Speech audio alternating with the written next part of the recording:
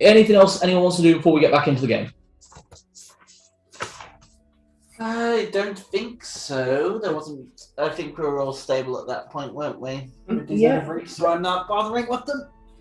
Yeah, we went to Forbidden Planet. Bad boy. Okay.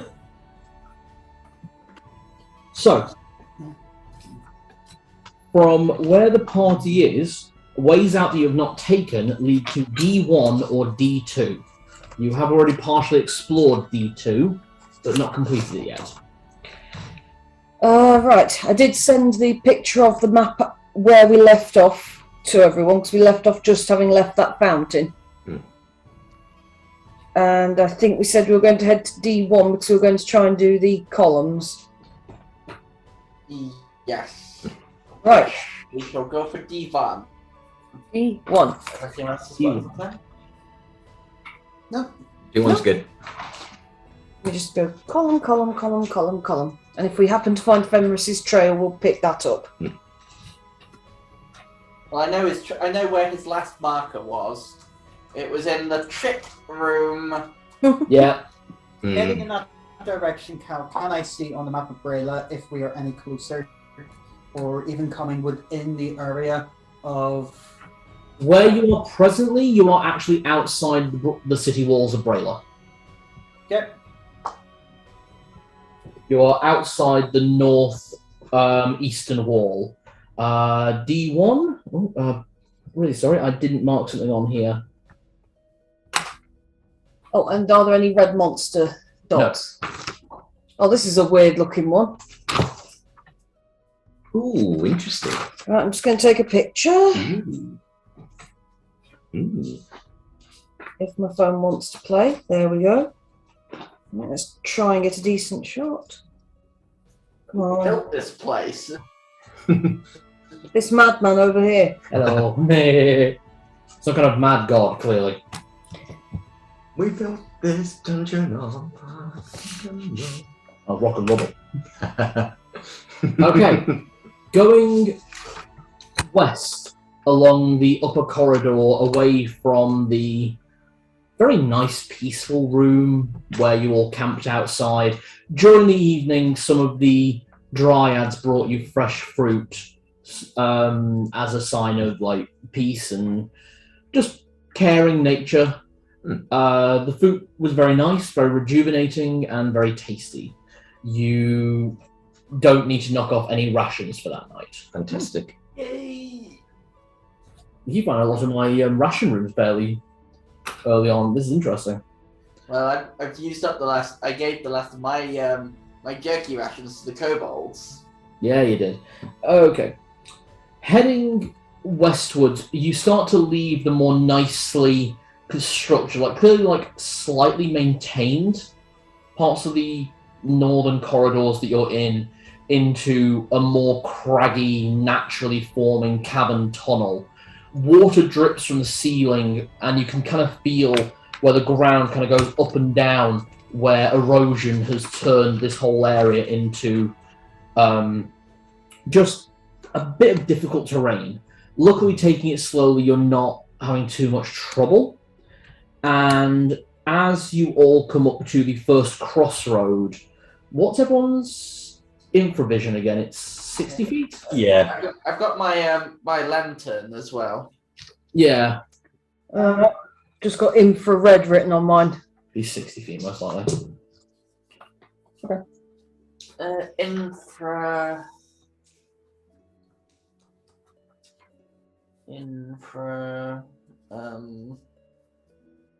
Ashleeb. Well, I just realised potentially the Chimera is around this area.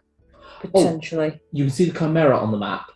Not in this area. Not in this area. Okay. Good. No. So where you guys would be, the Chimera is currently southwest of where you are.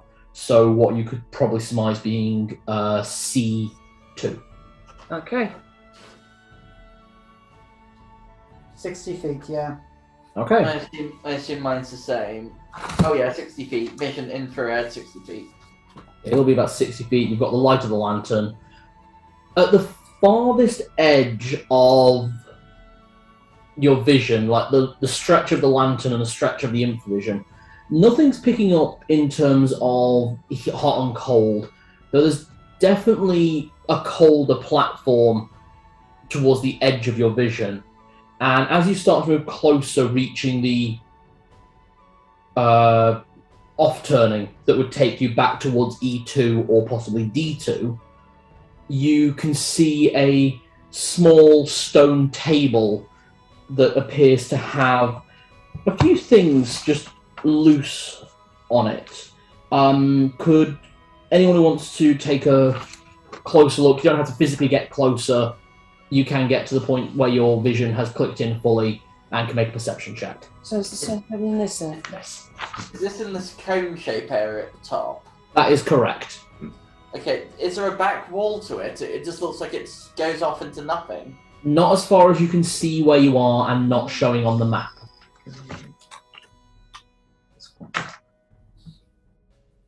I'm just going to say, because I'm still not bathed yet, I'm still assuming that I'm being a little bit stealthy as I'm going through the Yeah, corridors. what, do you want to get really close and have a look? I want to get relatively close, but I'm kind of hugging the wall still. I'm being really... Hold a second. I raised my hand. Find trap. No traps. No traps. No traps. Nope. Okay. No traps at all. I shall go into stealth mode as well, putting my cloak on. Okay, so you give me a plus however many absurd numbers you have, you give me an advantage. Plus 16. Of course it is. Zed, Tibbles, and Celadine hang back a little bit. So, 24.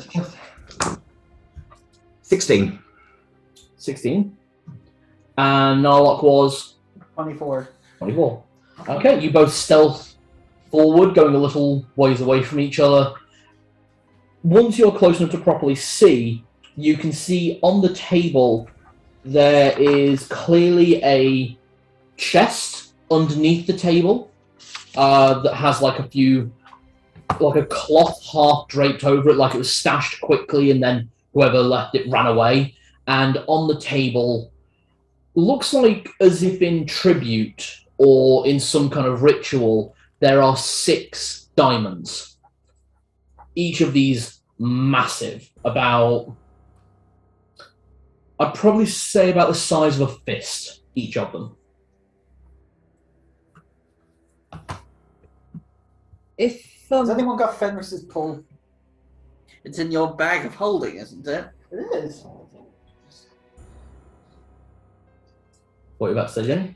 I was going to say, if we can get a little closer now, we're pretty sure there's no traps near there. Mhm. Do I recognise this as something arcane? Give me a book learning. It's a sort of ritual type thing. If it's a ritual, can I check a religion? Absolutely, please do. 13, 14, 15, 16 with book Okay. learning. Book learning. Okay, very nice.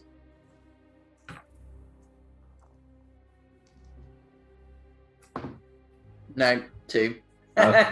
So 5. The layout of the table doesn't look like it's been made in any kind of magical matrix, but the diamonds do look like they've not been just like plonked. It looks like very deliberate placement. So, like a ritual may have been in the process and then interrupted, or it could just be they were like pulling things out of the chest and they went plonk, plonk, and then something happened and they ran. But it's not just a random dump, it's definitely... Could I use the free cast to detect magic from my staff? Absolutely. Yep, absolutely. You use the detect magic, there is definitely something magical in the box under the table. But nothing on the diamonds themselves? No, the diamonds are not magical, they are just very expensive. Uh-huh.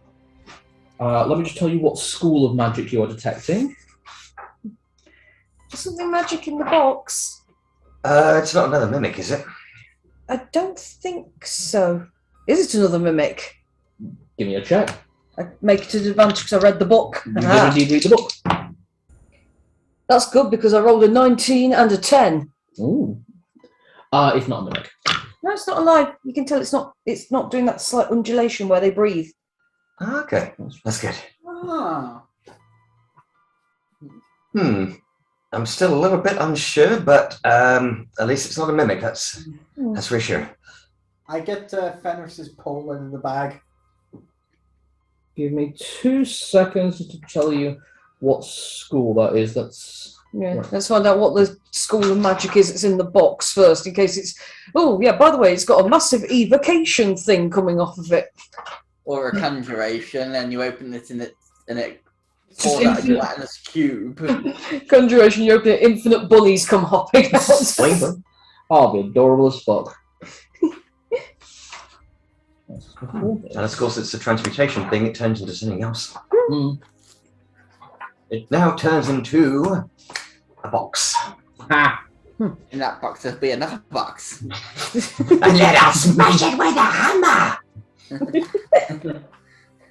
Right, it's... It is... Or saving postage. So it's not special, it's just miscellaneous.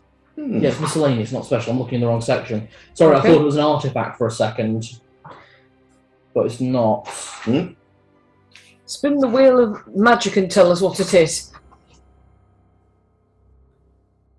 Wheel of magic! Yeah. Yay! It's not a version of the teleportation pipes used in Super Mario World, is it? So you jump in the treasure box and you end up somewhere else in the dungeon. So the school of magic that this comes under, it actually comes under a couple of different schools. You definitely get the sensation of divination, as well as the school of conjuration. That said, the school specifically is reverse conjuration, more portal magic. Okay, this is really weird, because the magic is about, it feels like portal magic, but not the right way. It also Divination, has, so you could see things in it. So, oh, maybe it's a portal that shows you the future. It also has enchantment and illusion on it. 4 different schools on 1 artifact. Wow. Okay, that's all I can tell you. The diamonds aren't magical, so... It sounds like someone's been very busy with this chest.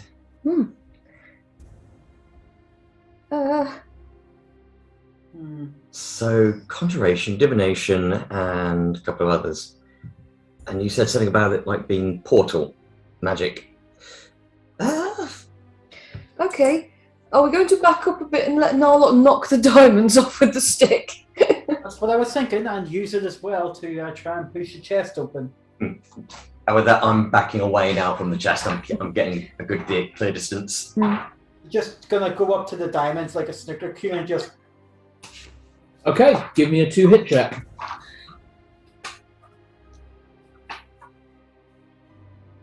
9. Why? Nine. Why did Okay. you break your ring of telekinesis? I'm not doing it with 1. Okay, could the rest of the party all make a perception check? Zed at advantage, Narlock at disadvantage, please. Alright. 18. Right, the dice have not used you very often. How are you feeling today? 15. 12. Oh, nice. 19. 11. So 15.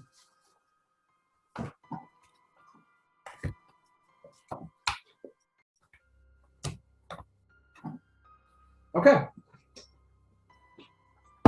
So, as you knock the diamond off, just kind of going, will this trigger something? Nothing on the table appears to trigger, so you start getting a bit more cocky and just kind of move them all around. In that same moment, Zed and Roboso, you two notice the far end of the wall where the rubble has formed a wall where this may have once been a much larger cavern starts to roll away, almost in time as Narlock is moving the diamonds. Narlock. Narlock. What? Mm-hmm. Whoa, what? Just, it's a few of moving them. one back. I start moving one back and forth just to see what's happening. Just Again, rock, other side, rock. just kind of rumbling down to the ground in front of you. What am I meant to do here? Hey, I have a thought. What if it's a locking mechanism they've made? It could very well be the things on the top are kind of like bolts. You knock the diamonds, the rocks roll away, and then you open the chest, and then, hey presto, the wall opens up and it's a door. Well, I mean, we've got no one better at lockpicking than Narlock, so... Just a wild guess. I could be wrong. It could be a death trap, but who knows? I drew my Vorpal sword just in case. Okay. Yeah, I'm pulling out my hammer and my scimitar as well because I'm like, okay. Oh, just an FYI, there was one other magic item I completely forgot about in there, and it is emphatically arcane. Right. No single school of magic, just arcane. Okay. Well, there's plenty of magic items in there. I'm starting to think it might be more than 2 or 3, simply because I'm getting so many readings of different spells in there. Okay, so you start moving the diamonds around, yes? And there is something else I'm going to do. Okay. I'm going to take not my good short sword, but my other one, and see the chest underneath the table. Yeah. I'm just going to sort of wedge my sword in above the chest. So if it does bust open and something jumps out of the chest, it's gonna hit a sword first. As you kind of lever it up, you do get a glint of what's inside. You see piles of silver and gold. You also see a large silver mirror and a jewelry box. And that's about it. But otherwise, untouched. So I need to know, there are 6 diamonds on the table, arranged. At this point, because of the way you've moved them, they're probably close to, let's say, a Star of David formation. What do you want to do with them? So looking at the wall and the formation, the rocks and everything there, I'm going to try and arrange the diamonds in a way that opens up a doorway. Each time you move a diamond, another rock. Another rock. It looks like the rocks on the wall don't have any similarity to the diamonds that you're moving, but it's every time you move a diamond and it makes that audible click noise as it hits the stone table, another rock. By the time you've made the diamond shape, I'd probably say there are about 15 rocks on the floor that weren't there before. Could everyone give a perception check? Okay, yeah. Can we go through the stuff that was in the chest as well in a moment? Because I'm sorry, I was doing 2 or 3 things at once. Oh, he's not got the chest yet. It's just Okay. that's what he's seen. Okay, sorry. Yes, 14. 15. 14. Can't read that dice. 17, 18, 21. Okay, if you're going to make a guess, again, it looks like there's no... Maybe door's the wrong shape, or maybe there's something else going on here that you're not sure about. But no, all you can see is the rocks and the diamonds. I've got an idea. Sylvain, Yes? can you send MiiBee to take a look through the hole and see if there is a doorway on the other side? Yeah, absolutely. Just for a moment. Right, you need to go. I'm going to borrow your brain for a little bit, okay? Right, good boy. Put him on the floor and put my hand on Zed's arm so I don't get knocked over by accident. Okay. And jump into Measly's brain. Okay, Measly starts making so. How are you actually going to do this? Are you going to like go down? Because there's no like holes at the bottom. All the holes that have appeared are up on the rocks. He can climb. He's a weasel. Okay. Can Measly give me an acrobatics check? Don't worry, I have the numbers. Okay. All right, you know his stats then. Pretty much. I know where the approximate DCs need to be for a weasel. That's cocked as all hell. That's not going to have done it. I rolled a 3. And I can't remember what acrobatics runs off of. It's alright. Takes a few scrambled attempts, manages to finally find a way up, but it takes about a minute so far. Is he moving? Is he trying to move stealthily or just move? Let's have him moving stealthily. Okay. Now can you've I, asked. can I give a check at disadvantage, please? Oh, that's not so good. I rolled a 2. So for Measly, that'd be a 12. Oh. Like plus 10 to dexterity. Weasels, they're tiny. Okay. Heading up towards one of the holes. Weasels would have dark vision. Yeah, okay. His perception's really good as well, so Give me a deception check, please, then. advantage or just as? As. Okay. That's definitely cocked. Mhm. I'm going to change out this dice tray because it's where the fabric's coming up. Well, he nat 20'd. Yes! Oh, perfect. Okay, that's very lucky, actually, then. Clever little weasel. Looking through Measly's eyes, you're kind of scanning around for anything that looks like maybe a doorway or a route. You kind of see some mechanical components that you couldn't see from where you were, wood and brass making joints that have clearly levered the rocks away. Oh, there's machinery in here. Hmm? Brass things, cogs. I don't know the word. The things that make the dirt move when you're building. Not shovels, but bigger. I've seen gnomes use them. Yeah, those ones. Okay, do you want to move towards it? Yeah, I'll have him wriggle a little way in. Give me another stealth check, this time at base. I'm not liking that he's having to stealth. Do you want not stealth? I wish that wasn't cocked because that would have been 20. Is that cocked again? No, that's flat. Right, that's 13 then. That's a 23. Something like that. His stealth, you know. Okay, as he gets his way up the rock, finds his way using the mechanicals as like a handhold, pulls his way in, and is instantly face to face with a very surprised goblin. Goes, ah! Food! Bamf! And you all heard that at the same time, just in time to see the hordes of goblins coming down the cliff. There was no trap. The diamonds had nothing to do with anything. They were watching you, waiting for a good time to strike. Horde fight! All right. Okay. Well, that solves this mystery. Now, bollocks, Uno. Right. So, let's see who gets the most, shall we? There's no pluses on these, is there? It's I just will give D6. you advantage because you saw the goblins. May the best one win.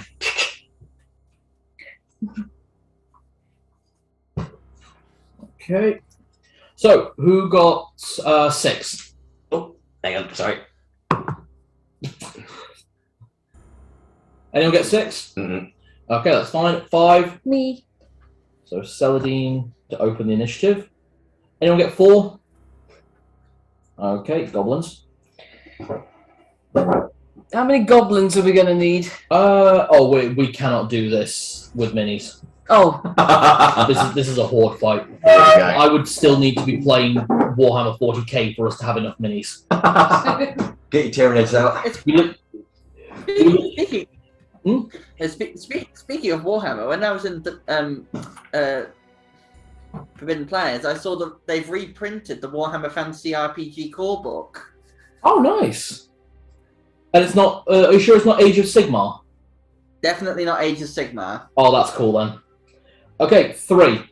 Yep. Okay. 2. 1. Mm.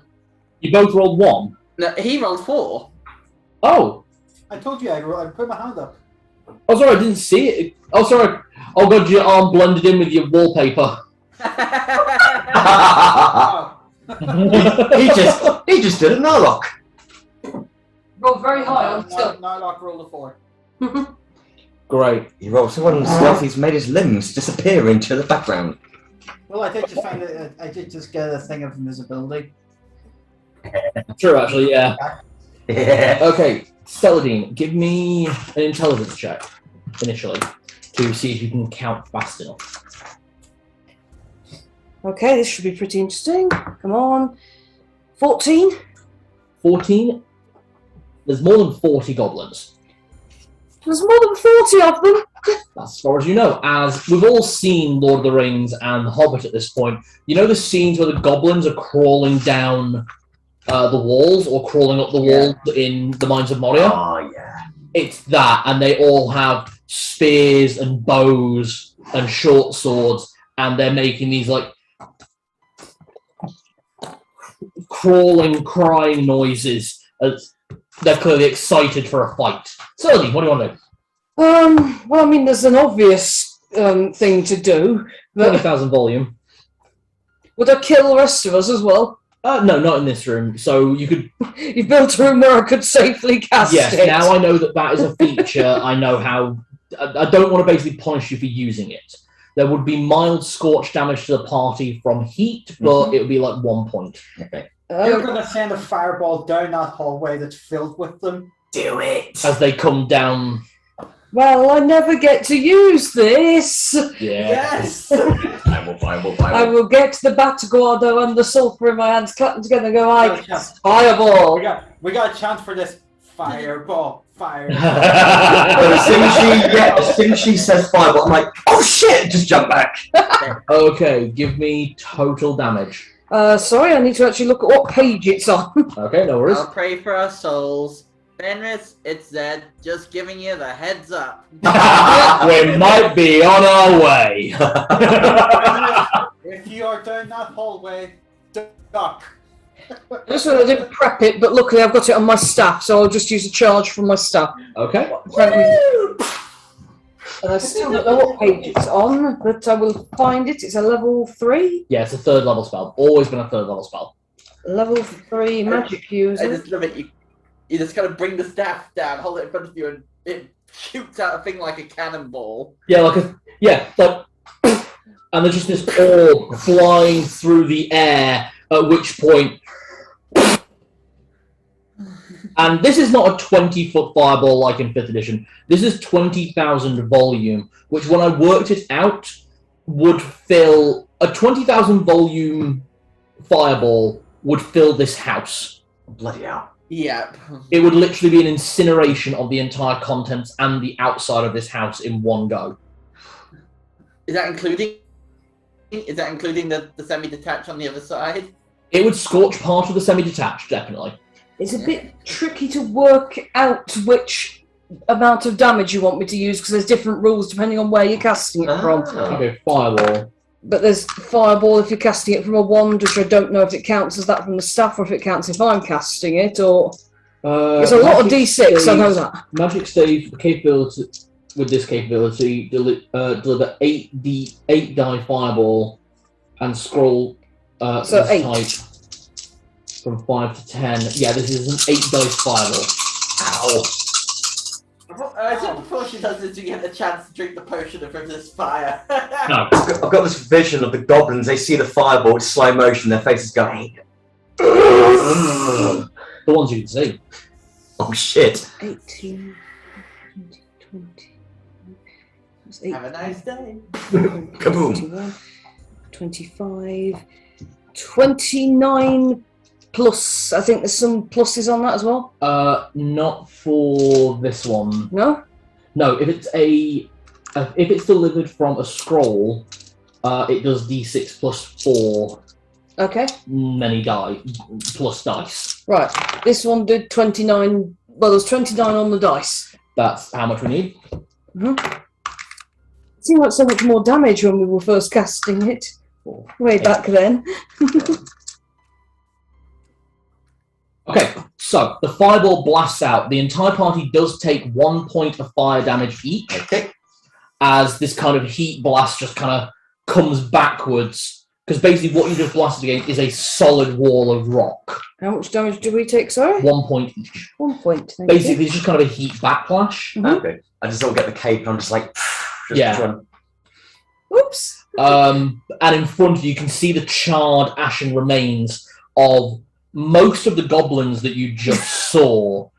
But in that same moment, more goblins start crawling their way out of the cave holes. Yeah. there's more of them. There's a lot. Okay. How the fuck am I going to do this many? It's 20 per column, so I'll go with that. And now it's the goblins to. So, who in the party has the lowest armor class? What is your armor class? Mine's 2, unless Tibbles is worse. No, Tibbles is the same as yours. I'm as armoured as the dog. Yes, the dog is actually wearing armor. Yeah. Wearing some. Yeah, he's wearing like a steel coat wrapped around him and a little hood. So, armor class of 2 from CR, from Dice Rank 1. Mine is 2. Yours is 2 as well? Yep. I just remembered that it was 4, but I just remembered that ring. Oh, yeah. So my arm is 2. My arm is -3. Nothing's hitting you. Pretty much. Pardon? I said nothing's Those hitting you. hits.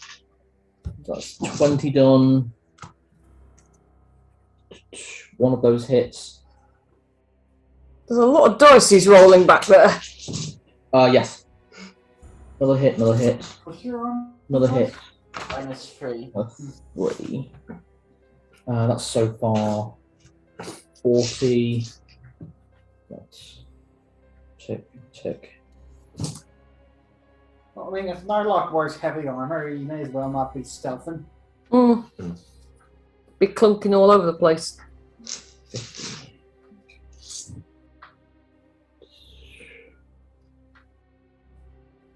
Okay, none of those. Okay, nearly there. How many bloody goblins?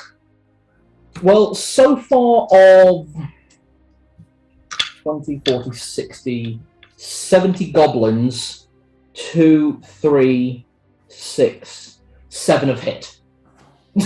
Okay. So far, that's a tenth of them have hit. 4 battles. That said, 2 of the ones that hit did get crits. Did the fireball not kill any of them? Oh, it killed loads of them. It killed about 30 of them. Ah. It's just more. 80, and this is the last 10 for 90. Ah. Okay, none of those hit. The parcel arrived from your mum to Ollie's. It's 1. Okay, natural damage. 3. 6. 9.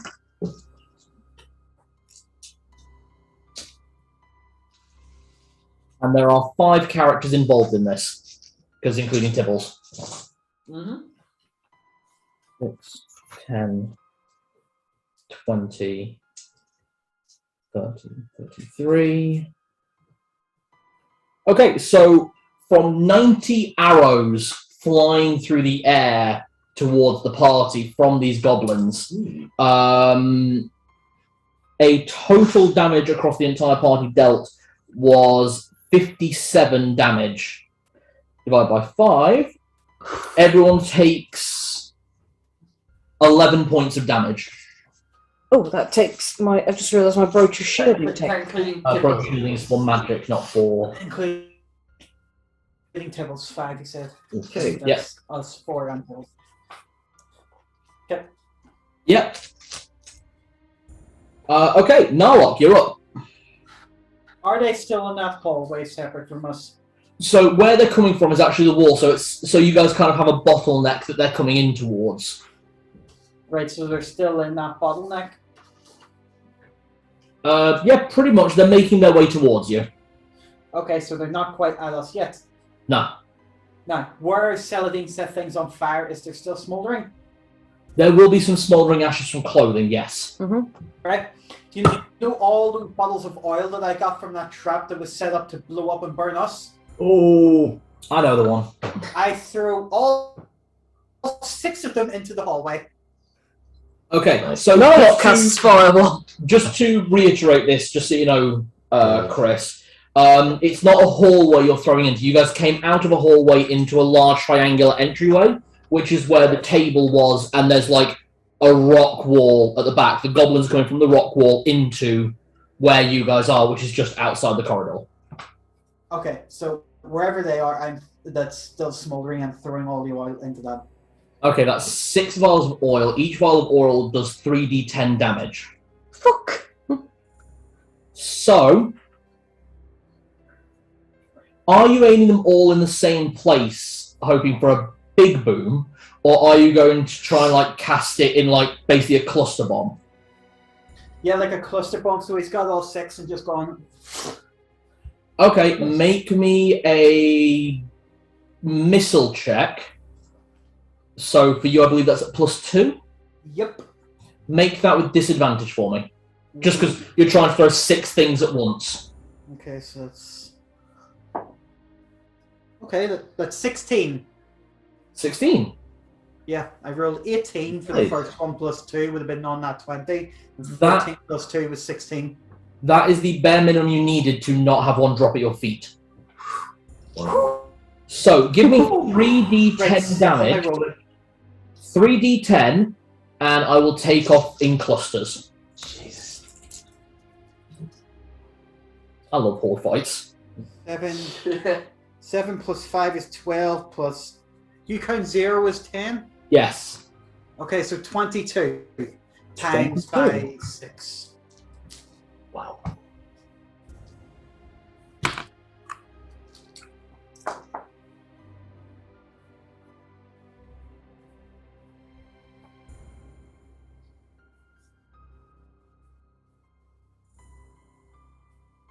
One, 2, 3, 4, 5.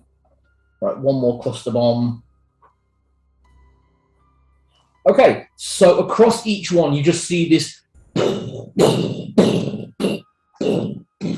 and just bodies of goblins being scattered in multiple directions as they're just flung away. Roberto, your turn. Quick question: how long does the flask or the oil of haste take? It takes a activate? minute to apply. Okay, awesome. A round of combat is 6 seconds. So that might take a little while. Yeah, you'd have to apply it before combat, basically. Okay, fuck it. I'm just running at them. I'm just gonna get straight in there. Okay, running into the fray. Hell yeah! What weapons are you using? Gonna use the hammer and the scimitar. Got it. When I'm running, am I going to be in range to throw the hammer at one of them? Oh god, yeah, you can basically throw the hammer, catch up with it, and catch it just as it was starting its return, so you can bring your scimitar around. Right. I'm going to have a go at throwing the hammer. Okay, give me that throw. Let's see. 15. 15 hits. Okay, d4 plus 4. This is a range, so it does 2d4 damage. Oh, excellent. Thank you. I'll make a quick note. Hang on. Yeah, it's because it's the dwarf thrower. Hang on. 2d4. Okay. Even better.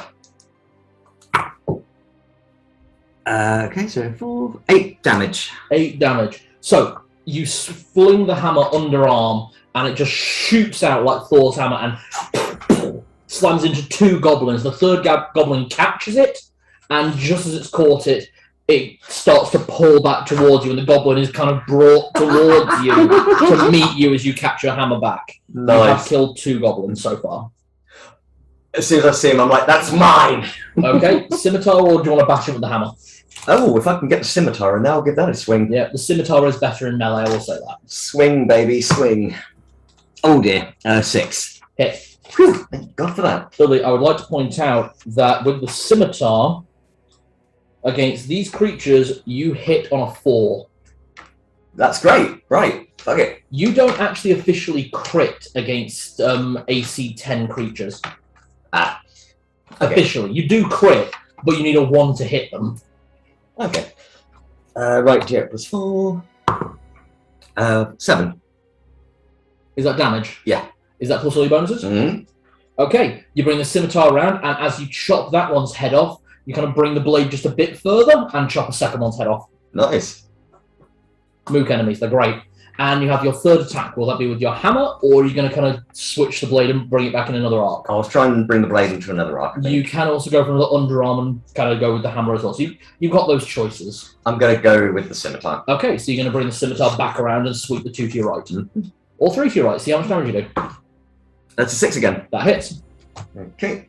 D8 plus 4, 7. Ooh, 11 points of damage.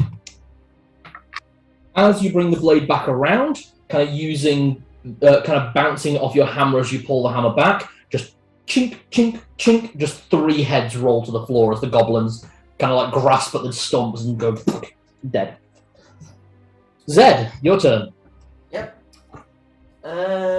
With Celadine on deck. Thank you. So I think it's going to go in swinging. Okay. Vorpal Sword. Yep. 13. Hit. Hit. Vorpal. Vorpal Sword. Vorpal. D10 plus 4.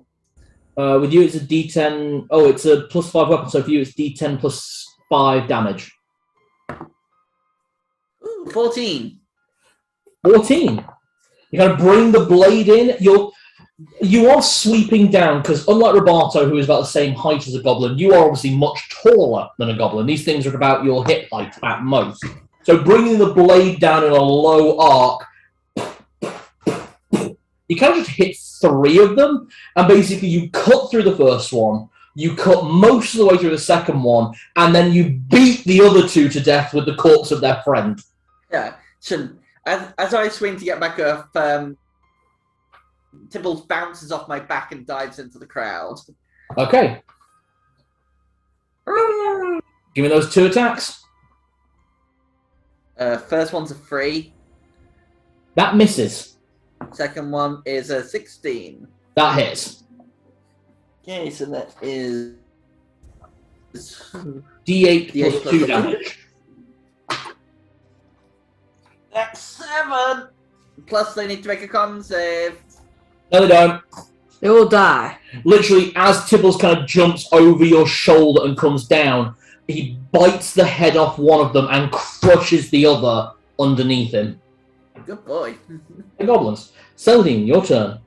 You are currently next to Narlock, while Zed, Narlock, and Tibbles are clustered within the horde. Zed, Roberto, and Tibbles. Yes, sorry. Yeah. Yes, this is a slight issue because I don't want to hit the friends, obviously. Mm. So that nixes the fireballs slightly. These don't nuke us. To give a level of perspective, there are quite a few still up on the cliff edge. Are there? As they're still climbing down. They're the ones who are shooting at you mostly. Excellent. I would like to cast Wall of Fire on the cliff edge. Oh, just... Nice. How does Wall of Fire work in first edition? Complicatedly, that's how. I've just been trying to work that out myself. Okay, shall I pull it up as well? Cause Yeah, it's a druid spell, and basically the magic user version is the same as the druid one, apart from it's got one different rule. So okay, so Right. I'll look up the druid spell, you look up the mage spell. it's 5th level druid spell. Thank you.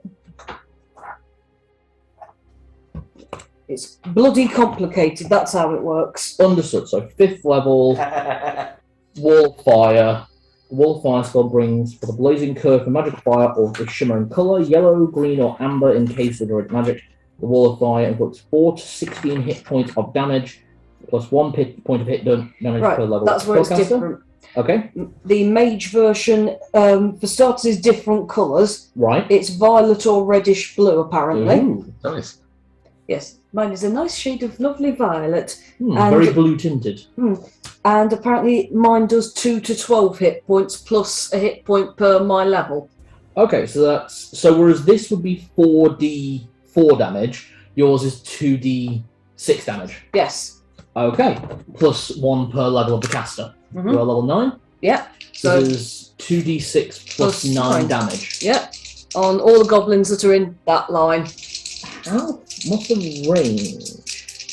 It's going up to 2 square per level of the caster casting, and the range is really 14 damage. I believe they take damage from trying to walk through it as well, but yeah, basically, yeah. They basically got to try and jump over it or climb around it, which will take time to try and get into melee, and they are more effective in melee. Okay, so the spell lasts 1 per round of level of experience as long as you choose to concentrate on it. So there are concentration rules in first edition. It just means one with a conch. it's basically as we finally found a spell with a concentration. Hooray! Basically, all it means in first edition is when you choose to stop concentrating on it, rather than when you take damage. All right. Cool. And this spell in particular.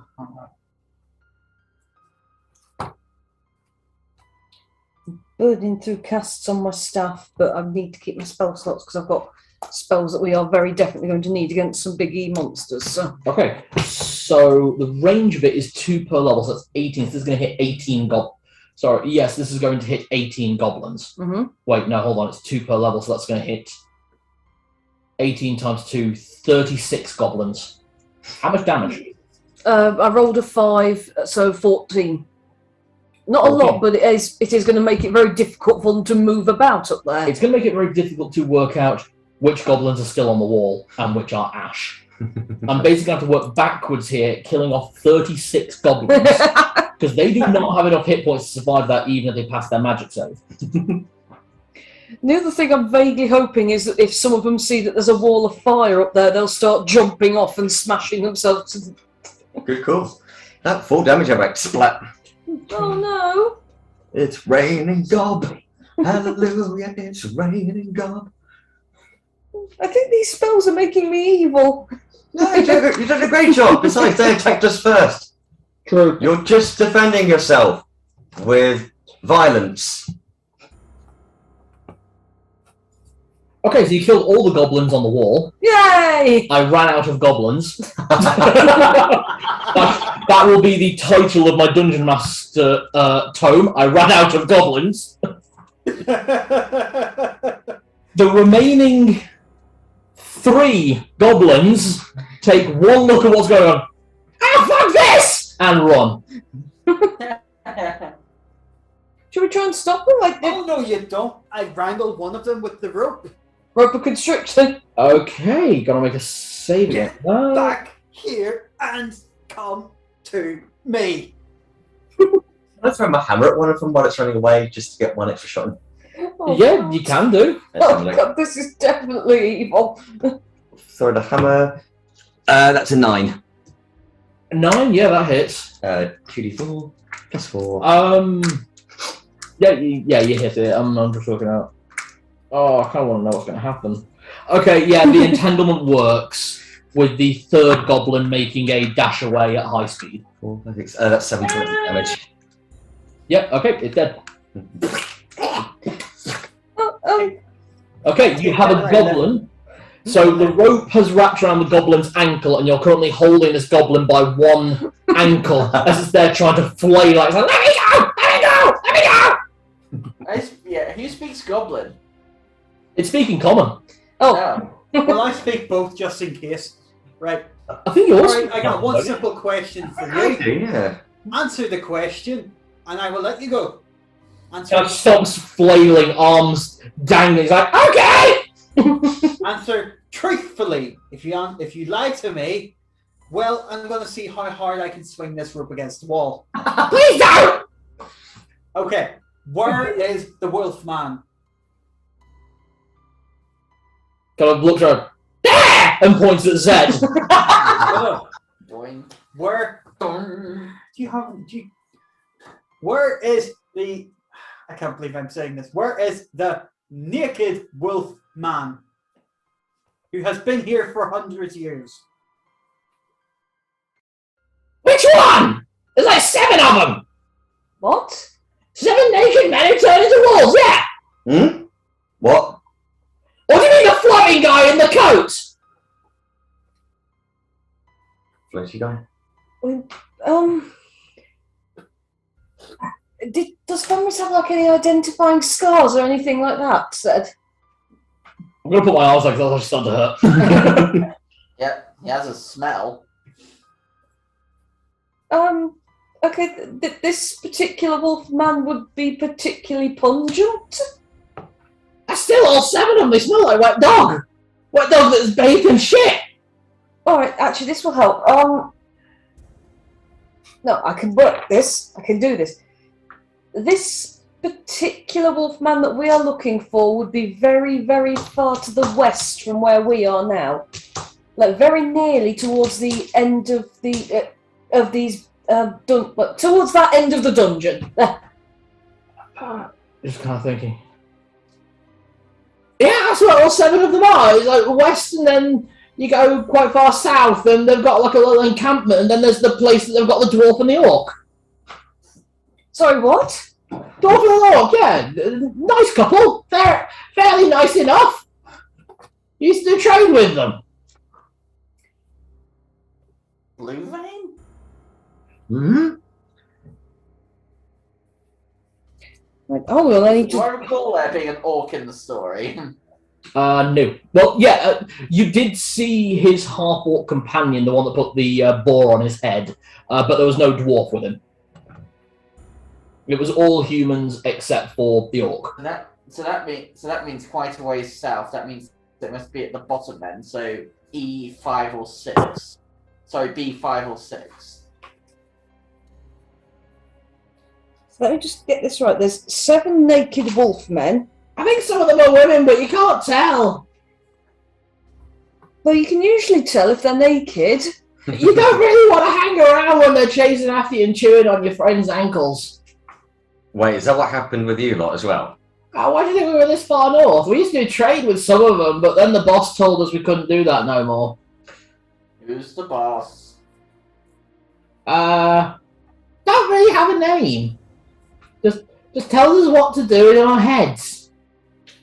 Oh, Oh, no. I see. Does a lot of laughing, likes music. Can I use my helm to kind of see what he's thinking about? You just hear music. It's very bouncy music, and there's lots of laughter. Oh. And you have heard that laugh once before. It's not the laugh that Mallow did, it was the laugh when you guys were really fucking up trying to get through the trick room. Not the trick trap room where you guys were trapped, but you know the one where you were trying to go through and you had to turn around backwards, the fairy gate. Where is your base? Ah! Where Where do is you your live? home? Oh! I think we've always lived in the sewers. It's a good place to get food. Speaking of food. Can I just double check? Okay, you keep answering our questions. I take out 2 of my fresh meat ration packs.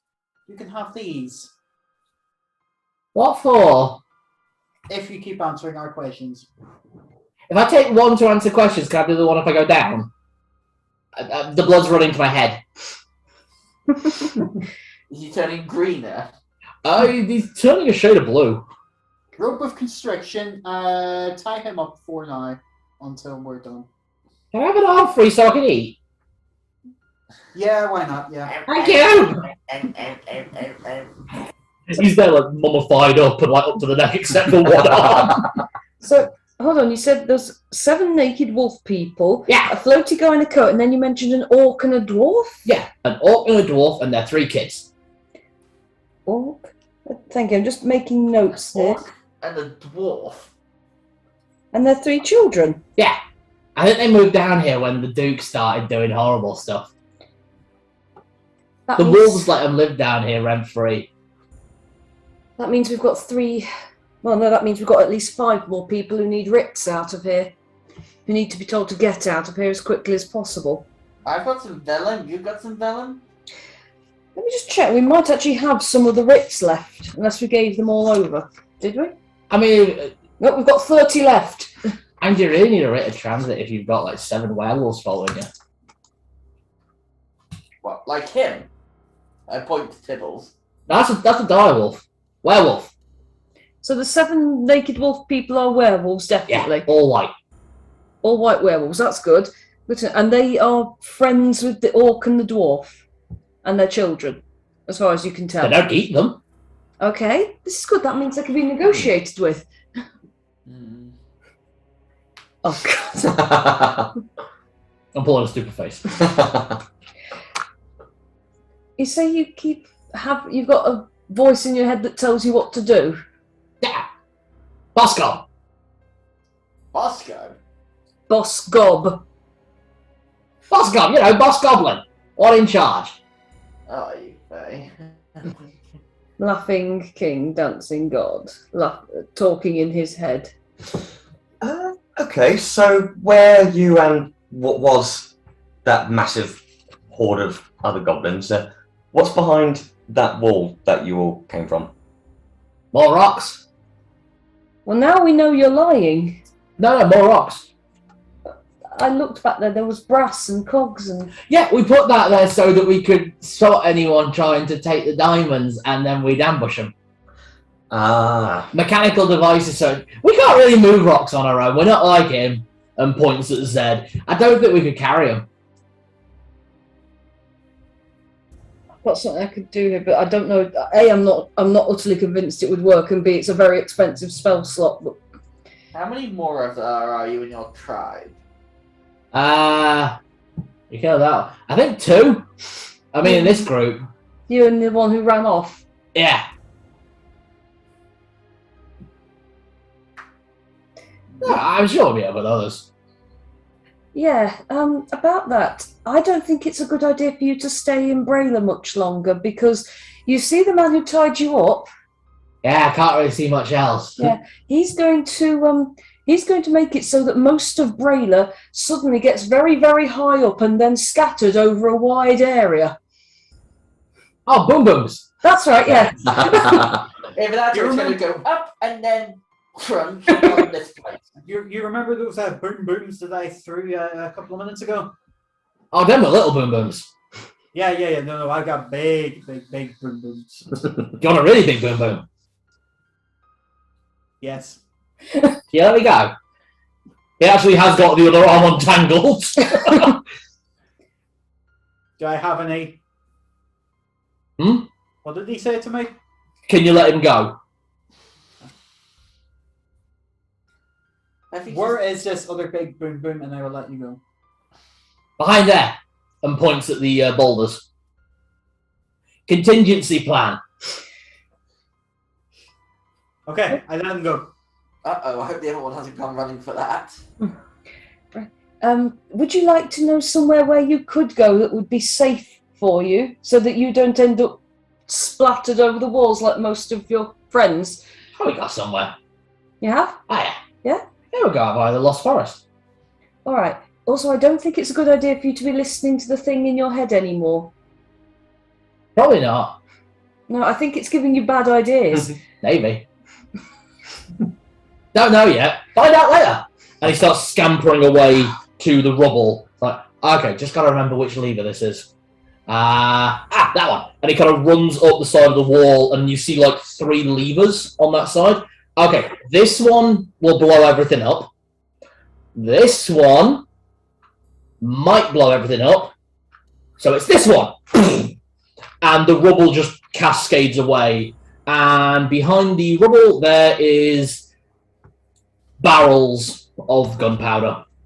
And the barrels you currently Who's casting fireballs at that? Yeah, it was insulated. Oh. So the barrels you have are typical powder barrels that you'd use on like ships. These are kegs. These are probably old whiskey barrels. Are these filled with gunpowder or gunpowder brick? Black powder. Much more smoky, but more colourful.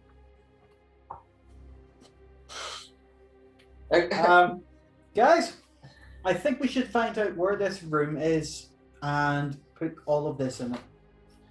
I can just I'm just trying to imagine if that hadn't been hit, it would have been like Beirut. I look at the map. Yeah, remind me. He might be willing to do that. Goblins like exploding things, don't you? Yeah, we do. If we could tell you where we'd like these moved to, and it'd cause a really exciting explosion, would you be okay moving it for us?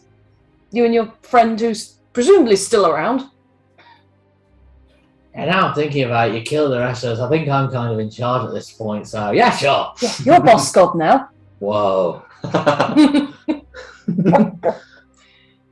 So all we've got to do is work out where the Duke's hold is.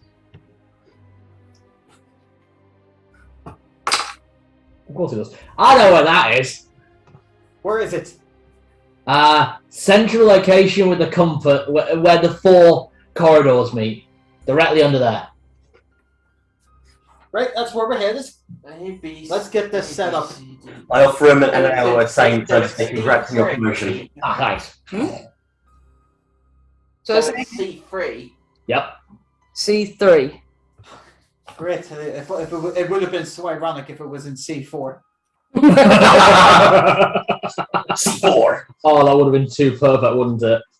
Kind of wish I could just adjust the whole map up one now. Oh my god, C4. Damn text. Under the Duke. So are we going to go there straight away then? Because that's where all of the young goblins, all of the young orcs would have been making for. Hmm. Is there any red dots around that area? At this moment, there is one in that area. The one from the southern route. Right.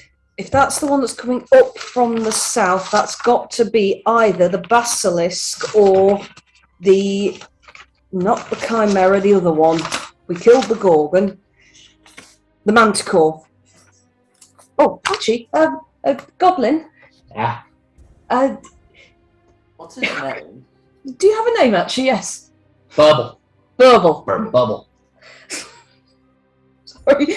Burble, have you noticed anything in that wanders around that area that's got 3 heads?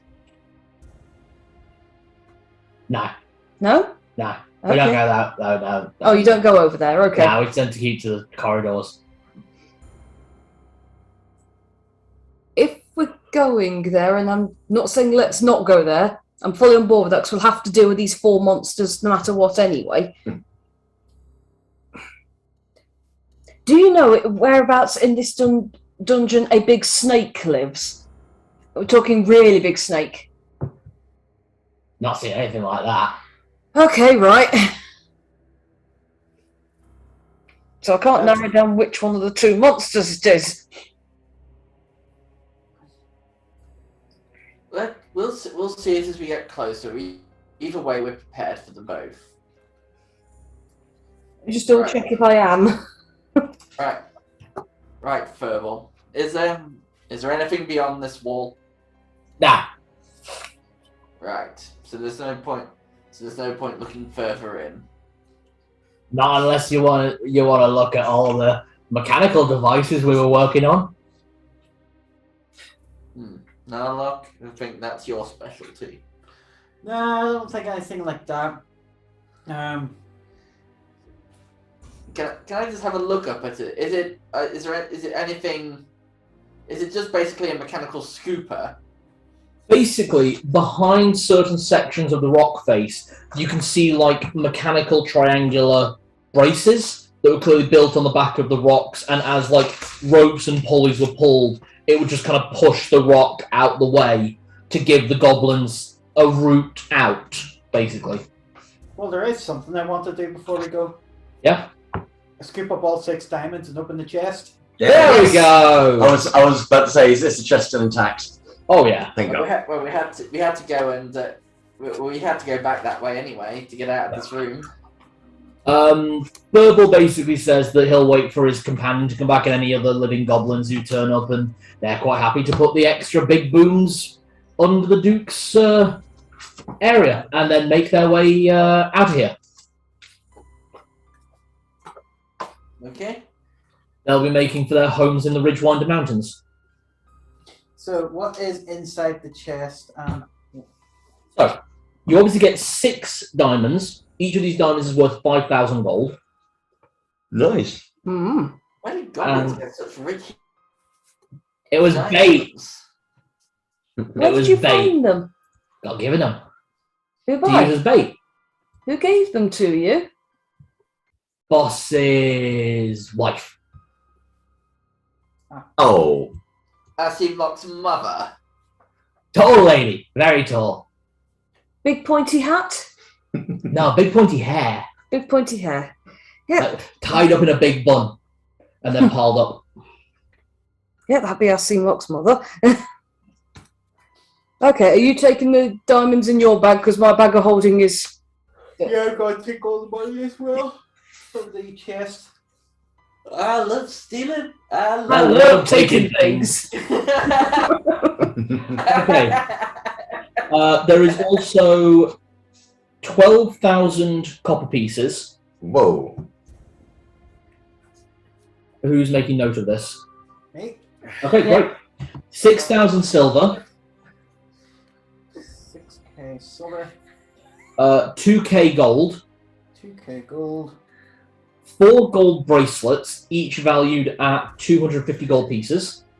And your detect magic will actually still be active. Yeah. So the 2 magical items in here were the mirror, and there is something in the jewelry box.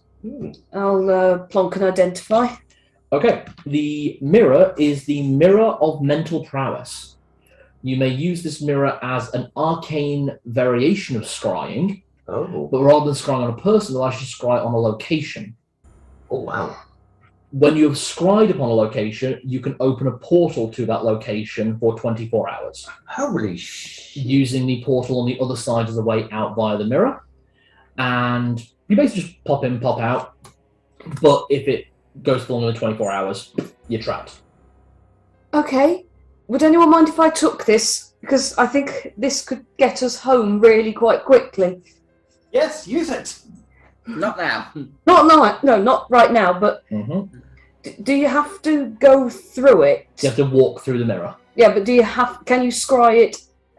Can you use it to scry and not use it as a teleport, or do you have to go use it as a teleport? No, you can scry first to take a look. And then if a portal can be opened there, you can basically walk through it. There are there's like a long list of reasons why a portal would not be able to open there.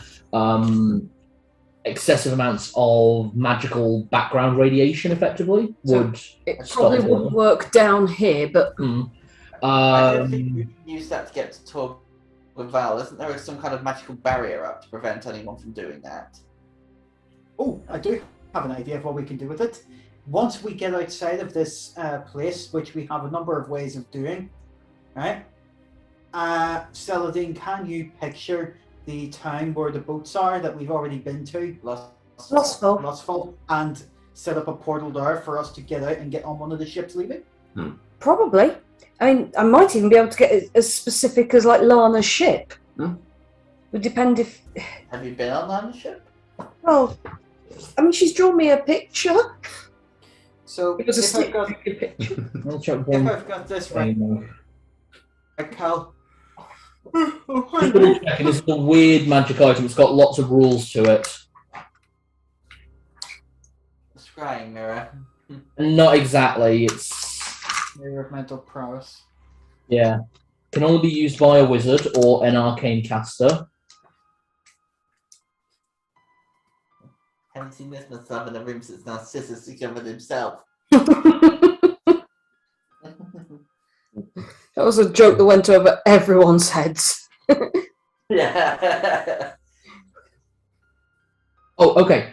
If you use it to travel to somewhere within the material realm, you will be pulled back to the location of the mirror after 24 hours. So it's only temporary. Okay. If you use it to move into a different plane, you'll be trapped there if you leave it more than 24 hours. Okay.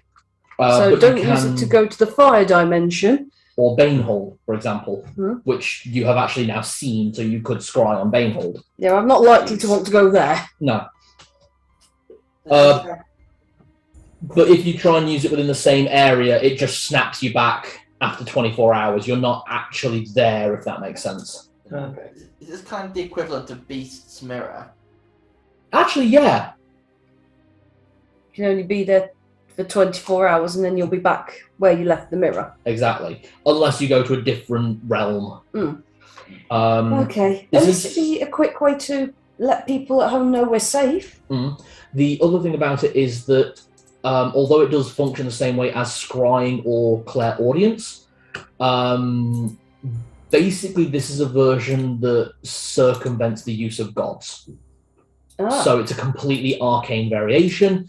It has one additional feature. It is also basically the Evil Witch's magic mirror. A person may use it to ask a very short but specific question, Nice.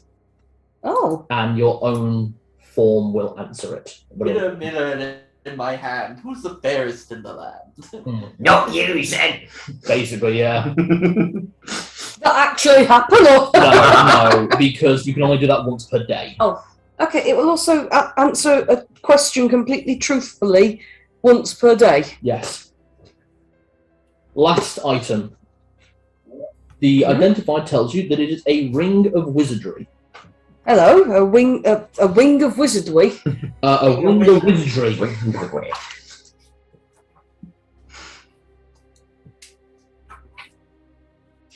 What does the wing of wizardry do? Specific spells. You had to like a Looney Tune. Wow. Ring of Ring of wizardry. Ring of wizardry. Ring of wizardry. Ring of wizardry. It's not just me that is hard to say, right? Just say Dre after wizard, and then it's ring of wizardry. What spell slots do you have? At what level is the highest level spell slot you can cast? I think I can cast up to 6 now. No, I can cast. I have a level 6 spell slot, but no level 6 spells. Okay, so you can cast up to level 6 spells. Mm-hmm. Right, that's what I need to know. But that one is only because of the spell book, not of me. Because I've got the special spell book that ups it. So. Fine. There's only 2 packets of skips for each packet. So that's because of the book, yeah? Yeah. What's your like just 5. yours? Fit level 5. Yeah. That's fine. Thank you. How many 4th level spell slots do you have? Not enough. So after this, we are okay to take a 5-minute break. Absolutely. Yeah, just to get some coffee and bits. While wearing this ring, you have double that.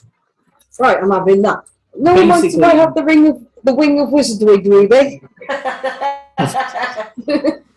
This is like Benedict Cumberbatch saying penguins. He says penguins. You can't say penguins properly, and he gets very annoyed. So basically, what this ring does is, while a wizard is wearing it, having to make sure I do that because I nearly said wizard wearing it. Basically, it gives them twice as many spell slots in a specific slot. Nice. I have 4 level 4 spells now. So does that mean for a specific slot? So say if you're now like got level 9 slots, you can then have twice that amount? If it was that kind of ring, it's a random roll. What kind of ring? Some rings affect 2 different spell slots. But Jenny wound up with one that only affects her level 4 spell slots, but gives her double that many to cast. What I've done is I've put the spell slots on them, but put brackets around 2 of them, so I know that those 2 are because of the ring. Yeah. And basically, there's no real upcasting, but you can use a high level spell slot to power a low level spell if you run out. And you really want to use a first level spell. But yeah, should we take a 5-minute break? Break time. Breakdown. So of the other items I have in here, so Jenny's got the magic items, the mirror and the ring. So I got the 6 diamonds, which are worth 5,000 gold Each. I got the 12,000 copper, the 6,000 silver, 2,000 gold, and 4 gold bracelets that are worth 250 gold each. That's correct. Excellent. And that's everything. All in the bag of holding. Just basically took the chest, said to Roberto, right, tip that up. Yeah. Just the sound of running money. Oh. Right. Nick, I might get a packet of biscuits at the shop. Would you like anything? No, thank you. I've got cake. Okay. I'm just getting sick of wedding cake. Don't blame you. How much wine did you guys get? What was that?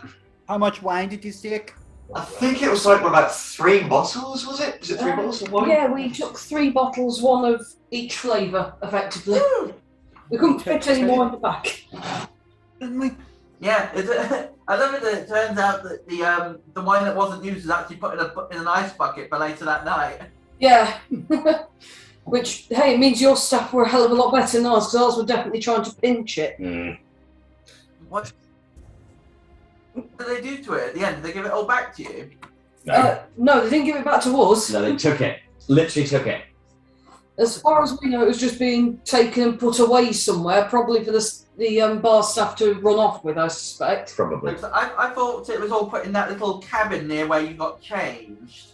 No. And your mum took it, and Joe took it back the next day. Well, she did, but that's because she spotted the staff taking it and putting it behind the bar. So she then went and told them, no, that is our wine we have paid for. If it's not been opened, please put it, somewhere where we can come collect it. So It's the black bin, Laura. I don't know. Did I put what colour bin it is on? No, we can see what last week's was. You put coffee on? I'll be back in a minute. So it was black, so it's blue bin. Wait, no, blue bin.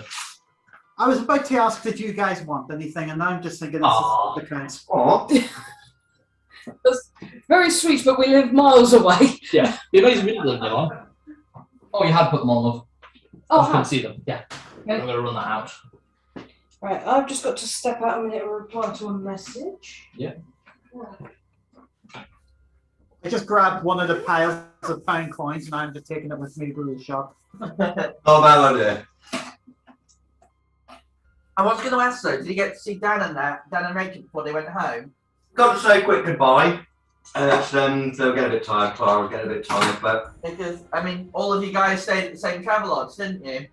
yeah, well, we never really actually got to say goodbye in the morning because obviously, because we all stayed up late, we sort of slept in because we actually had a late checkout. But Okay. we did assume that we heard them leave because we did hear a little girl talking, and it did sound like Clara. So we assumed that while we were just like having a lay, and they probably left. Okay. But it was good to see them though.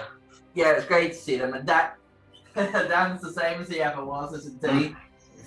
I mean, he's kind of mellowed a little bit, Yeah.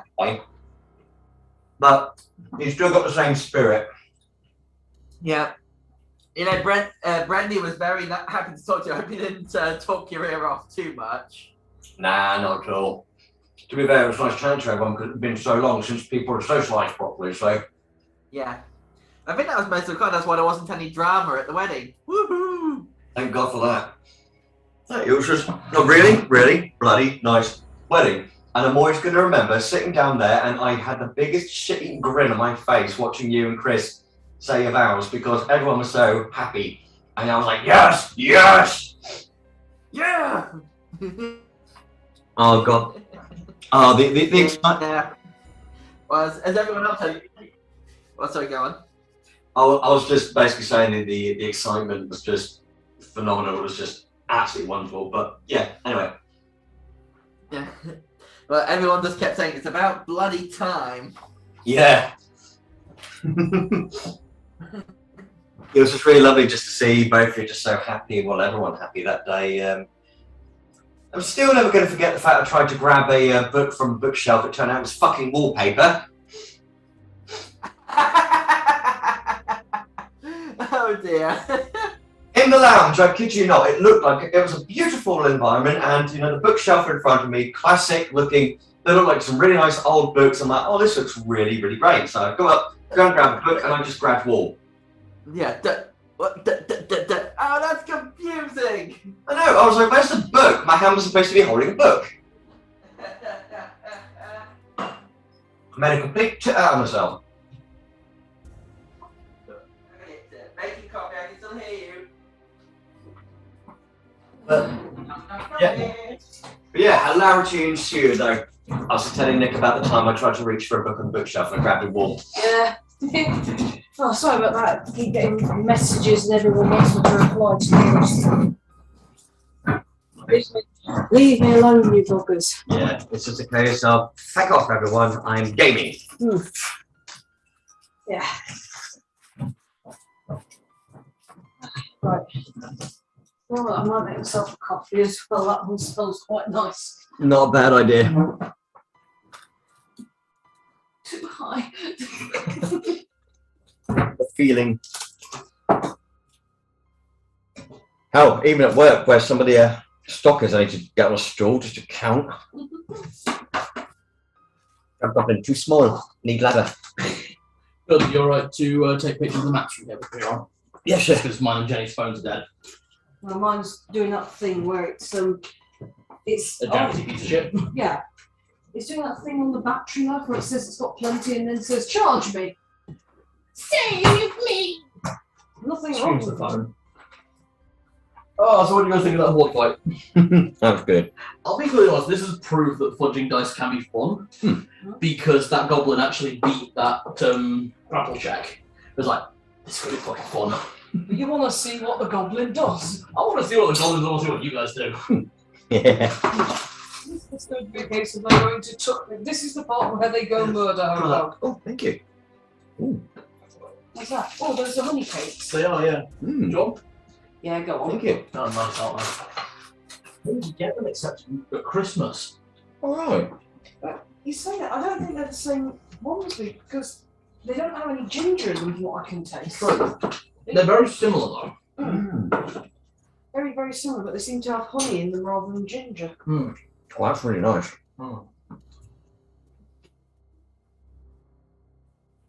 Put a little bit of that in coffee. All right. Yeah, just having done as if you got the chance to say goodbye to Dan and Rachel, but apparently they left on the earlier checkout.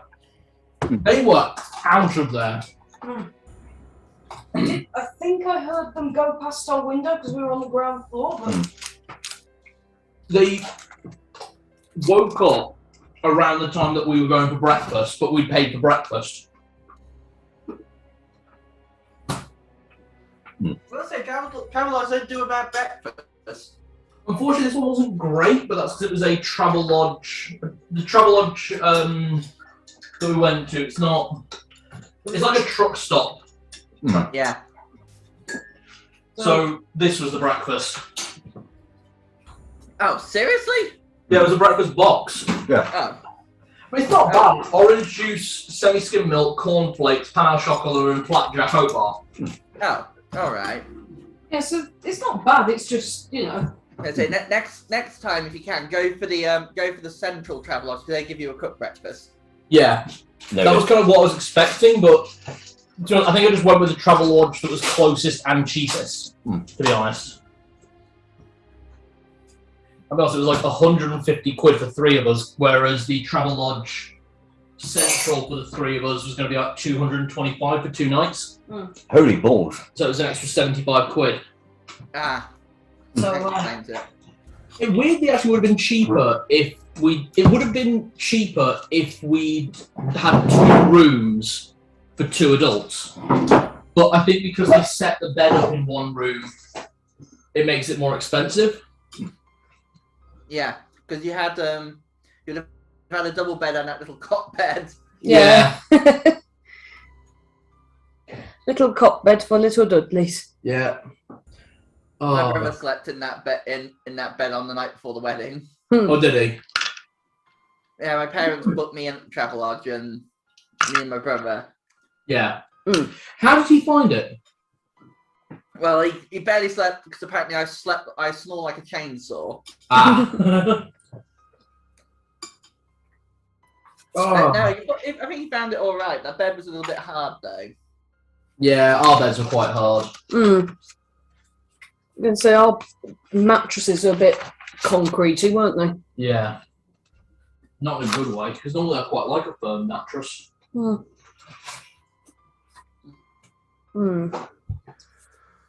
I don't know. Fine. I'm working out the quickest, most efficient route to get to C3, is it? C3 is the central location of the entire map. I literally built it out from that point.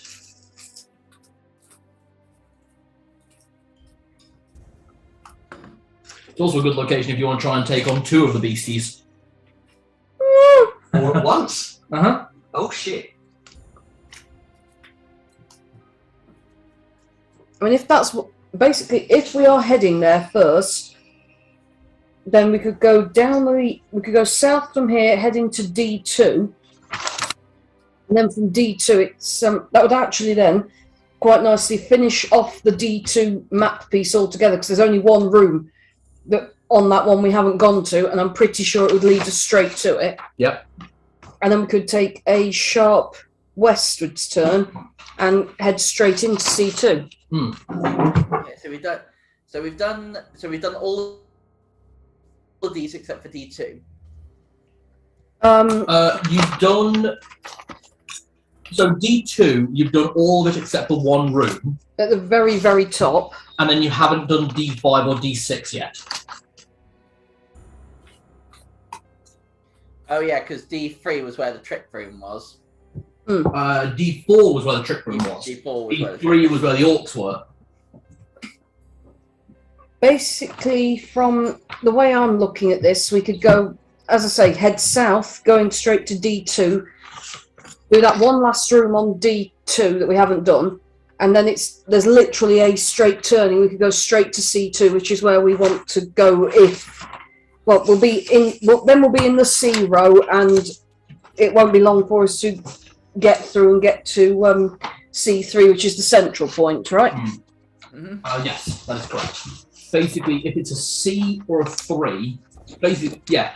If it's a C or a 3, yeah, you're on the corridor. So basically, we'll be coming down from there, down this corridor, ending up in that room, and we could go this way. Okay. Because you would have seen on the map at this point, basically from C2 to C5, and from A3 to E3, that's the main corridor of Brayla. Which was bloody creepy when I did it. I'm glad I put those monsters in, I'm not going to lie. That corridor used to be really fucking creepy because there was nothing in there, and Rob used to shit scare us about that. Nice. But Rob was really heavy on the horror game, to be honest. I mean, you guys saw the scary mansion. We didn't even get to the first room. What, until the bones came in, and then Tibbles had a whale of a time. Exactly. Oops, scary. But that's because when we did it, we were all level 1 or 2.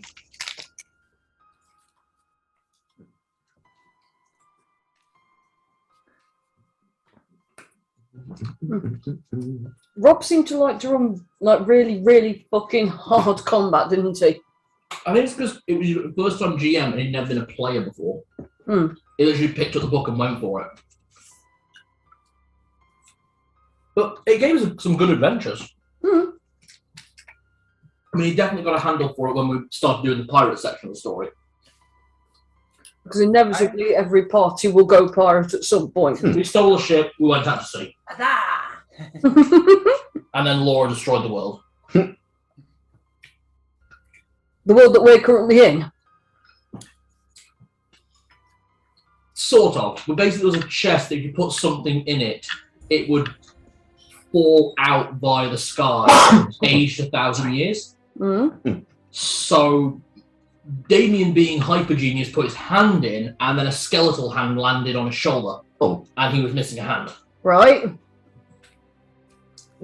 So Laura thought it'd be a good idea to throw in a coin that would grow a tree. And the box fell apart, and as such we were sucked into a portal into a different dimension. I personally think he was trying to start a Ravenloft campaign. A Ravenloft campaign? Yeah, because Ravenloft's been around since first edition. Yeah, it has. And that was the original thing, wasn't it, Ravenloft?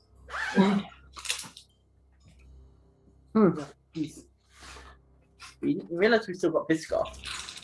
Yeah, that's what I wanted to try these. Ah, the VIBs.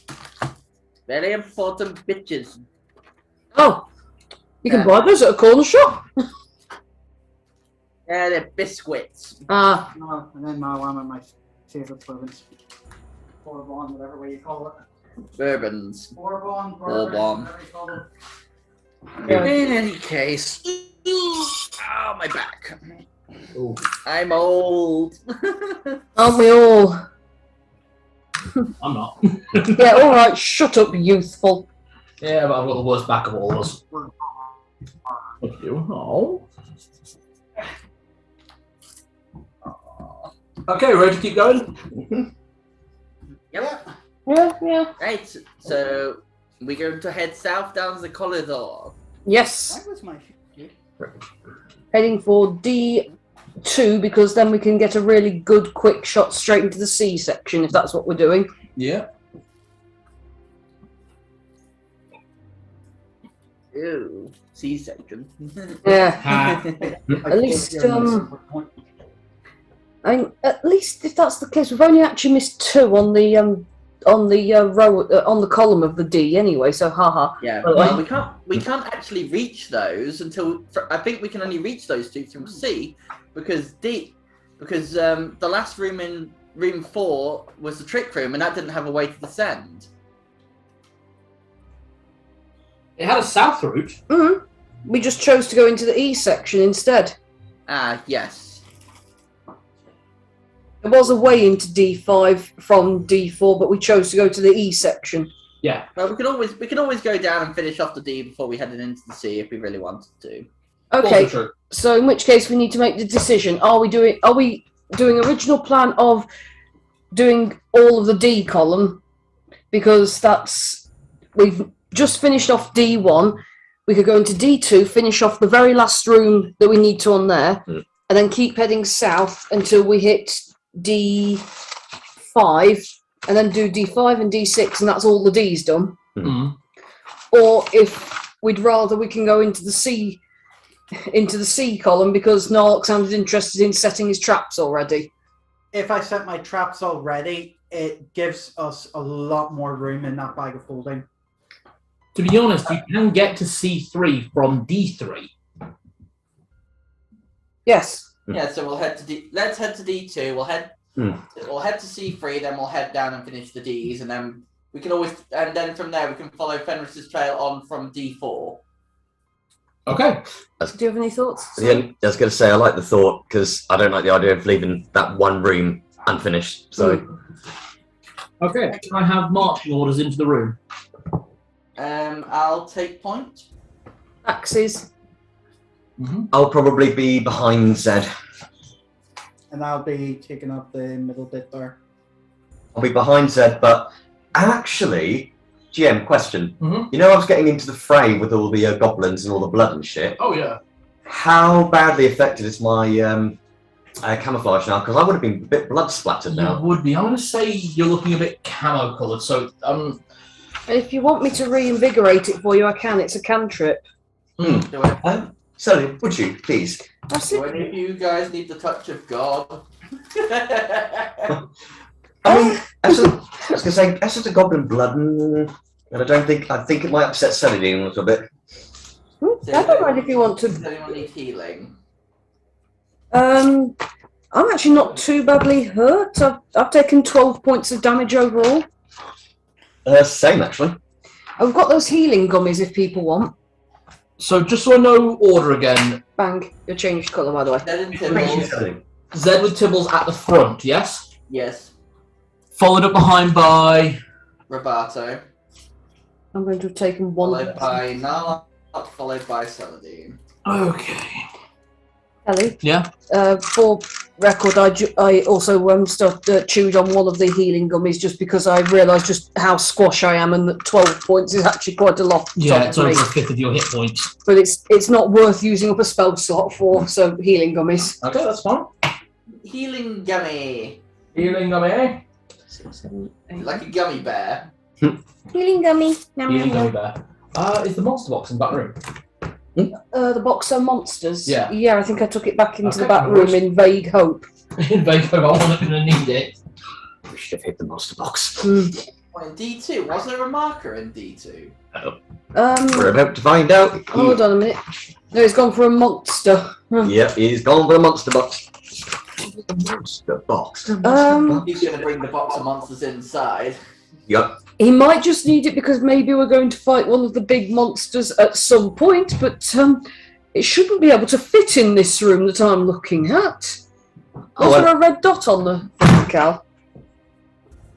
On the map? As you click back over, you see that there are two small red dots, but they keep phasing in and out. Oh. Flickering. Kind of. Okay. Appropriate size, we'll go with that one, that way. Ooh. This is the closest one that it looks like, and this is just because it's about the right size. That's a snake! One of us is a snake! In fairness, the basilisk, there was nothing to say. The basilisk was massive. Okay. So, as you walk into the room, two piles of what look like bones, as you're looking at them, this is what keeps flickering. You realise that these are rising up to take full form. These are, to be honest, Saladin would know what these are, and Robosa would as well. These are spirit nagas. Spirit Nagas. So it's not basilisks. Spirits. Spirit Nagas, interesting. Spirit Naga. If this is the one I think it is, these are necromantically summoned Nagas from the war between the Naga and the 1T. That's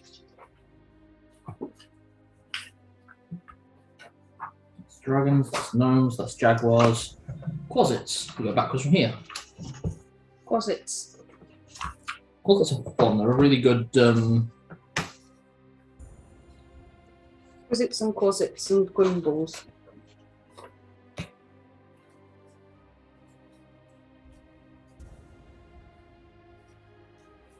If we know what they are, do we know what they do? magic. And death. Magic death snakes! Right, sorry, these are not the skeletal ones, because those weren't created in this one. These are very powerful guardian monsters, basically. Like them already. Huh? Like them already. Roll for initiative. Ah, they spotted us. Here we go.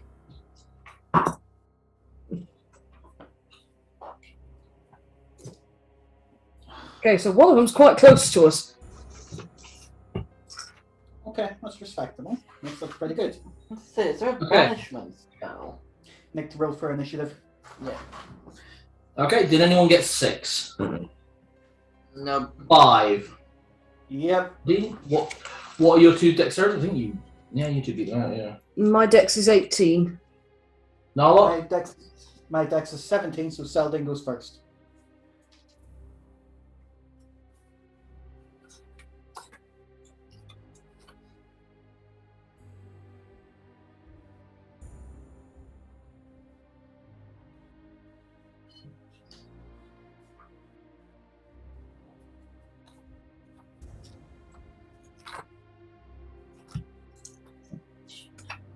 Okay. 4. Yep. So that means Zed is ending the combat again. I've got a 4. 2. So would you get a 4? 4. 4. What's your dexterity? 14. 17. Yep, so Roboto goes first. Wow, this is a really high dex party. I like it. We're very jumpy.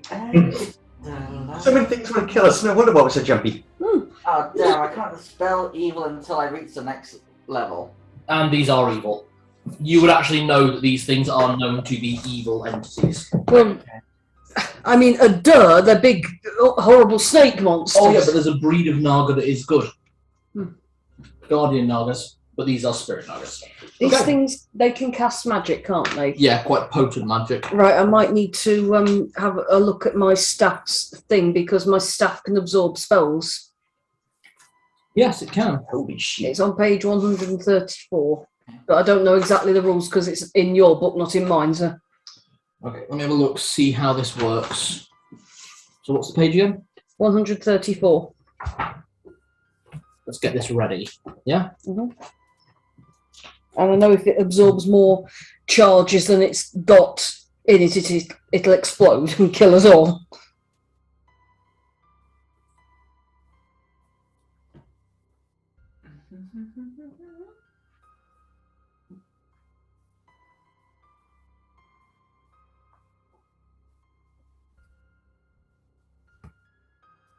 From what I remember, basically, it's whatever level of spell they're casting at me, it recovers that many charges. Yeah, I'm just seeing if that negates the spell or... I think it still takes the damage. It's just that that's how it recharges itself.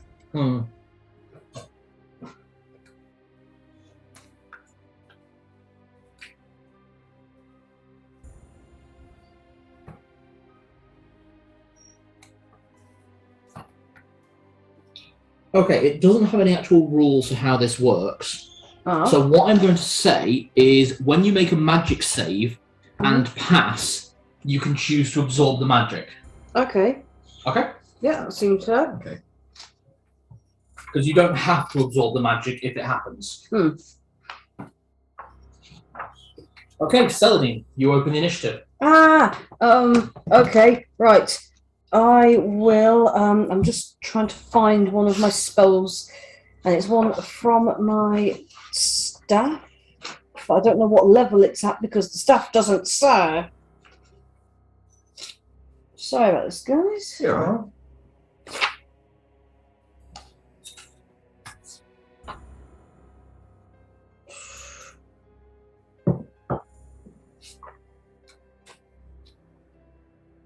You know, I'm pretty sure I know what it does. So, and I don't think it does what I want it to. So, that being the case, I will cast a boodle. I'm better protected. Yeah, I'm going to cast Wall of Fire along there. All right. So with the objective of harming it a little bit and harming it a little bit and keeping it away from us because it's uncomfortably close where it is there. Okay, so it needs to make a magic save.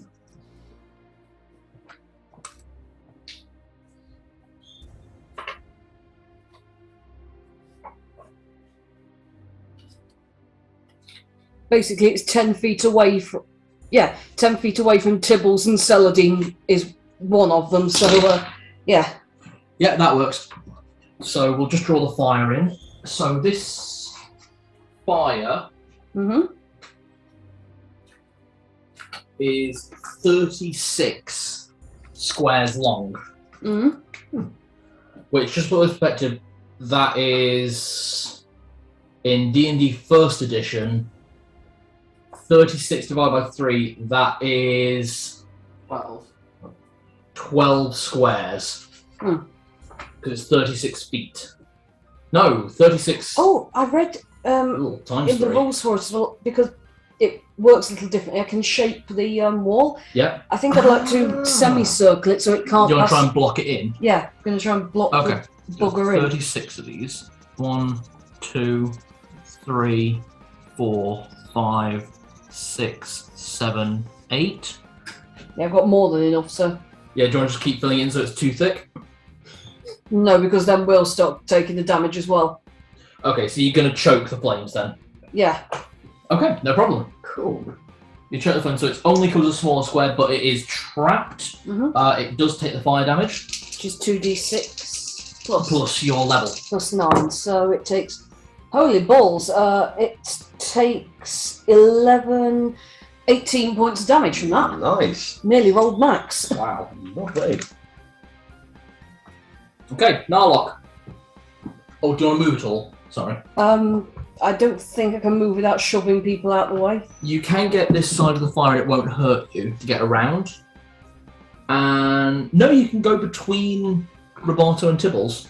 Yeah, I'm actually probably a bit safer where I am. Okay. Actually.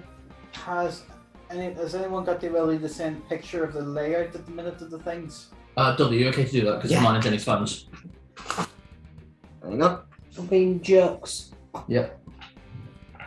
If you bear with me just a memento. That's fine. It's alright, I'm going through the list of spells on the staff and trying to work out what all of them do. So I'm just in a bird's eye shot. That's fine. Okay, picture coming through, and this is how we are at the very beginning of the round. Mhm.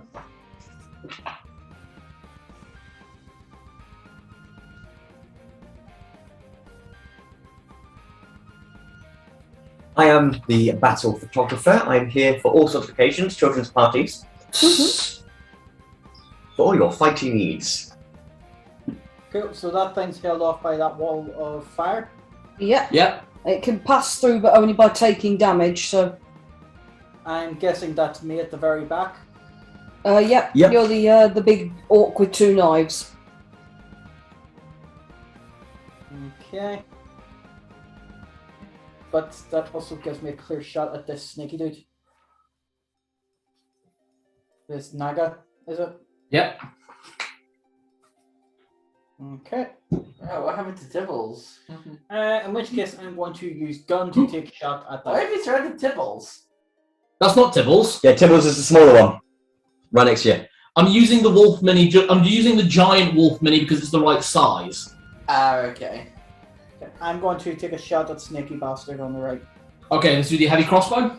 Do you know what? Yeah, I'm going to use heavy crossbow and a silver bolt. Okay, you fired 2 shots with that heavy crossbow. Sweet. That's right. Yep. And Heavy crossbow haste. I've actually got an idea. Can I cast invisibility on myself, or has he seen me already that it would be ineffective? No, invisibility is always effective, but invisibility uses your action. Ah. Okay. Does he see me as is? I mean, yeah, you can see you. Why, you wondering if you get your backstab? Yeah.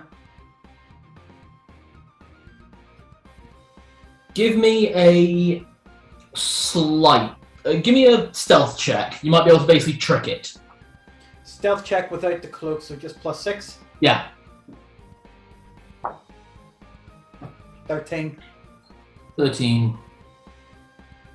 I'll give you your backstab damage on your first attack. Okay. On first attack, so first shot is 15. Oh yeah, that's definitely going to hit. Yeah, that hits. Okay, and second shot, 13. Yeah, so both hit. Oh, okay. Just 2 shots downrange, silver bolt, bang, bang. 2 bolts stuck in it, one of them basically almost disappears into the scales. So that one's going to do triple damage. Okay, so that is, with this one, d6 plus 3, because the silver bolts do +2.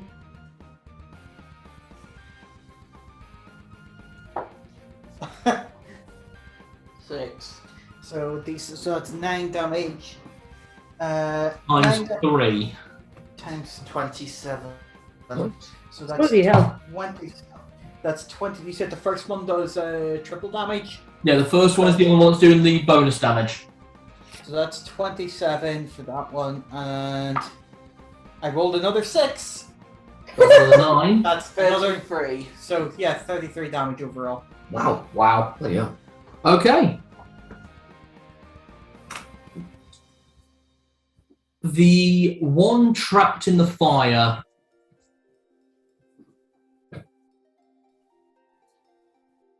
Yeah, it's going to make the break, so it is going to take the damage. I think it takes the same amount of damage again, does it? You need to roll for it again.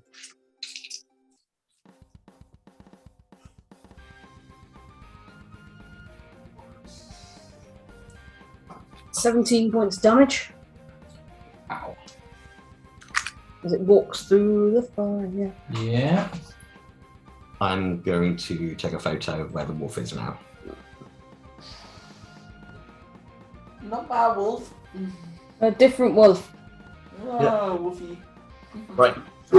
Yours is the little grey one stood next to you. Is this one Okay. of the wolves that your mum was talking about? No. No, No, both these are spirit nagas, but they... I'm going to change the mini because it's causing confusion. Oh, so the wolf is meant to be a naga. Yeah, the massive Wolfster Naga. You don't have to. Hang on, use the snaky woman. Yeah, I just thought of that. There we go. There. Hopefully that should stop any confusion. Okay, so they're both meant to be snakes. Yes, they are both snakes with human faces. Yeah, like the fucking river spirit in Spirited Away. Mm. Yeah, that'll fuck you up for a Okay. few weeks. Rearing its head up, you hear it mutter in some language that none of you understand. Even you. Just saying, even you don't know this one. It sounds a bit like Draconic, but different. And Fireball. Look out. So I need everyone to make a magic save, including the two Nagas. Spells. Including the Nagas, yeah? Yeah, because this room is of size. We want to roll the number or under it, don't we? Or above. Or above it, okay. Arenber, did you apply that +2 from your staff? No, I haven't applied that yet, I will do that. So that does reduce the number. Or it's a +2. Son of a bitch. My plus 10 resistance to spells because of the ring. What way does that work? Ah? The ring, the ring of Gax, the spell resistance. What way does that work? Fail. But, no, you said it's... You've got to roll higher. Fuck, well, I'm dead. Okay, so you... Sorry, I'm just doing this in my head. So, the Ring of Gax, what's your spell save normally? Spells 15. So that would be a 13. You need to roll 13 or higher. Okay. Oh, Staff of the Magi. Use advantage. Use advantage and the +2. Oh, okay. Okay, that's better. Okay. Yeah, I'm over it now. Get over it. Okay, so you pass. So you can absorb if you want to take no damage. Yes, I would like to absorb it. How many spells do you... How much energy do you currently have in your staff? Well, it's taken 5 charges off. Okay, so it recovers 3 charges. So And it does not explode. It does not explode. This is where the gambit is. I think Zed No. is trying to get across that he has fail, not succeeded. Fail. Pass. Passed. I succeed. Succeed. Okay, so... Oh, Tibbles. Tibbles. So Nark and Celadine take no damage. No. Also a fail. Crit fail. Luckily that doesn't mean double damage. Poor little Tibbles. This is losing all his fur again. Hopefully it'll go back white. He's got white patches. Right, so I take half damage. You will take half damage. You will take half damage, Zed and Tibbles will take full. How many hit points does Tibbles have? 34. No, 23 after the 23. because you took 1 point of damage off of the heat, so 23 damage. There's 23 points left. You've got 23 points left. Yeah, okay. We've got scrolls. We've got scrolls. Got plenty of scrolls. You're probably going to need them. Get squells. Okay. 12, 18, 22, 27, 31 points of damage. Tibbles is down. Tibbles. Is it So, kill him out? It's not enough to kill him outright, is it? It's not enough to kill him Didn't outright. you? Yeah, so I So take you half take that. 15. Got it. Does it kill him outright? No, it does not kill him outright. You can get to him on your turn. So 31, so that takes me 36.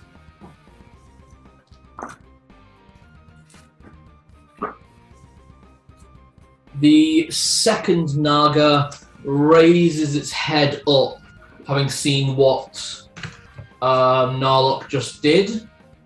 These are intelligent enemies. Focuses on feel like Roboto or Zed. I'm trying to work out which one. I feel like Zed. So Zed, I need you to make a spell save. Fail. You are the subject of Hold Person. You have been held for, in this situation, 36 seconds. There are no... rounds. Huh? That's 6 rounds. Yeah.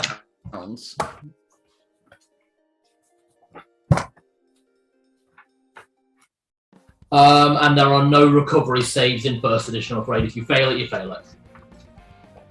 Someone will need to decast it. Roboto, your turn.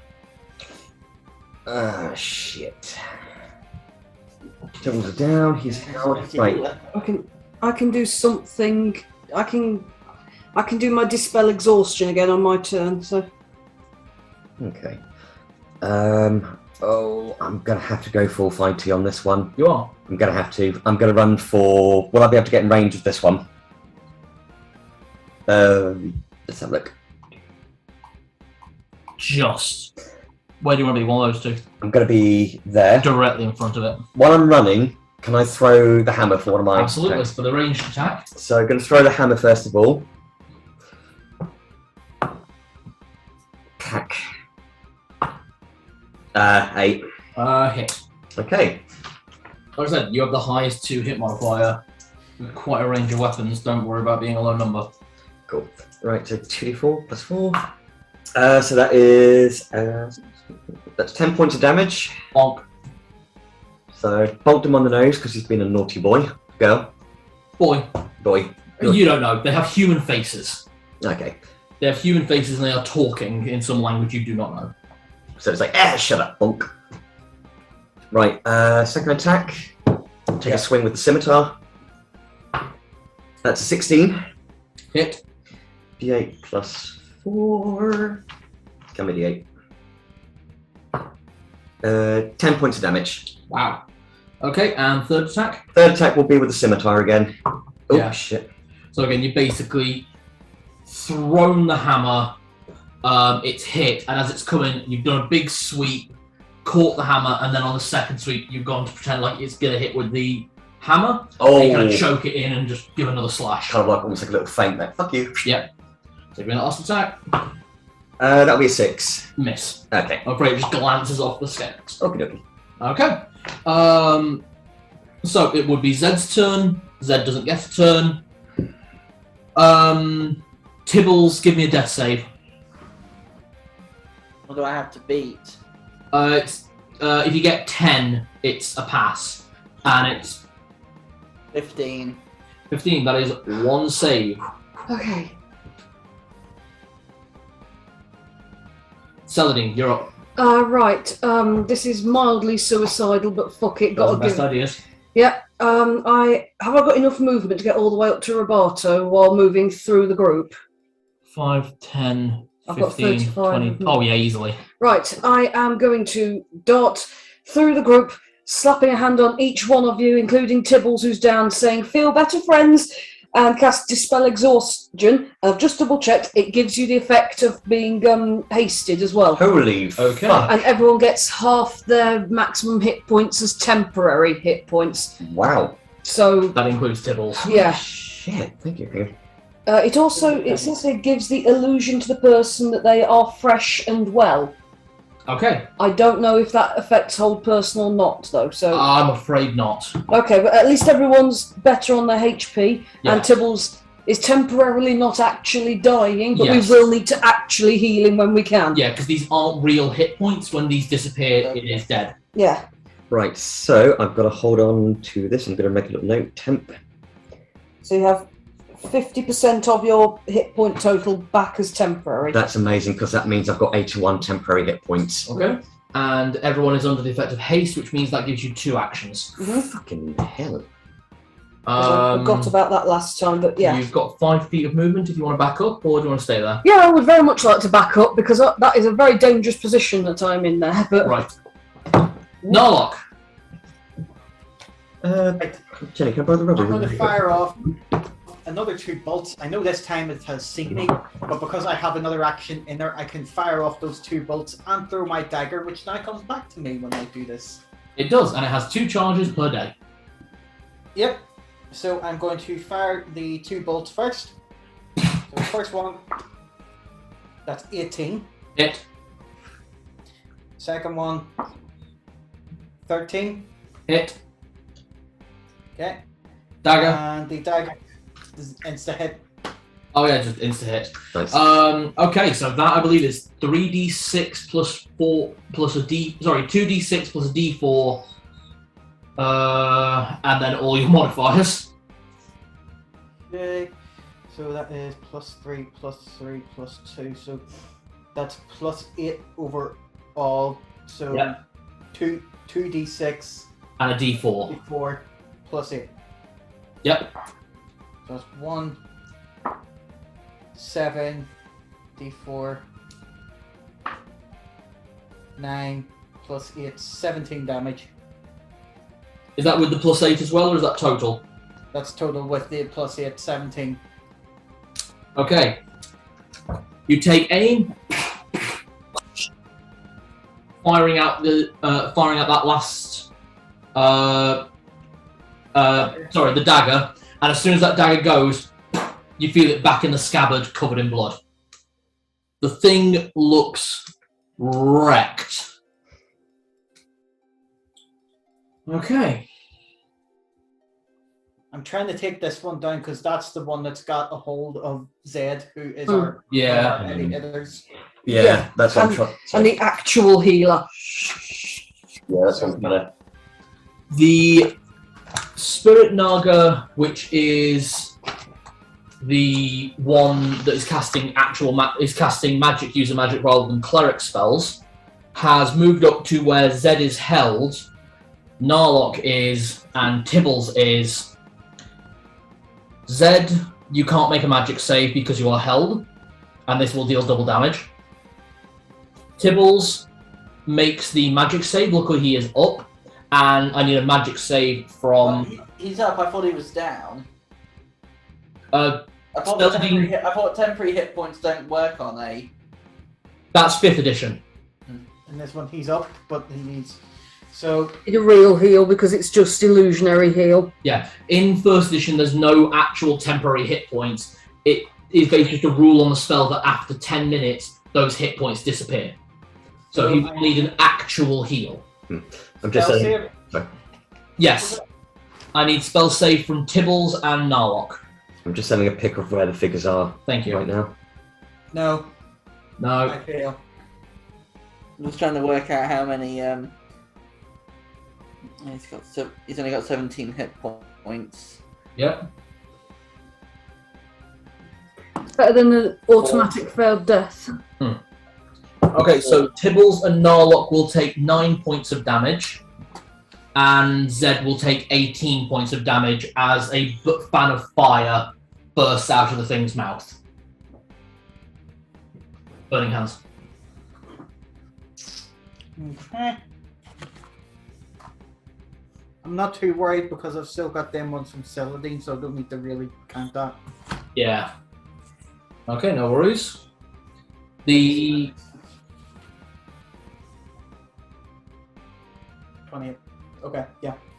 So I got 28 of those hit points from Celadine. The Naga in front of Roberto is going to swirl around to try and take a bite out of you. I need you to make. What is your armor class? Armor class is 0. Yeah, that hits. I need you to make a spell save. Okay, spell save. Oh dear, 2.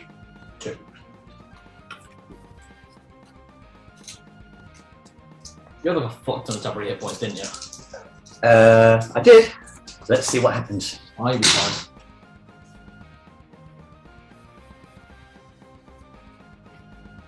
You take 24 points of damage as it casts inflict wounds on you. How many again, sorry? 24. 24. Okay, 24. There we go. All right, Roberto, your turn. Right, just for that, I'm going to, now that I'm hasted, just going to wail on him. Okay, give me that first attack. Is it scimitar or hammer? It's going to be with the scimitar. Okay. That's an 18. Hit. 8 plus 4. Oh, brilliant. 12 points of damage. You bring the blade around, cutting through the stomach, and as you cut through the stomach, the body disappears, leaving just a skeleton behind. Fuck. You killed it. Excellent. Zed, you are no longer held. The big snaky looking one is dead. It's just the other snaky looking one who is directly in front of you. You still have 3 actions. Right, I'm going to move to get in melee range of the other one. Do you want to throw your hammer on root and then drop 2 scimitar attacks? Of course I will. So, hammer time. Yeah. That's a 2.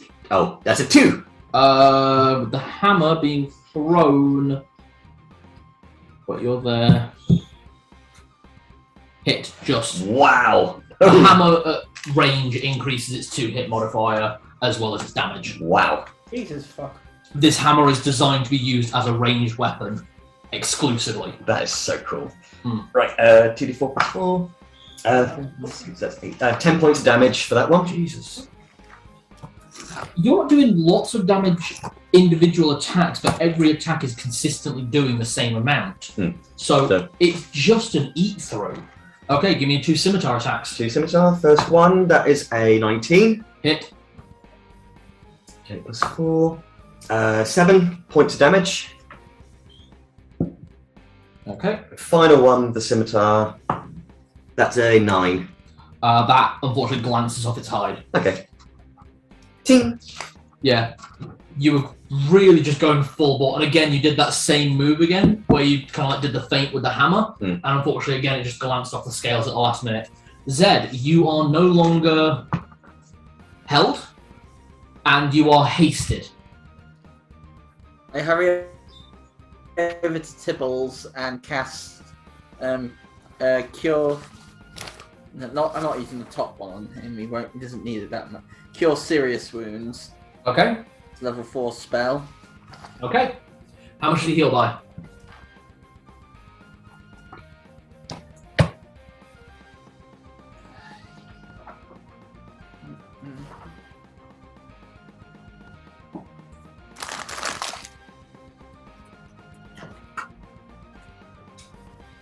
Uh, 2d8 plus 1. Nice.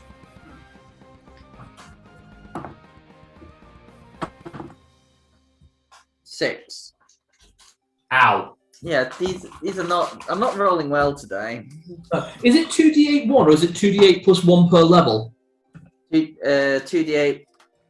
It just says upon laying his or her hands upon a creature, the cleric causes from 3 to 17 2d8 plus 1 hit points of a wound or other injuries to be healed.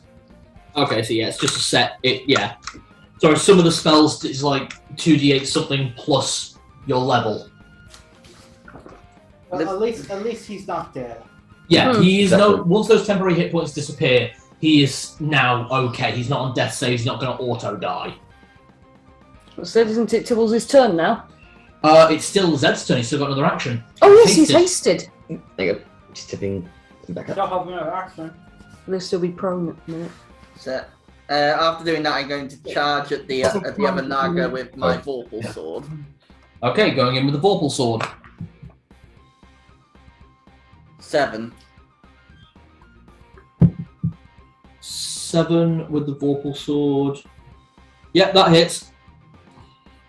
Is Yeah, it a large creature? It is a large creature, yes. Stick a snatch. Unfortunately, it wasn't a crit hit. It's not a crit hit, it auto beheads. 18 damage. Nice. You hurt my dog. Okay, Tibble's turn. Tibbles is also actioned. Yeah, he's charging in to bite. Burn him, he burns you back. Okay, he's got 3 attacks 'cause he's hasted. 14, 5, and 19. 2 of those hit. Savage it. Bite its balls off. Wait. But it's cloaca out. Yeah. Yeah. That one.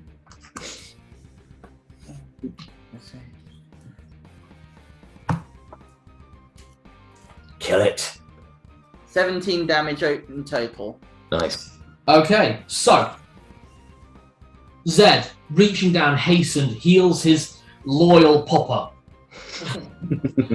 At which point, brings the vorpal sword around that he now has, and with a great slash, opens up this massive gaping wound in the thing's stomach.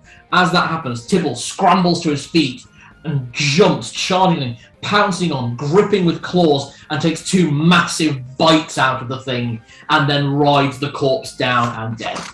Hey! You're out of initiative. Need to get better at resisting those spells. I fill my chalice and hand it to Zed. Give that to him. Yeah. Okay, I let Tibbles drink the healing potion. I'm afraid all your temporary HP will have dropped the minute initiative drops. I think we said is how we'd work it. Pretty much, yeah. It's the only damage I took apart from damage I had prior. Yeah. Yeah. In which case, I cure critical wounds on myself because I'm basically down to half health. Oof. How much does the chalice of Helm heal well again? So what is your total level? 7. I think that's only one of your level. I think you're level 13. Oh yes, yeah, 13 overall. 13. So it will heal 6d4 hit points. Does he roll it? Tibbles can roll it. I don't know. With his little paws. Does anyone want a healing gummy? Because we can have as many of them and they don't interfere with potions. So. Would it be alright if I just have, like, maybe 1 or 2 just to top myself back up again? Yeah, they heal 2d4 plus 4. So tell me how many you're having and then I can just take them off the book. I'll just have the 1. Okay. Thank you. 2d4 plus 4. Right, for topping up HP, if anyone's still got like little chunks off, does anyone want any of the healing gummies? Because they only heal 2d4 plus 4, but they don't interfere with healing potions, so we can have as many of them as we want. Or a missed call from Bath. You guys sort out your heals and everything, and we're back in, yeah? Mm-hmm. You got a missed call from Bath? Yeah.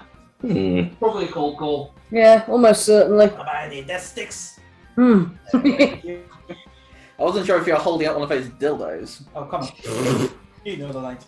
I want to buy death sticks. Yeah, I don't want to buy any death sticks. You don't want to buy death sticks. I want to go home and rethink your life. I want to go home and rethink my life. Got one of the cold calls the other day. Someone rang up saying, "Hello, I need to talk to you about your Virgin Media account." And I replied with, "I don't think you are because we don't have a Virgin Media account." An immediate hang up.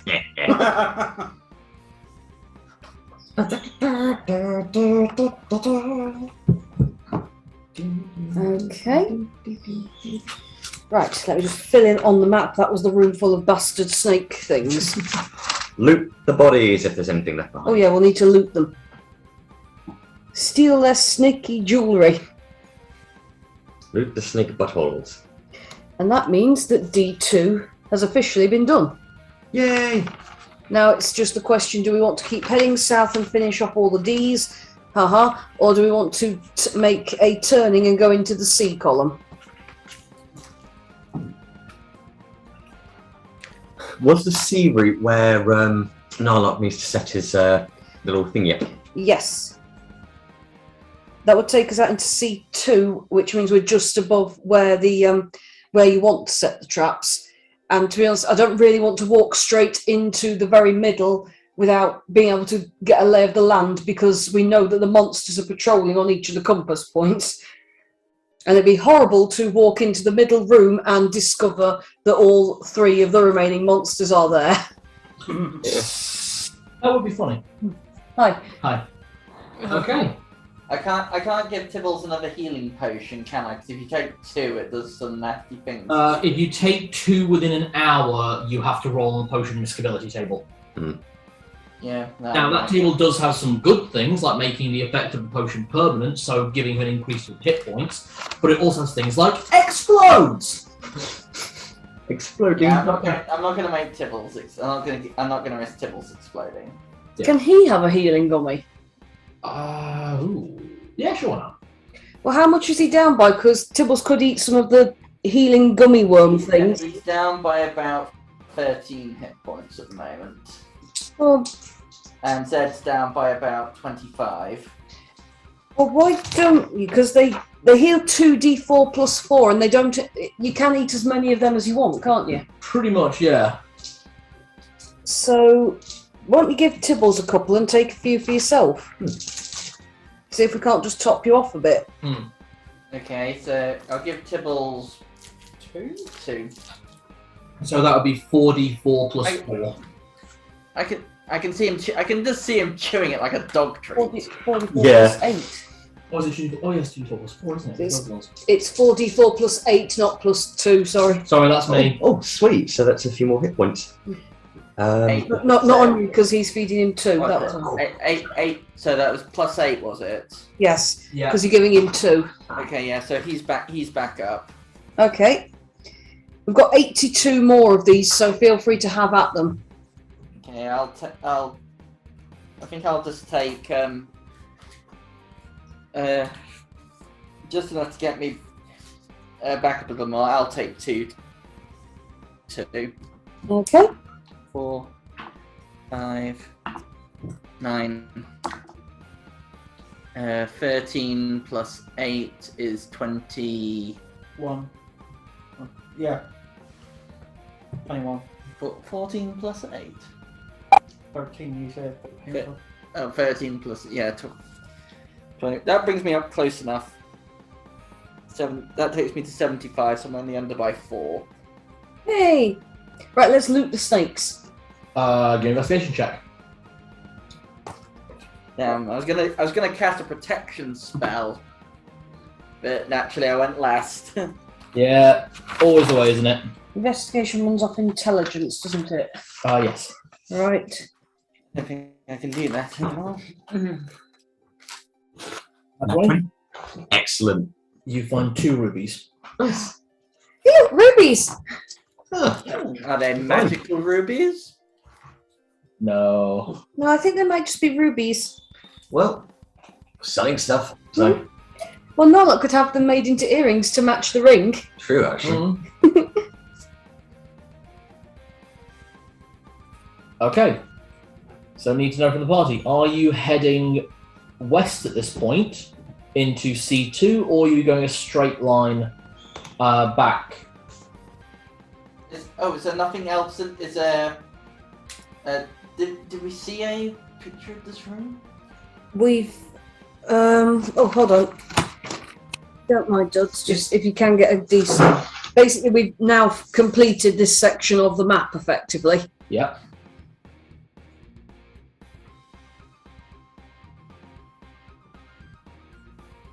There we go. It's just focused. That's not too bad. Okay, sent. Here's one. No problems. Thank you for taking Okay, so we just came into. Wait, which room did we just come into? The room in the north. the one at the very top says Spirit Nagas on it. Oh, I thought that was the spring room. No, Spirit Naga. Oh, we're in this part of the room. We're near the devil. With the bloody devil in his courthouse. There we go. So it's basically, do we want to keep heading south and finish the D column because there's two. Basically, we'll have to backtrack on ourselves a bit to do that, but we could just finish off the column, or we can go west now. Well, to quote the Pet Shop Boys, go west. Life is peaceful there. Okay, we're going into C2 then. C2. I shall get another picture ready.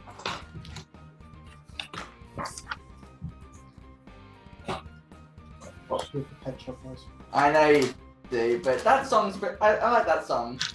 Yeah. Together we will go away. Together. Full again. Oh, great. So now you're all broken, are you? You and you. The rest of you may sit and languish. No, we want to play. We want to play. Destin's not been. Okay. You are all where the X It's I ripped the malwam, and when I did it, I just shot my face across the room. Really emboldening. It doesn't show up very well on pictures. Here we go. Yeah, that's not too bad. Yeah. It's just sending the picture now, and we are where that massive X is. Okay. You are here. So you continue down a long corridor until you come out into a T-junction. I will just tell you what is either direction for you. Yeah, C2. That's it. So, to your right is a long corridor that appears to continue darkened further and further as it heads north. None of you can see to the end of this, even with your lantern or your infravision. Whereas to the south appears to be a large, ornately prepared room with long tapestries, somewhat rotted, though some of them not as rotted as other rooms you have come into. This room clearly looks slightly more used more recently than some of the rooms you have been to. That's south, isn't it? That's south, yes. Yeah. We need to head south to reach the base of the Lord's Manor. So let's head that way. Right, so going to that room. Wary. That room looks looked in. The red dot of the monster from this corridor is in the corridor just outside where you are. The big corridor. Further north. Do you want to draw it on actually, love? Because If you just do directly where you guys are and then come into the middle of it, so there, yeah. That there? Yeah. So that's where the beast of this area is. Okay, and if our information from the devil is correct, the Chimera patrols this hallway. Okay, I'm going to take a photo. Have we actually moved into the room now? Or are we just going to... BRB. No worries. I'm just going to take a photo with the dot, Take a photo, and when Nick comes back, you guys can make a decision. and then I'll go for a wee as well. It's like, Good idea. I think next time if we get like a big red dot, I'm going to draw like a skull in there to be like, danger. If it's the Chimera, then we'll need the fire resistance things. I'll do the same actually and just go to the bathroom while we're on. Yeah, no worries. Chimeras do breathe fire. Yes. Yes. Right, Yes. send a picture, and does. send a picture, and the dot is in. This is your danger eye in the sky, and we notice some fuckery happening right here. Shite, a load of us have just taken potions of healing, so it'll interact with. It's about a half hour, so depending on how long you guys stay in the room to the south, you could... Actually, a lot of those potions are salves. I think there's only a couple of you that take them as potions. True, so basically the people who haven't taken potions drink the potions, because I know we're sort of thinking about saving them for the bomb, but honestly... See, I thought you got them for the Chimera because you knew it breathed fire.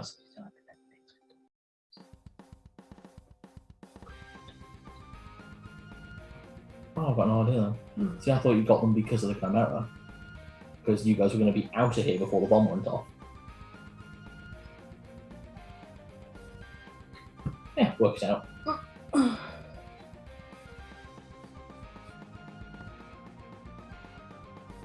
Someone's having a barbecue somewhere. I know, lovely, isn't it? Mm. How are you feeling? I'm a bit gloomy, darling. I know. Wish I wanted to do it tomorrow.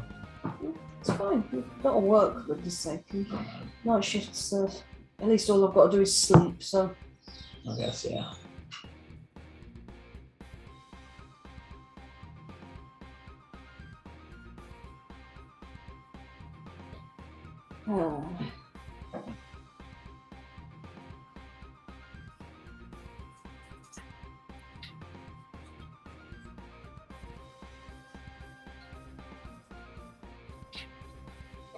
Yeah, basically, yeah. If it is the Chimera, which I'm pretty sure that's what the devil said patrolled that hallway. I believe so, yeah. If in doubt, we could always get MiiBee to have a quick gander. Also true. I'm just going to double check, make sure I gave you the right information, because I know we did tell you where that was. That was only like a couple of days ago at this point. And I just thought, just in case if you're all confused, then we'll do a stealth attack, cast a spell from Measley. True. And Okay, then I see. I was just saying, if the devil told the truth and that's the chimera, chimeras do breathe fire, so it may, if we are thinking of going and taking it on, it may be potentially time to apply fire resistance things. Right. That's only if we're going to take it on straight away. This room could potentially be one of our safe rooms. So if we haul up here, discuss metal plans. I mean, the thought I have, because if we're close by, Measy could always just poke his head literally around the corner, see what it is. Hey, fuck! Bam! Yeah. Also true. Which might not be the worst idea, because then we can double check if we're absolutely sure. And then, plot twist, a big red dot is sitting right in that corridor. It's just a red dot. You've now covered the toughest optional boss in the entire history of the game. Angry Pac-Man. Oh god. Oh, what a twist that would be if it's like Dungeons and Dragons, but it's got Pac-Man elements to it. Everyone wrong with perception. You hear it in the faint distance. To be fair, if you were in a Pac-Man game and it was like 3D and you were one of the ghosts, that would be one of the worst horrors in the world, surely. Because all you're aware of is a giant monster with teeth is coming for you. Yep. Pinky, make me a saving throw. You don't hear him.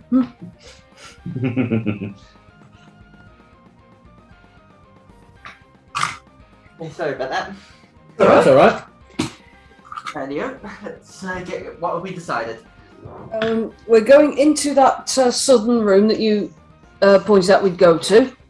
Yep. And then I think the idea at the moment is we're going to send Measley to go and have a little look in the corridor and see if it is a chimera or not. Yeah. Just don't touch your colour one. Colour one's mine. And that's told you. Okay, so we go in. So is there anything in this Moffy room? The southern room. Okay, Yeah. drawing a line. Okay. You head into the southern room. There's doing one thing very quickly and I'll be right with you.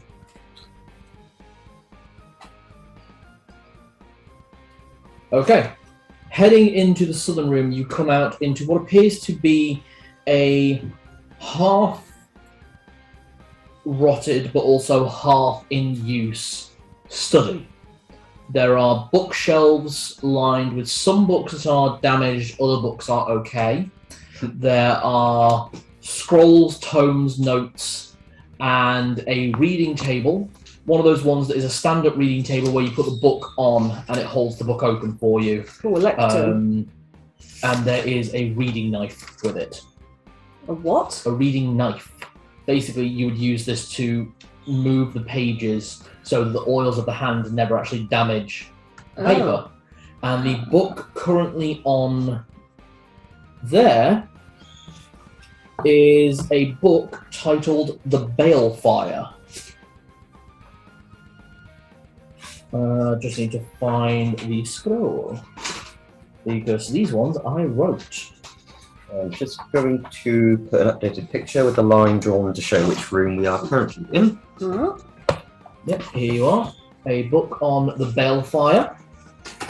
And directly on the underside, there is another book that's being read entitled Grulva, the Ancient Red Worm. Oh, fuck. Okay, right. The Balefire. The Balefire, secret weapon of elves and dragons. The fire burns sickly green, lacking in heat and light. Its burn is everlasting. Balefire. And Grulva, the ancient red dragon. Said to be the first red dragon born of Tiamat before the Fey Rift opened. Grilver the great red worm fears nothing and demands everything. His hoard is so immense he melts it in the molten mountains of his home. Grilver's pool, west of Tulok, to bath in the molten platinum in gold. That's awfully close to where I live. Grilver the great red worm, who has a pool of liquid platinum and gold that he swims in, apparently. Oh, so he literally does a Scrooge McDuck, except his is a liquid. Yeah. Okay, they're showing off. That's just taking the piss. There is also a third book. Which, of course, Celadine is reading. Oh, yes. This one is entitled Obvious Hints and When to Take Them by MC Dake. Hello. I gotta get a bit more then. What does the Obvious Hints book say? It advises you when to be able to spot them, when to be clear what they are, and that it's advisable to take them. Wait, Sorry, we froze there for a second. Guys, Bruce, we did not hear the advice. Oh, it was purely joke advice. It was basically Take the obvious hint. take the obvious hint, moron. Oh, don't eat the yellow snow. Yeah, pretty much. Footnote.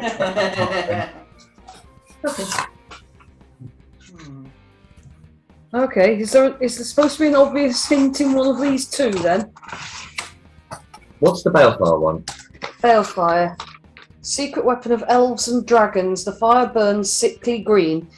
Lacking in heat and light, its burn is everlasting. Are any green flames in this room? Not in here, no. That said, the tapestries depicting Grilver on the walls do have him being depicted with green-black fire. All right. Christ. Can I cut the tapestry down? Sure. It's not one of Raven Kit's, but No, it looks homemade. Could I drop a detect magic? Absolutely. There is no magic in the room. No magic in here. And I find traps. Give me a roll.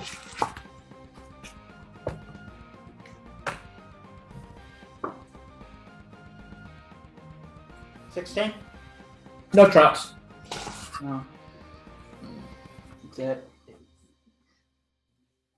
So I roll up the tapestry. Can someone carry this? Do you want to stick in my bag of holding? Please, mine's basically full. Okay, you I- have the tapestry of Grilver Balefire. Oh, Oh. I'm guessing that Whitebat might be able to give us some information on that. maybe. I mean, he's not been a dragon for very long, but But he was bathed in the knowledge, wasn't he? When he evolved, well, I mean, or maybe the Silver Lady Excellent. Lady Ixon might know. she might. Yeah. It's really weird, you know. When I asked him about it, he said he saw Bahamut and Tiamat and Io, and they offered him. I can't remember how he phrased it. Effectively, they offered him godhood, I guess, but he would have had to stay there, and he chose to come back instead. Confused by it. This feels like there's something here that I'm missing. No, look, can you just check both of these for thieves' cant? Yeah? Smart. There's thieves' cant on them. The Thieves' Cant writing isn't quite the same way that you use it, but you can find key letters that trace together that basically read that Grilver gave balefire to the elves of the Prismatic Accord, of the Prismatic Steel. Sylvain, who's the prismatic steel? The prismatic steel, isn't that... You wouldn't know, but Narlock would. Would he? Yeah, Narlock would. Give me your history check. Ooh. I feel like, weirdly enough, I'm feeling like you might have mentioned it. 15. 15. Okay. He very well may have mentioned, but not much. The Accord of the Prismatic Steel are the elves of the Southern Isles below Nesvish, and are the ancient enemies of the Nesvishian Empire. They have been at war at this point for going on 300 years, since the formation of the Nesvishian Empire.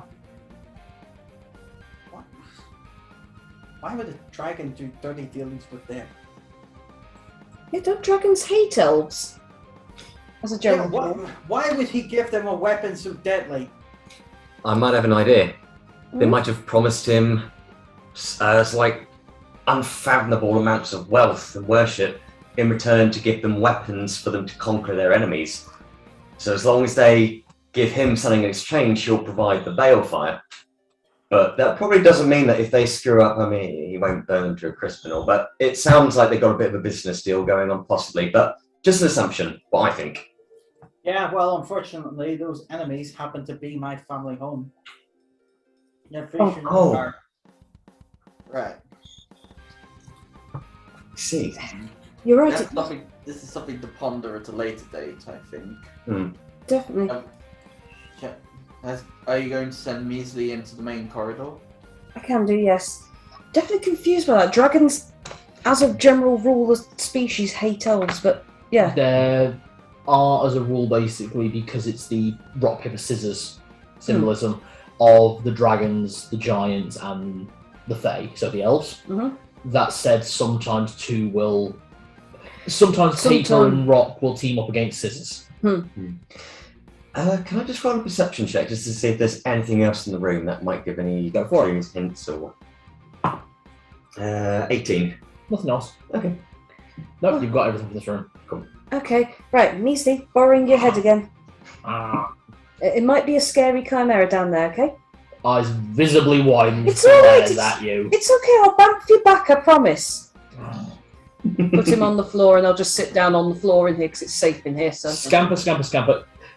It's a weird moment as he gets to the doorway because he looks back at you, so you are looking at you from a small perspective Oh, this is weird. before he carries on. Is it just your eyes or your eyes and ears? Eyes and ears on him, Okay. so I can't hear anything you guys say to me, and I can't see anything around me, so. Okay. Yeah. MiiBee continues down the corridor. Give me a stealth check.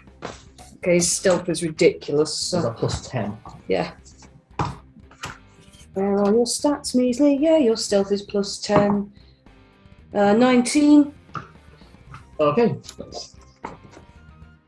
Nice musical Very number.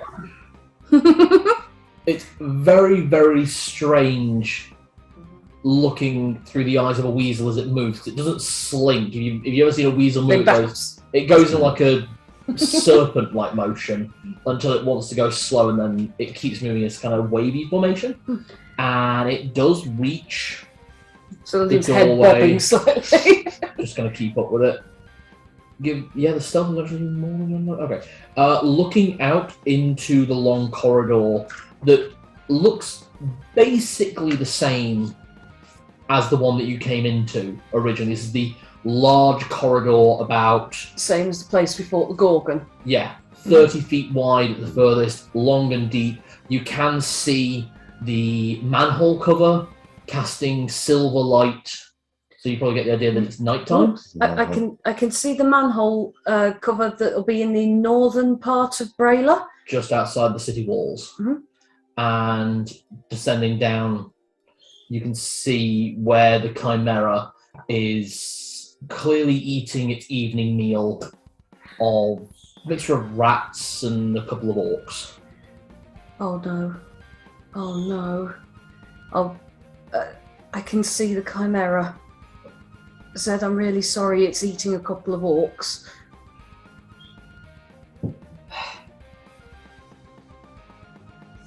This thing. Does that mean the young? This feeling is that did the young ones make it? You can't see from this distance, and also you can't hear that. Yeah, so I'm just muttering to myself. They might not be fresh fills.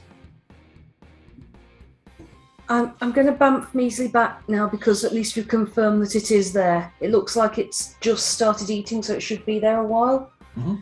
And bump Measly back and back into my head. Lands in your hands. If that's the case, not while it's distracted, Narlock can.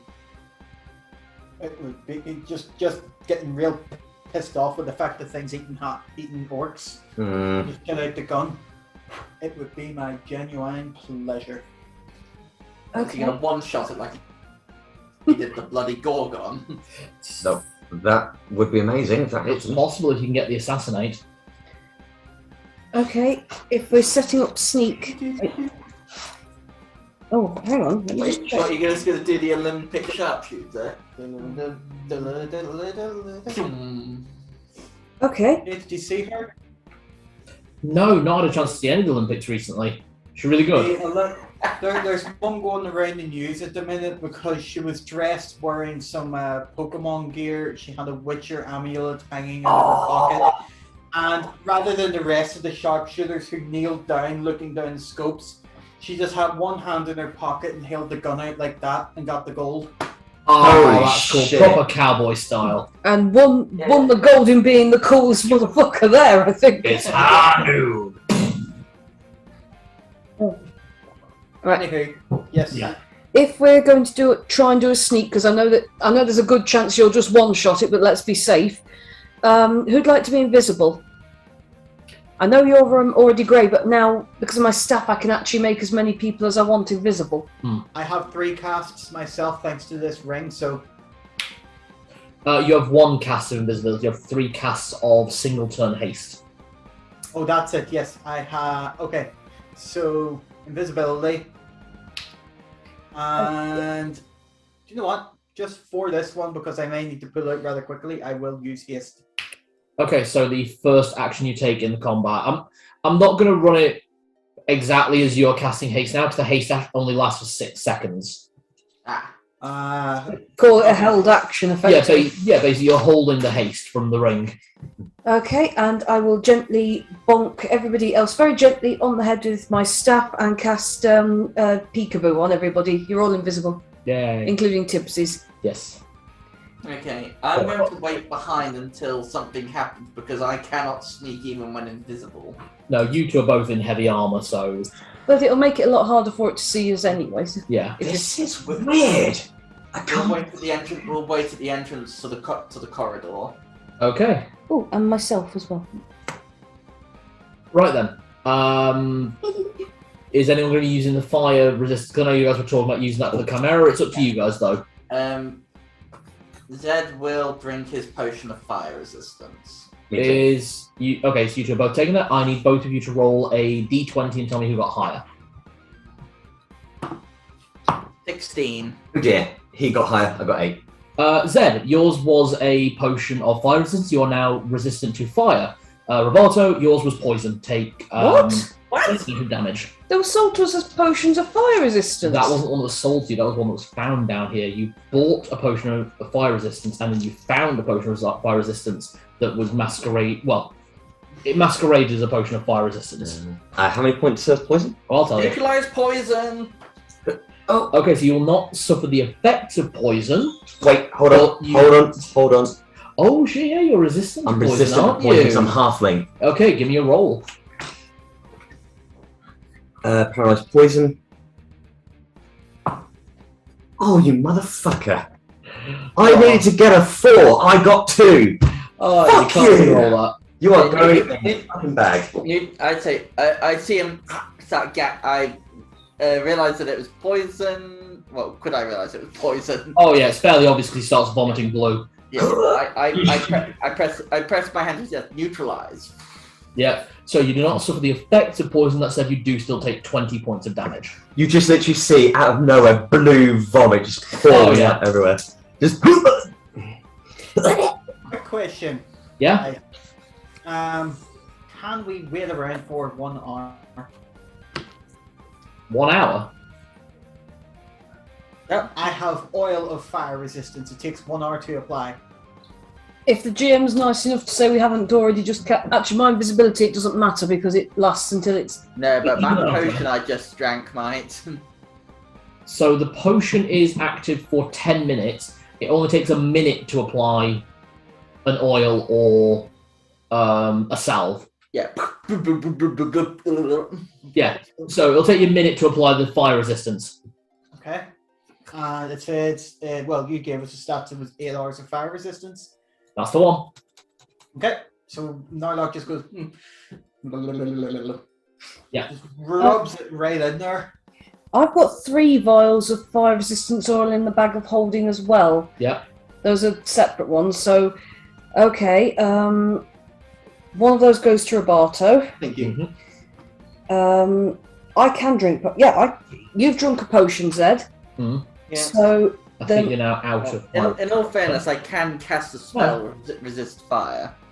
I've got 2 potions of fire resistance here that I think might have been sold to us as fire resistance. Yes, those ones were sold. Right. Do we want the salve or? Right. No, you know what? We're going to put the salve on Tibbles as well. So that's These 2 already of have the potion uses of recently, salve. Yeah. So we've got 1 vial of the fire resistance salve left, and I will drink 1 of the 2 fire resistance potions I've got. Got it. So was one salve or potion? Salve. Brilliant. Salve. So The potion was poison. yeah, I was like, 'cause if I was given a vial of another potion, I'd be like, wait a minute, I'm gambling. Yeah, Yeah, no. Thank you. No. Salve. And I've put the salve on Tibbles as well because I'm figuring he's drunk a potion recently, I think. Yes. And it'd be difficult to make a dog drink a potion anyway. Yeah. Happy to drink from the Chalice of Helm or anything Zed gives him, but otherwise, yeah. So instead he's having a lovely doggy rub down with some oil. Okay. If you can see him. Yeah, give me that roll. Why does anyone ever say anything? No. 18 on the dice. You know where he is because he hasn't moved. Yeah, oh, there you are. I'll just walk around with my hands out till I You've find got the something fluff. furry. That's Roberto's head. Oh, sorry! I kind of like that. What, do I suddenly just get a thing from Roberto? Ooh, this is nice. Soft. It's just, our hair is naturally quite soft, but anyway, more important matters. As I recall, you have to be able to see the person to use telepathy. Yeah? I thought I could just pick up the background thoughts of anyone in the area. If it's a particularly strong thought and you're close, so maybe you're getting Yeah, feelings. yeah, that's nice. Anyway, What were we doing? Right, yes, we're going to go fight a chimera. Yeah. Okay. Can everyone who is going down the corridor give me stealth checks at advantage? Because you're invisible. I'm waiting. I've got my sword drawn, waiting in the corridor entrance to rush in when necessary. Okay. Right, I will wait with Zed as well because we've got range. okay, stealth with advantage. The dice are really against You want us to me roll today. initiative? I will do in a moment. Oh, I've got to get my first hit in, don't I? Yeah. I've got a 9. The dice are going against me. Don't worry, there's still a 50% chance Narlock will just kill it, so... We'll see.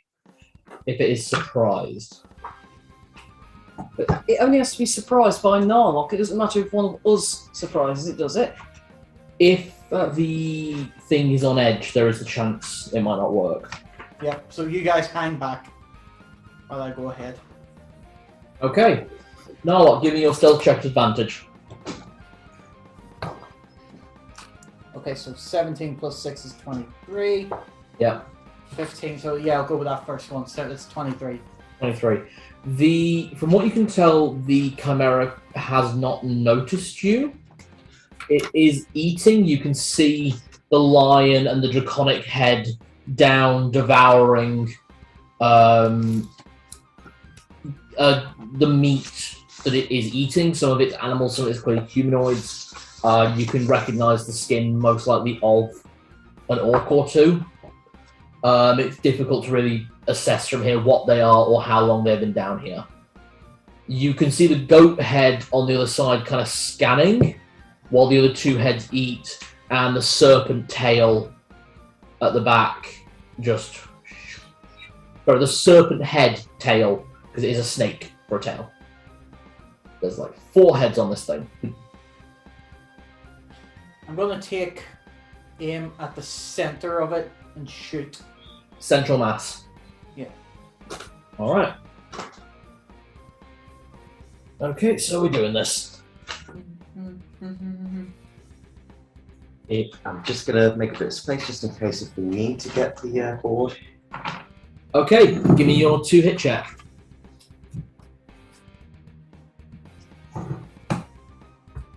$13. If you're going central mass.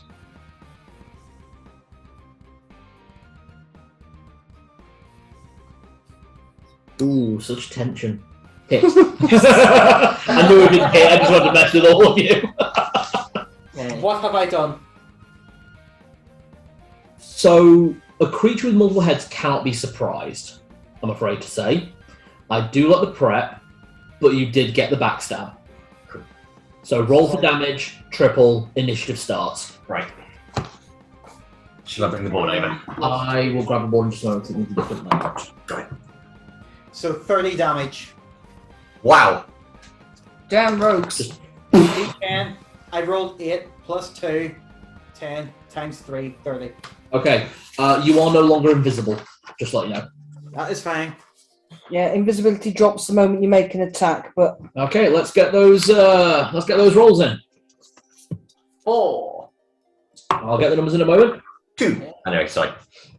2. Excitement and nerves. Okay. Did anyone get 6? no. 5, New. 4, 4. Zed and Tibbles.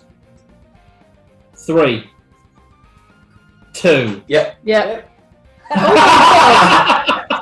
Narlock and Roboto have the same speed, same dexterity. I need you to roll d20 and tell me who gets higher. 7. 5. Okay, Roboto, and then with Narlock at the end. Where am I? You are 3rd in the initiative. Right. You beat both of them to have a high dexterity. So I wasn't sure 'cause You you got- didn't say so. That's right, you got representatives. Right, going to set up the board. And we do actually have a minion that's a chimera. So it's Zed, Sickles, Celadine, Roberto, Narlock. Yep, So the map's going under my bag of holding. and the Chimera goes first. Oh, shit balls. Oh, fuck. Oh, bollocks. Oh, tits. Who lets Elijah in? No one else has that posh and English accent. Rick, The one Oh, yeah. The one Nick is doing there is the posh guy who was on the subway whenever my dad was going to a gig in London. Oh, yeah. He had his legs folded up, mustache, bowler hat, umbrella, the lot, and he was reading the newspaper, and the train stopped and the doors opened. And he just noticed after a couple of seconds that the doors opened, it was his stop as the doors were about to close, and he just went, "Oh, fuck." Yes. Oh, fuck. Nothing funny than a very posh man having to run the train. that was 1987, the year my sister was born.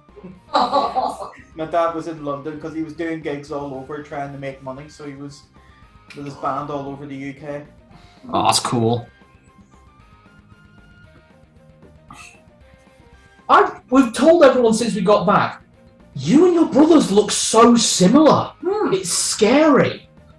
Yeah, I get that all the time. Me and Aidan and Brendan, like, basically, if you shaved all of our heads and switched the glasses between all three of us back and forth, you wouldn't know which one owes you money. No, you wouldn't. So it's a manticore, I just realised I don't have That's alright. Should get a camera mini at some point.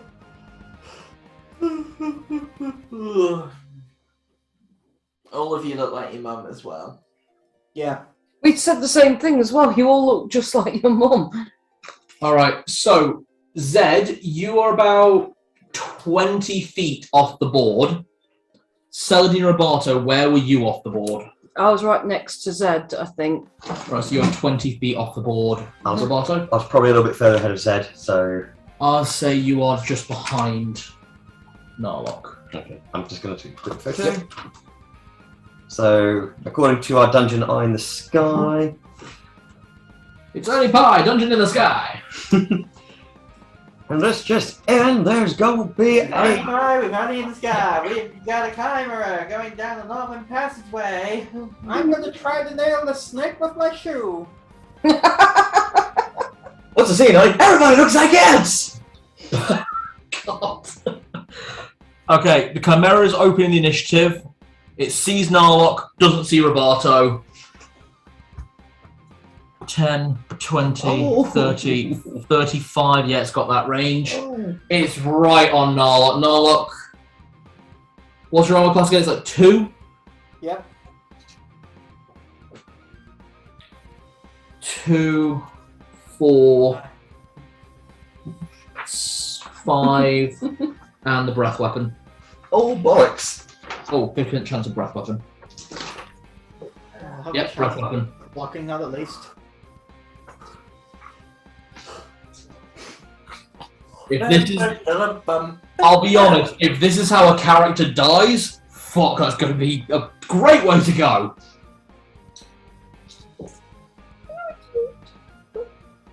Yeah, they all hit. Okay. How many hit points have you got left? 78? 78. Yeah. Also healing. Oh, you'll be fine. You'll most likely be fine. What about the breath weapon? Do I get a saving throw against that? Yes, and so does Roberto, Right. because you are in range. Okey-dokey. Come on, my dice. I do not pass that. Okay. 16, yeah, passed. Okay, you're taking half damage. So this is a lot of d4s.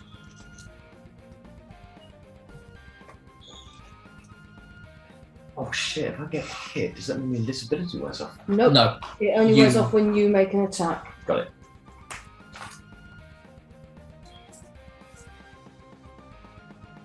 Two of those. Two of those. Two of those.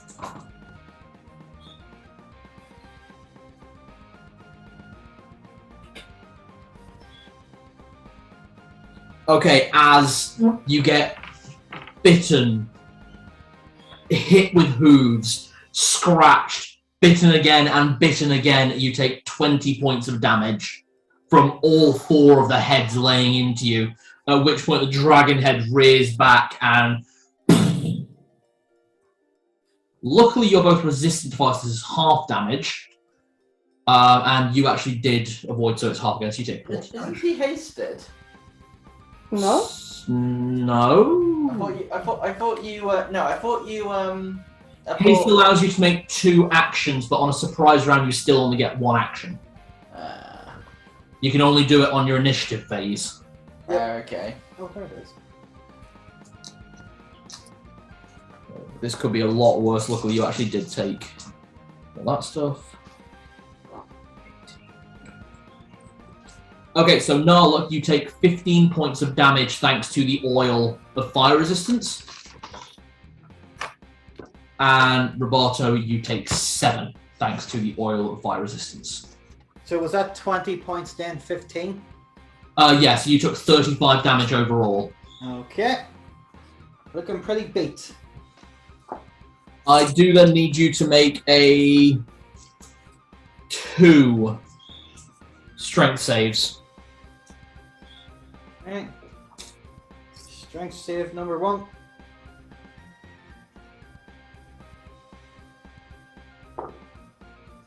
It's 16. Okay, you're fine. Next one. 17. Okay, yeah, you manage to stay standing as this thing just batters the fuck out of you. Zed and Tibbles, you are 20 feet off the board. So, Zed, that'll take you 25 feet. So, there is no way for you to be able to get into melee with this thing this round. Do you want to be... I'll move up behind Narlock and rest. Well, there's no way that I'm going to be able. Since I can't, I'll do the one thing I can do, and I'll cure. I can't use the high level spell anymore because I had to neutralize.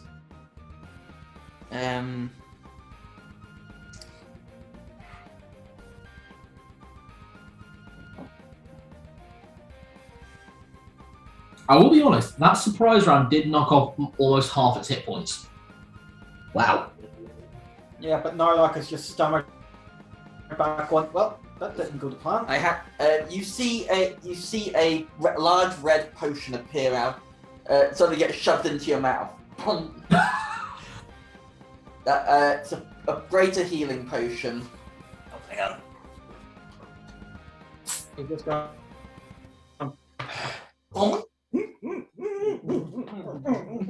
No, he applied the oil. He's fine. Yeah, but he took a healing potion earlier. Oh wait, whoa. Uh-oh. No, I didn't. Did you not? No, you didn't. No, you were okay. You didn't take any damage. He ate a healing gummy. Oh, fuck. No, he's just been eating gummies the whole That was time. Yeah, really, oh, yeah. thank God. I was just thinking, potion miscibility? Ah, no, not yet. Not since the first time. You guys have been really careful about potion miscibility. Yeah. What's that store? Take 12 hit points. Back. Okay, so that brings that one. That brings me down 23 hit points. Combined Oh, hit, that's still good. mean. Okay. What's HP? Yeah, the hit dice in first edition. No, I'm querying because this one spell is a slightly weirdly worded. The paralyzation spell enables the spellcaster to create illusionary muscle slowdown in creatures whose combined hit dice do not exceed twice the total level of experience. Okay, so you can hit a number of enemies up to how many hit dice they have in terms of how many hit points they have. So Could Tibbles make it to melee? if Roberto and you are willing to move out of his way. Mhm. So back to this. So I'll shove the potion into his mouth and move aside. Okay, that's fine. Am I still so- invisible?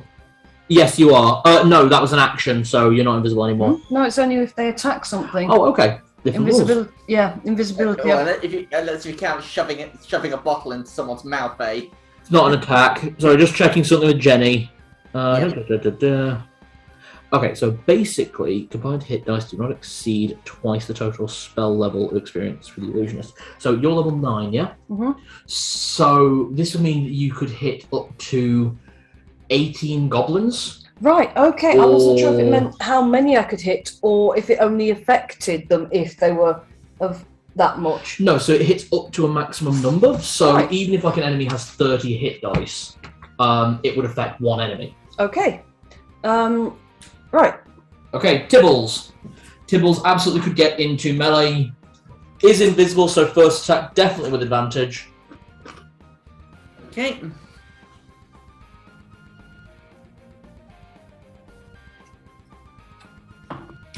With advantage, it's 11. 11. What's the aim for? Is he aiming for the body or one of the heads? So, so you can only get to one of the three front heads. So the one closest is probably the goat head or the lion. He'll go for the goat. Oh, come on, he's a dog. True. Okay, just take another snapshot. And you rolled He rolled 11. hit. Okay, so that's the first attack, second attack, He is now visible again, but 14. that hits. That's 2d8 plus 4.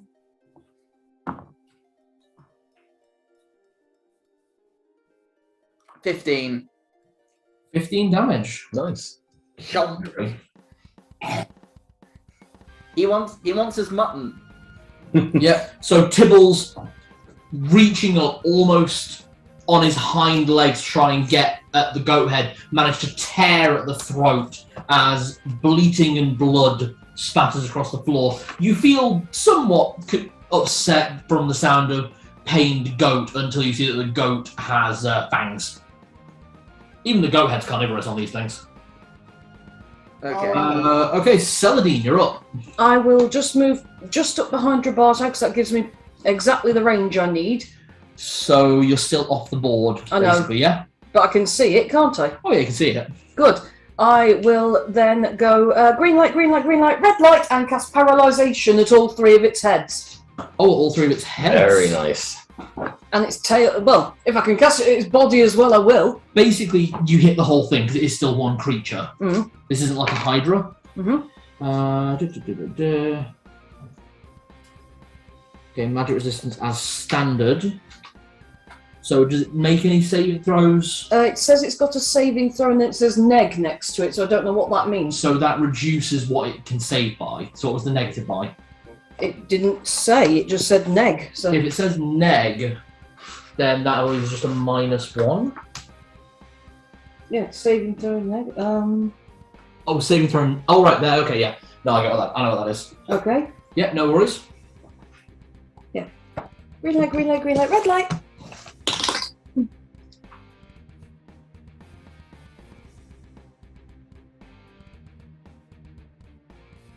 You lock it up for one turn. Okay. It was like right on the fucking edge. It can't do anything for one turn. Basically stunned. It's paralyzed for one turn, which means all attacks have advantage and all its melee attacks are classified as criticals. Whoa. Okay.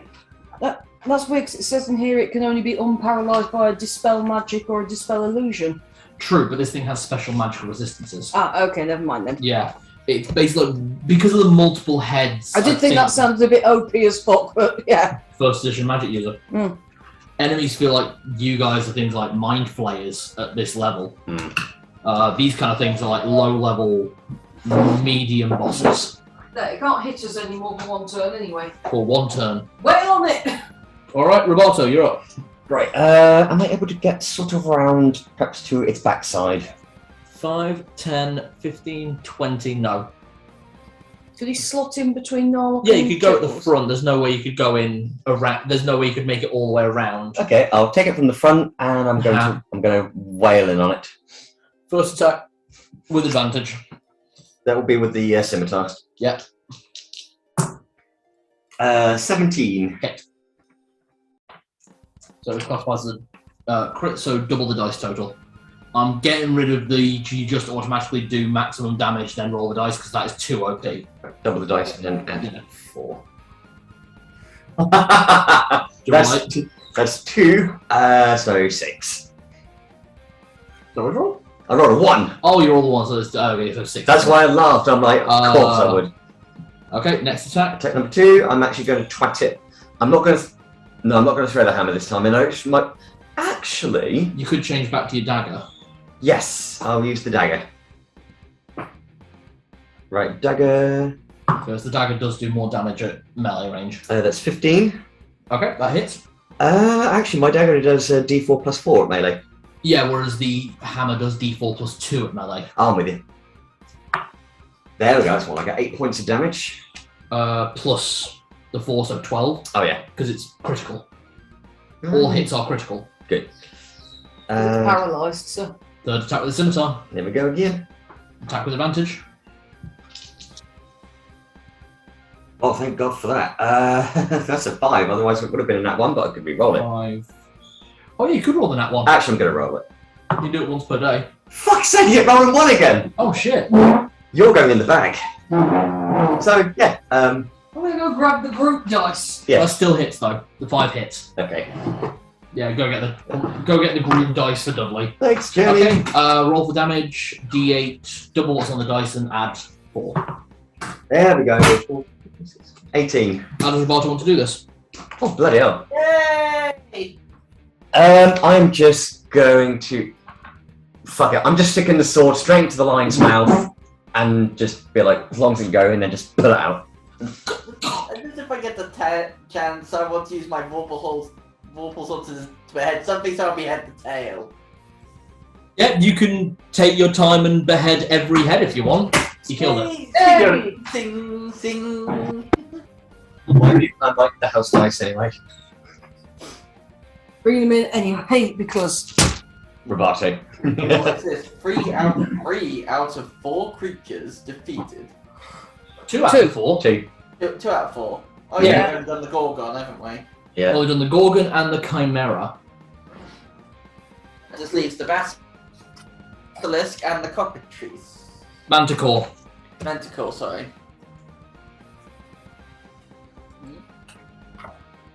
Alright, how's everyone feeling?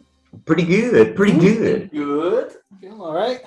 Covered in Alright. blood, but I'm doing okay. So, if Zed is going to take some time to behead the 4 heads, you now have a goat head, a small gold dragon head, a lion's head with a hole in the back of its throat, and a snake. Could we? Anyone need potion? Anyone need spell components? Well, I'll harvest what I can use. Should we check on the orcs it was eating? Jen, do you want some more? No, I'm fine, thanks. Yeah, I hurry over to the after I've chopped the heads off, I hurry over to the corpses. Are they fresh? Hold on, because it's going to take a little while. Yeah, go What ahead. is Narlock and Roberto doing in this time while Zed is butchering this thing? Checking for more loot. Check for more loot. Okay, Narlock. I'm going to be checking for any trap exits. Okay, give me the roll, and you give me your roll. You do get components for a few spells called refill. 17. 17. Not 20. Okay, there are no. Finally. Fucking finally. Yeah, there are no traps. You can see the service tunnel at the northern edge of this area, and you can see a bit further down there where it turns from the built service tunnel into, I wouldn't say rough cut, but much more ornately structured but rough. So it's clearly been mined out and excavated, and then like candelabras made of adamantine have been put in places where they would have held candles rather than torches. As well as that, there is the route on the other side of the room. Okay, so sorry, can I just borrow that a second? Yeah, of course. Sorry. So, that's all right. No, you're fine. Which route did you say has candelabras? Love the The north. northern point, which is a 5, which is basically only big enough for you guys to walk one at a time. That's fine. I just wanted to quickly doodle a candelabra there so we know what is in that direction. Okay. And there's a couple of routes off to the sides. Roberto, you find about 20 gold loose. About 40? 20 gold. Okay, Zed, you and Celadine make your way to the bodies. I assume you're going with Zed to the bodies? Mm-hmm. Okay. The bodies are not fresh. These are old bodies. There are a few orcs, a couple of humans, a lot of rats. The fresher kills are things like rats, except for where you see chunks of butchered meat. So this isn't like this has gone out and hunted. This is knowing who these animals were. It's probably where Scora has dropped off food for them, or had Rayen or Kit or Alina throw food into the manhole at night. I look up at the ceiling. Do I see a manhole? This is the main. Yes. There is a manhole. So this is the northern way we could have come in. Yes. But you said outside the city walls according to the map. Or At this in- point on the map, you are just inside the city walls. Okay. Well, this looks like poor victims were thrown down here. Not anyone you know, are they? No, this one. I'm guessing not. I say that this is probably just some poor soul that's got himself thrown down here. Some, possibly. Too old to tell. Too eaten to tell. Yeah, it's it. I say a quick prayer over the bodies and scatter some incense over them. Where would the party like to go now? Or would the party like to take some time and have a rest? You guys at I this think point we need a rest. I've used a lot of magic. Okay. Shall we pop back to the reading room? Because that seemed like a nice, safe place to rest in, rather than sitting up in this big, long corridor. Okay, mark up another long rest. You want to use the lectern as well, don't you? Yes, of course I want to use the lectern.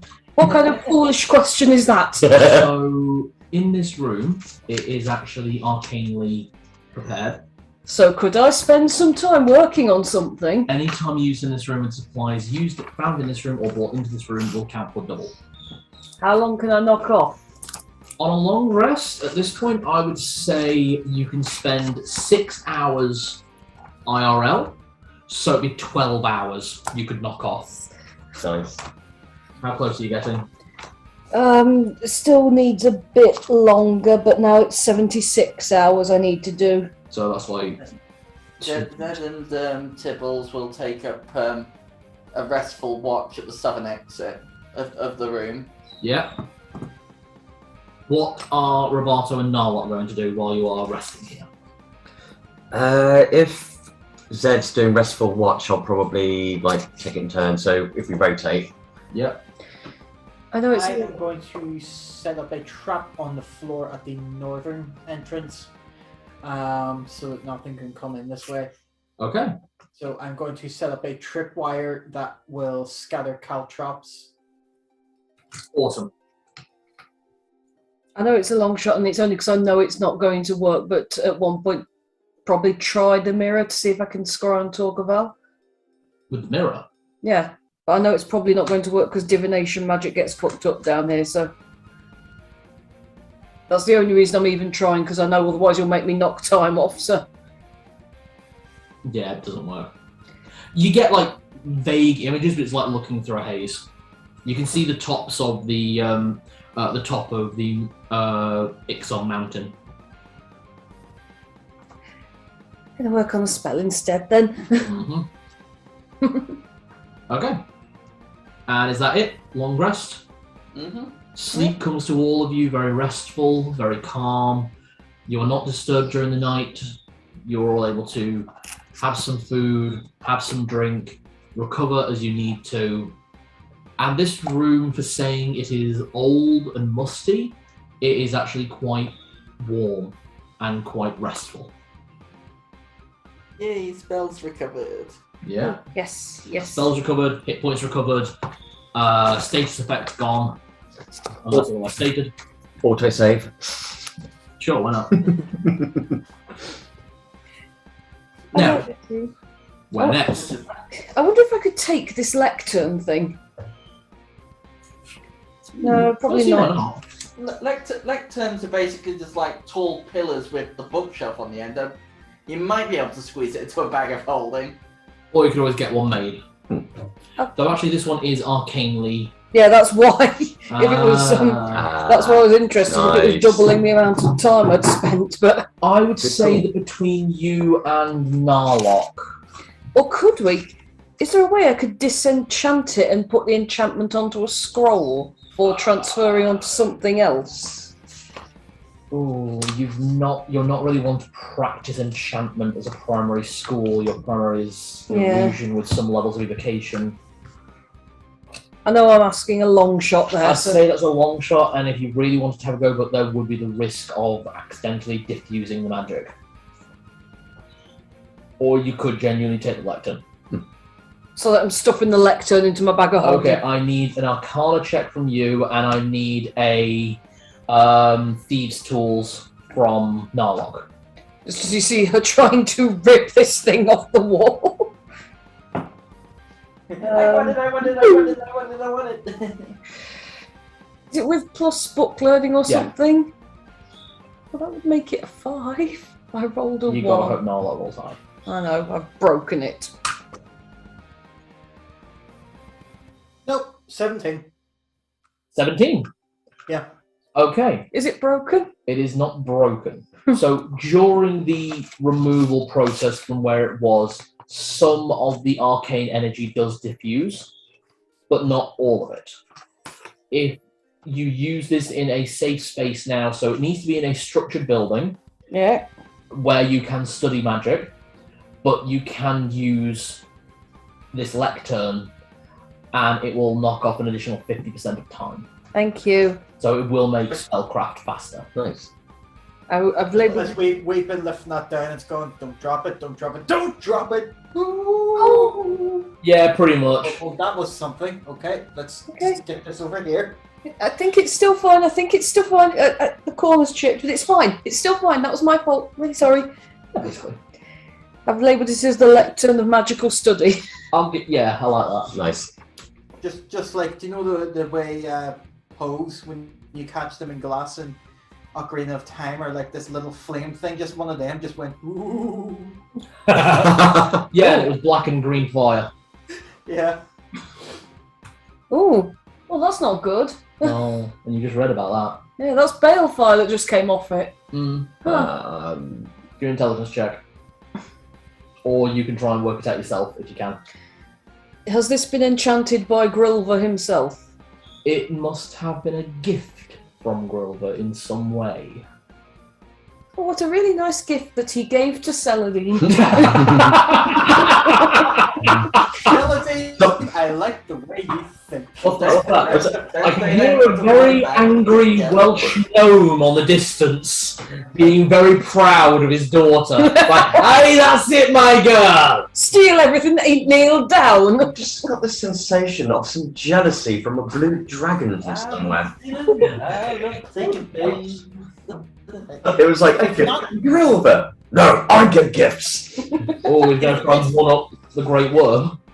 Oh, that's not a bad idea. Let's show this to White Band and see if he tries to one-up him, yeah. That could be entertaining. It's not nail down, and it's not in a safe. They do not care if it goes missing. This is a very good point. Okay, from this point, where does the party want to go?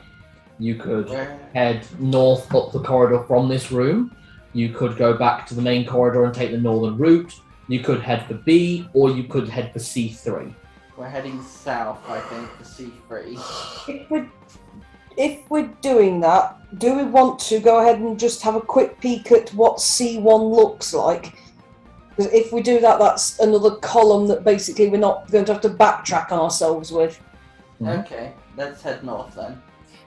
So from the room, we're going up this way. From the room. From Up the there. From the long corridor, we're going up to... So- Oh, no, hang on. There's two routes either way. Sorry. Yeah, that's what I need to know. Oh, so yeah, from the room. We'll go from the room north. Okay. Heading from the room, I'm not handing you a map just yet for reasons you'll find very obvious. Heading north from here, the party walk for about 2 hours in slowly darkening rock until you finally come to a partial rubble blockage. And you can see glimmers of light coming through from the outside. Okay. Oh, wait.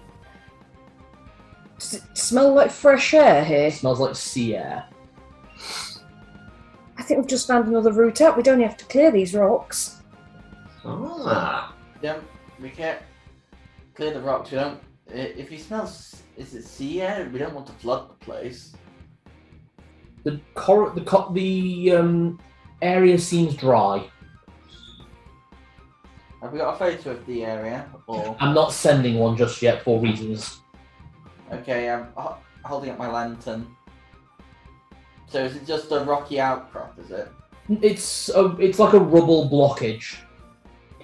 I mean, we don't have to clear it now. It's just that this is another one we can list as potential way out. Well, potentially the shock may unearth it when the things explode. True. Big boom boom. Now, big boom boom. Wait a minute. That doesn't... Something's wrong with the geography in here. If this leads north, it shouldn't lead anywhere near the ocean. Give me a book learning check. The ocean was east of Brayla. 14? 14. The higher up the mountains you go and the more choppy the ocean, the higher and the more clear a sea breeze will smell. You don't have to be near an ocean to smell the sea breeze. Okay. And where you are right now, this is the northern edge of Brayla Capital. This is outside the city walls by quite a distance. There's a very good chance that if you came out of this, you would be on the edge of the Lost Forests. The one that separates Lost Vault from the rest of Brayla and is known to have a funky geography that only a ranger of Fenrisulfur or Malar could traverse. Oh. Okay, so relaying all of that, so we might as well go back and actually go south then, but at least now we've got another route that could lead us out of this place if we need to. It's probably not an ideal way out, but... Alright, it gives us options. It's definitely a way out, so... Okay. So we'll have to backtrack back into C2 again. Yeah. We head to C3. Yeah. Or do you want to check that other corridor? There's another way up into C1 we could take if you want, but... so, excuse me. Yes, there is a way from the Chimera room, isn't there? Should we try it? Just to get an idea of what we're looking at. At least that way we've got the map, and then we can... Yeah. So we'll head north from the central corridor. Okay. Mm-hmm. So, up to this bit. Yeah.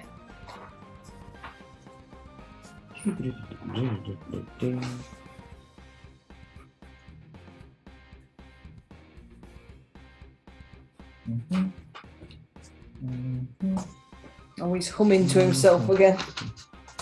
Loading screen. Oh, Raggedy. so, heading up the northern path from where you slew the Chimera yesterday, you travel a long way. I mean, so far you guys have been awake for 4 hours due to that long corridor you've taken.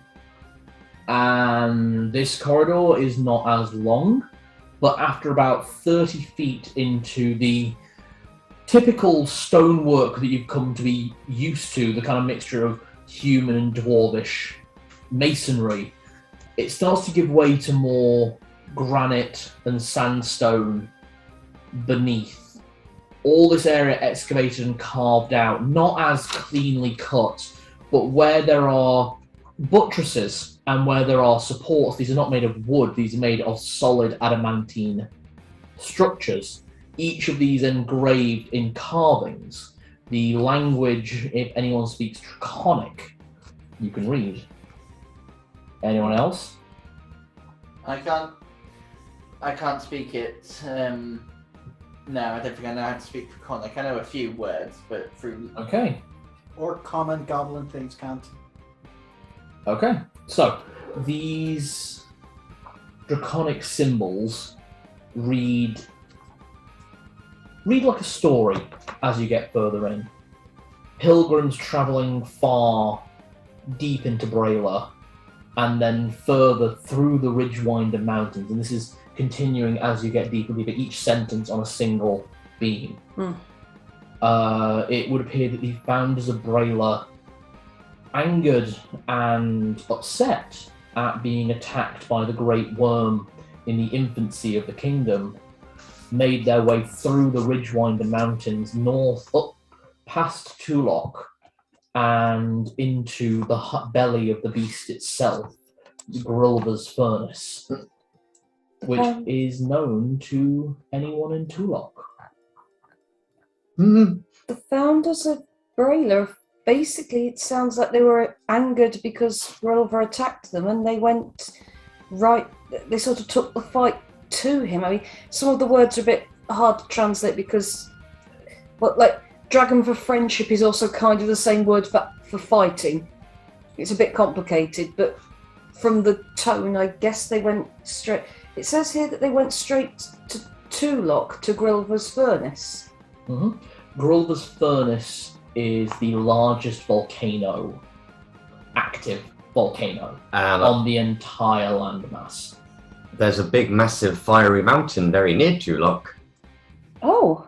Oh, that might possibly be the furnace. Oh, I hope this tunnel doesn't lead straight there. That's what I'm a little... That'd be a hell of a distance. Well, here's the thing. I'm not sure how far this tunnel goes, but if But we're heading north, not south. No, Tulok is north of Brayla. So the founders North came of south Brayla is Glendoral. wait a minute. and Tulok and Vestal. Brayla is the southernmost point of Celebor. Wait a minute. Unless, of course, if this is a connecting tunnel where there is actually a tunnel which I am not being told about, which runs under Tulok. I mean, look at the structures. Look at the right. Well, I can't read it, but there's writing, a story. And Sorry, what was that, Zed? sorry. That's it. To get to Tulok, wouldn't you have to you'd have to cross. We're at the northern point of Brayla City. You'd have to cross the distance all the way to Glendor, all the way to the northern border of Brayla, plus Glendoral to reach Tulok. It depends if it bends. If it bends a little bit, it would actually be not relatively short route. It'd still have to go underneath mountains, I think. As the crow flies underground, you would probably be walking for a solid month. It probably doesn't. And this is only a 5-foot passageway. You are going single file. It's just so. Do we have the map? Soon. Soon. It's It's very dark down here. The map's having trouble reading anything. I've got my lantern up. Okay, the map's just not showing anything. This is weird. It's just Sorry. also, it's just the confusion of we're supposed to be in the Underdungeon, and yet there's now evidence of Grilver and the tales of this confrontation thing that's going on. Grover is worshipped in Brayla as a god. Oh yeah, that's Sorry, actually Nick, you want to say something? Nick? No lantern. Alright, so your hand was like locked up like that. I think you froze. Yeah. I was doing that. Oh. Ah. I was trying to hold the lantern. I like it. The last part of the story detail how every knight and warrior and lord and even the ruling monarch who went to attack Grover was eaten, killed, and devoured by fire itself, save one, the reigning duke. And that is why it's a duchy. It says here that every single one of them who went was devoured by the flame, apart from the only one who came back, Duke Frey. Yeah. Duke. I don't think the same one. It's got to be his ancestor. Oh yeah, I mean these stories are detailing something from thousands of years ago, older than any of the things you guys are currently contending with.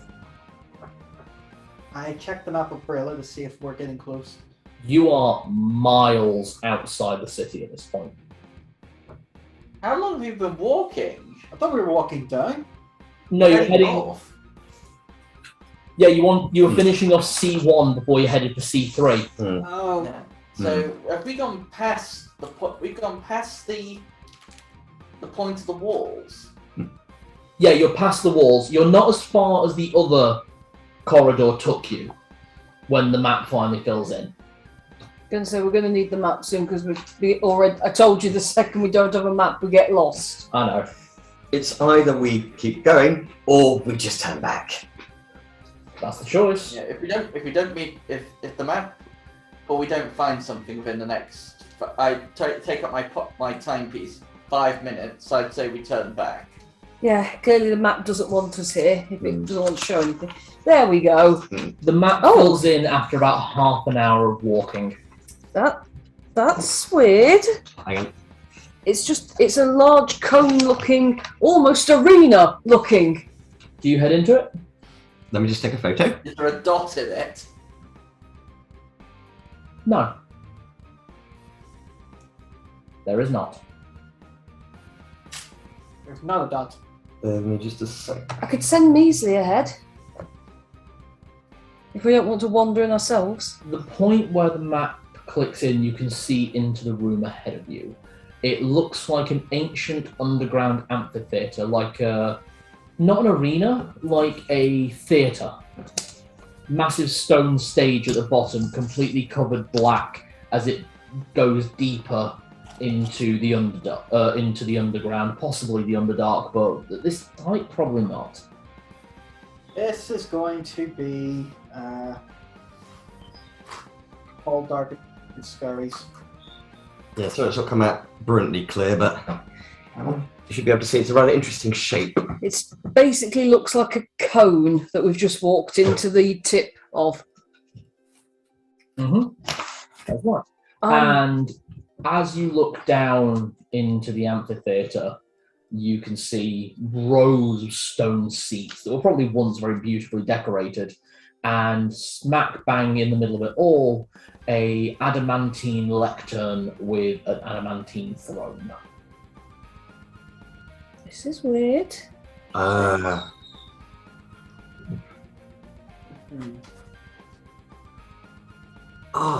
yeah, we saw the adamantine stuff. It's holding everything up.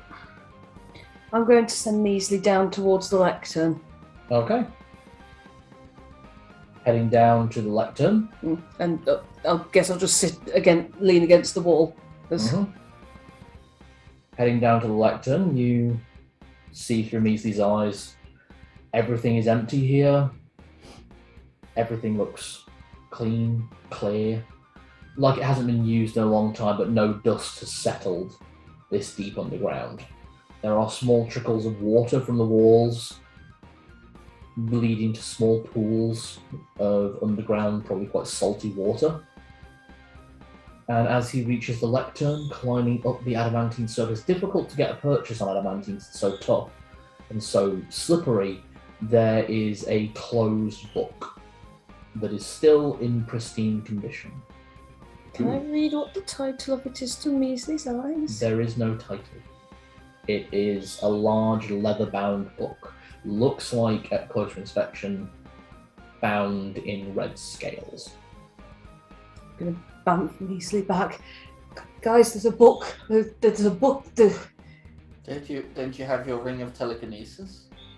Oh, you're right. I'd forgotten all about that. Yes, I will telekinesis. Too far away.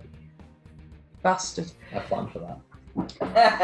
Now, what is the range on telekinesis? It's about 30 feet from a ring. And that is about 90 feet away. 30 feet from the stage. I don't want to leave it. It's bound in red scales. I draw my blade. How far away is it? 90 feet. Shall we? Can I move 40 feet into the room stealth and then use my rope of constriction to grab it and take it? The rope tangles out. I'm not going to worry too much about you rolling stealth. And as it reaches it, it's chained by adamantine chains and lock. What the rope is? No, the book is. You know how really expensive books are chained to their holdings. Oh, so the book is chained to the throne. It's chained to the lectern. So I think nothing's going nowhere unless you can break them. Or unlock it. Maybe I might have something. I might have some. Depends what the range on this is, but I think I might have something. I don't know what level it is, so just bear with me. If we could illuminate the room, we might be able to get. The room is very well lit. Ambient lighting from everywhere. Can I roll perception to see if there's any more of the draconic writing around this place? Sure. And 10. No. So the room. So at the far end of the room, there's this thing. So this place isn't a amphitheater. It's a chapel. No, it looks like a theatre. Interesting. The lectern and the throne are about 30 feet from the front part of the stage. I wonder if preaching happened here. If you've got a stage. There is a very definite stage, and it is like a theatre stage, like a really big, expensive, like if you went to London, basically, but everything is made of stone and metal.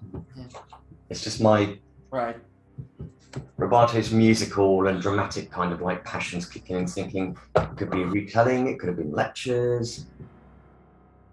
The two little dashes are how many squares? Does that indicate square?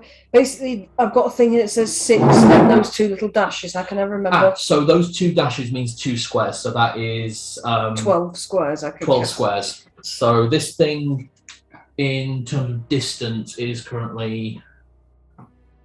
So each square is 5 feet. So 10, 20. It's 30 squares away, I think. Hold on. 5, 10, 15, 20, 25, 30. That's 6. 18 squares away. Okay. The book and lectern is. First up, I'm just going to drop a detect magic just to double check something here. No magic. Okay, so that won't work. It's not a magical chain. No, it's adamantine. How did it just pop? Oh, you didn't say it popped up. Sorry. No, it's holding it down by its back cover, so it means you didn't see them, and the metal blends in. All right. The only way it's not being moved, it's not magical, so I can't dispel it. Guys, I really want to go and read it. I'll be honest. I will try and unlock it. Let's step carefully into the room. Okay. I'm just going to hand near my weapons. Whoever gets closest to the lectern first can give me a perception check. That would be me. Yep.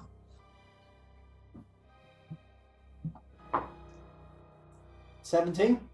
There is a small adamantine key on the throne.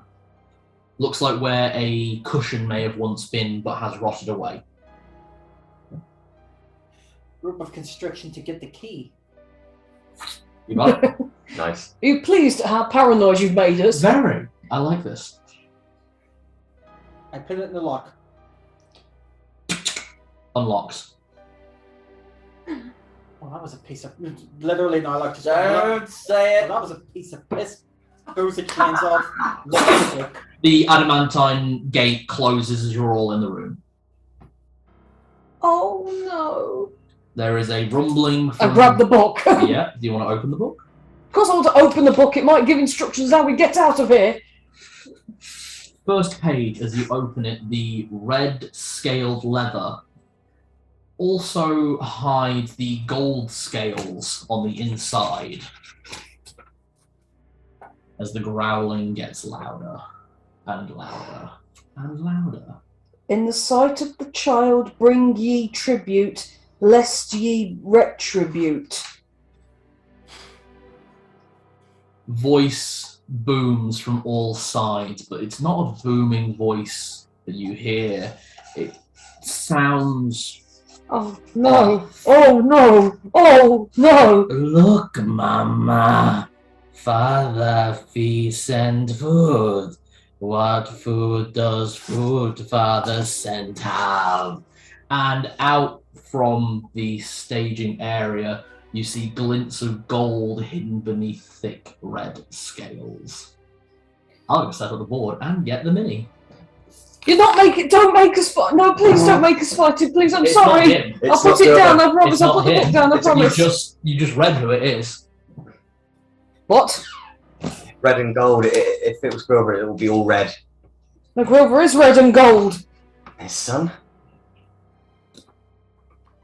Yeah, it'll be his kid. In the sight of the child, bring. Okay, right. We might just have to give something nice to it. What the? Give him the diamonds. I haven't got diamonds. Food. Get ready. What all of us put down in tribute rations which Zed can multiply.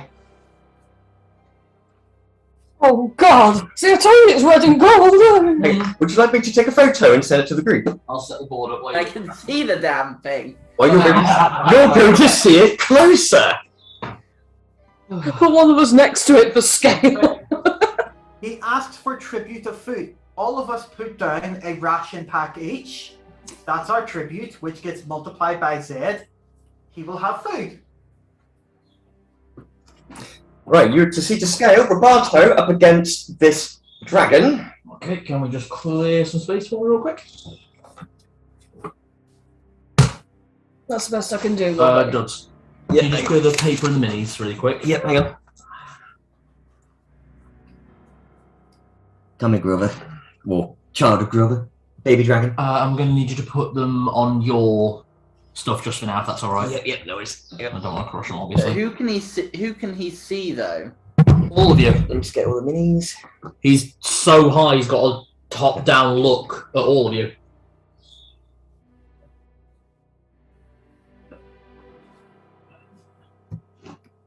There we go. I'll clean that off sideboard. I'm guessing your necklace won't work on him. I can give it a go. Yeah, actually, yeah. I can speak dragon.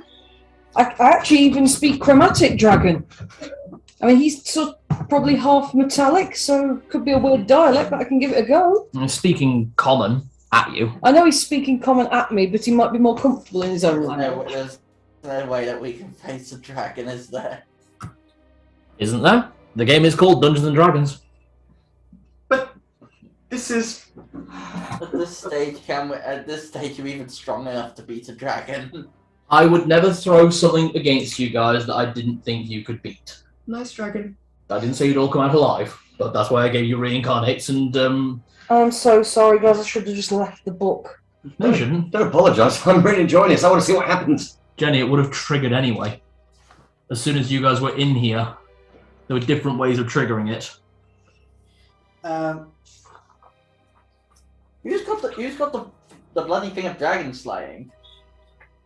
Narlock. No, it's got a thing, yeah. Can we try the whole giving it food thing? Let's try talking first. Duds, could you start passing me the minis? And then I'm going to need you to move your book, if that's alright. Yep. If I give you dragon first. Yep. Hi, great and powerful child of Grilver. I'm saying this in Draconic, and I know I don't sound confident. Mm. If you'll just give us a moment, we can put our tribute down, but we weren't prepared for you to be this quick. Give me a persuasion check. As you can see, I am a friend of dragonkind. Yeah, that's why you get the persuasion check. I don't think I've got a skill in I haven't, and I rolled a 2. I have nothing in charisma. As you look at it, there are traits of adult red dragon mixed in with young gold dragon. It's a very strange mix. You wind up with aspects that look older than other parts. Some deformations in the body. I don't like using the phrase, but imagine looking at a child that you know has some kind of chromosome disorder. That's kind of what you're looking at here. I just need you to move that book, so it's not under the... Thank you. You can put it on top of the on there now, because that's all null space. So, Mama, me give tribute. is your mama nearby? Mama here. And you see the massive red wing move in time with the red tail, with the gold barbs. And you see what is clearly the skull of an ancient gold dragon, long dead. Oh no. Oh, you poor little thing. Not fine. Papa sent food. What food does food bring? And you see flames licking at the fangs at the same time as thick green smoke coming out of the nose. Give it some food. We need to give it some food. I want food. We'll eat horse food, because we've got 14 days worth of horse food that I forgot about. You try. Like, what? Jenny, if we all put down rations Yeah? and Zed multiplies it with his spell. I don't need a material component for that spell. How many times do I have to say that? Okay, well then can Zed cast that spell? So if you desire food, Yes. how much will suffice? Much, me growing boy. can cast the spell 3 times. You can. And it produces 8, I'd say about 8 days rations. Basically, 8 days worth of food.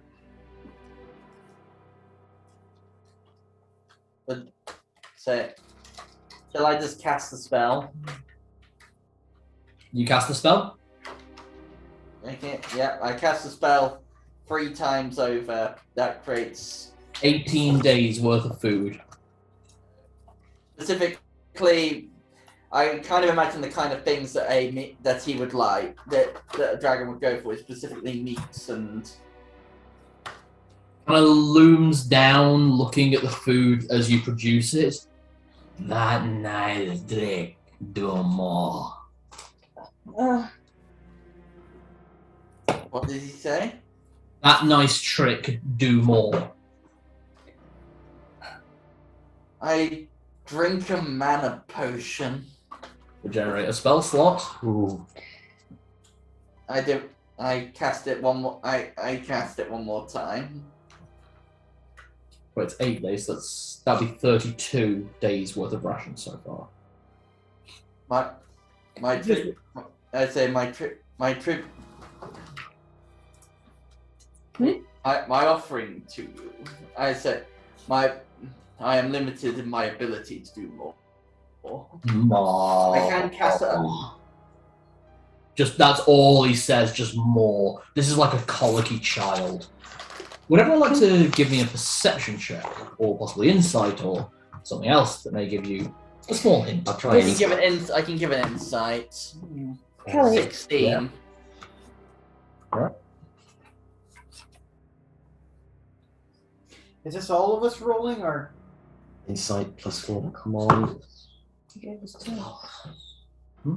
He gave us 10. But would that work no, on? it says +2. Work on everyone. Work on. No. Might have been there too long. I got 16 on an insight. 11. 12 in insight. Sorry, I'm so frightened I can't count. 13 on insight or whatever.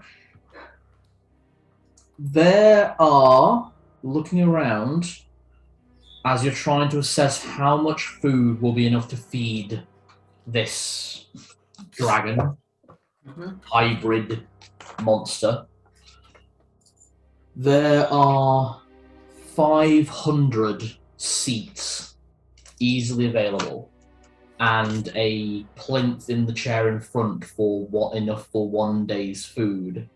Or there is a small pyre at the bottom, enough to fit 1 person.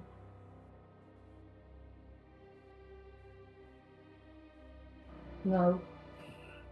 Oh. No, you bastard, no. And there is a large chest laden with gold Where? towards like the front, and it looks like it is just like a tribute chest. Oh my god. So how much food would need to fill the plateau? There are 500 seats with a room for 1 ration before each. 500. We've got 130 days worth of rations in my bag of holding, and it depends if you'll eat horse food as well. How much? So I produced. 32. I can't. Even if I sacrifice higher spell slots, there's nothing I can do to make that more. Okay.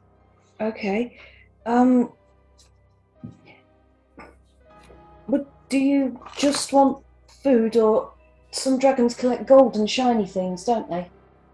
Treasure to food first. Treasure go there. And gestures at the tribute chest. All right.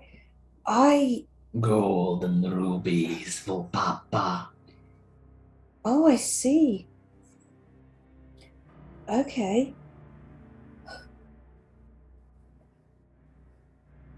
Are you thirsty as well?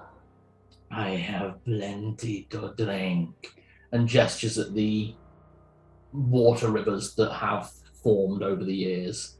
Right, so we probably can't give him the booze then.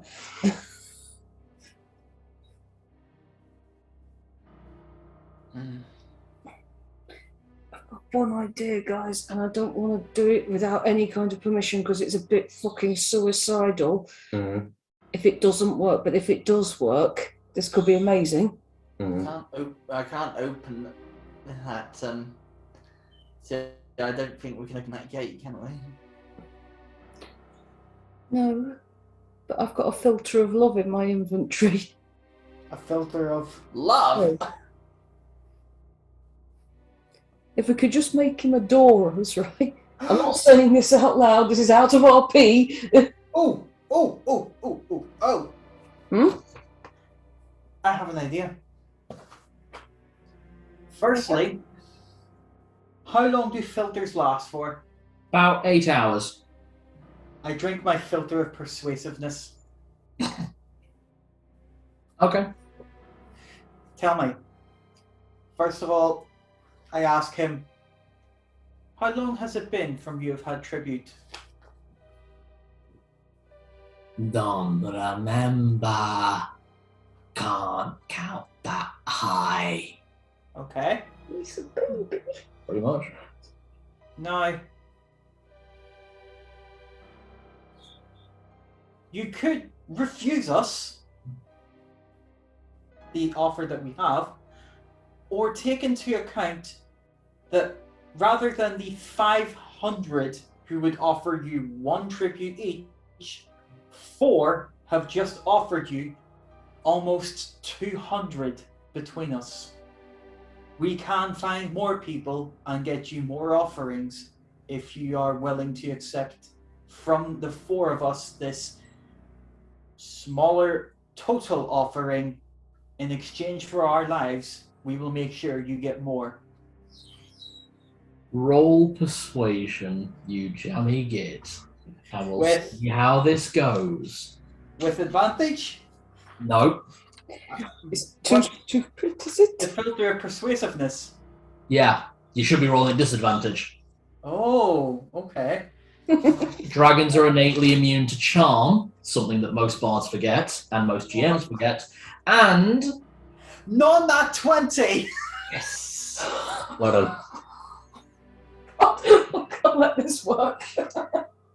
I don't want to fight that The thing. young, old, red gold dragon before you thinks and ponders on things that it's probably not thought for a long time. The slow brain within its cranium hitting the right neurons, and it remembers something. I take food you offer and promise more, but I need something fresh. You Hmm. need something fresh. Yes, they used to bring me little people and animals. And he's kind of staring really hungrily at Tibbles and then at each one of you. Oh, you don't want him. You don't want that wolf. It's all hairy and disgusting. Then it focuses on you. Hi. You be tasty, you look like ones they used to bring. No, I don't think you want me. I'm quite scrawny.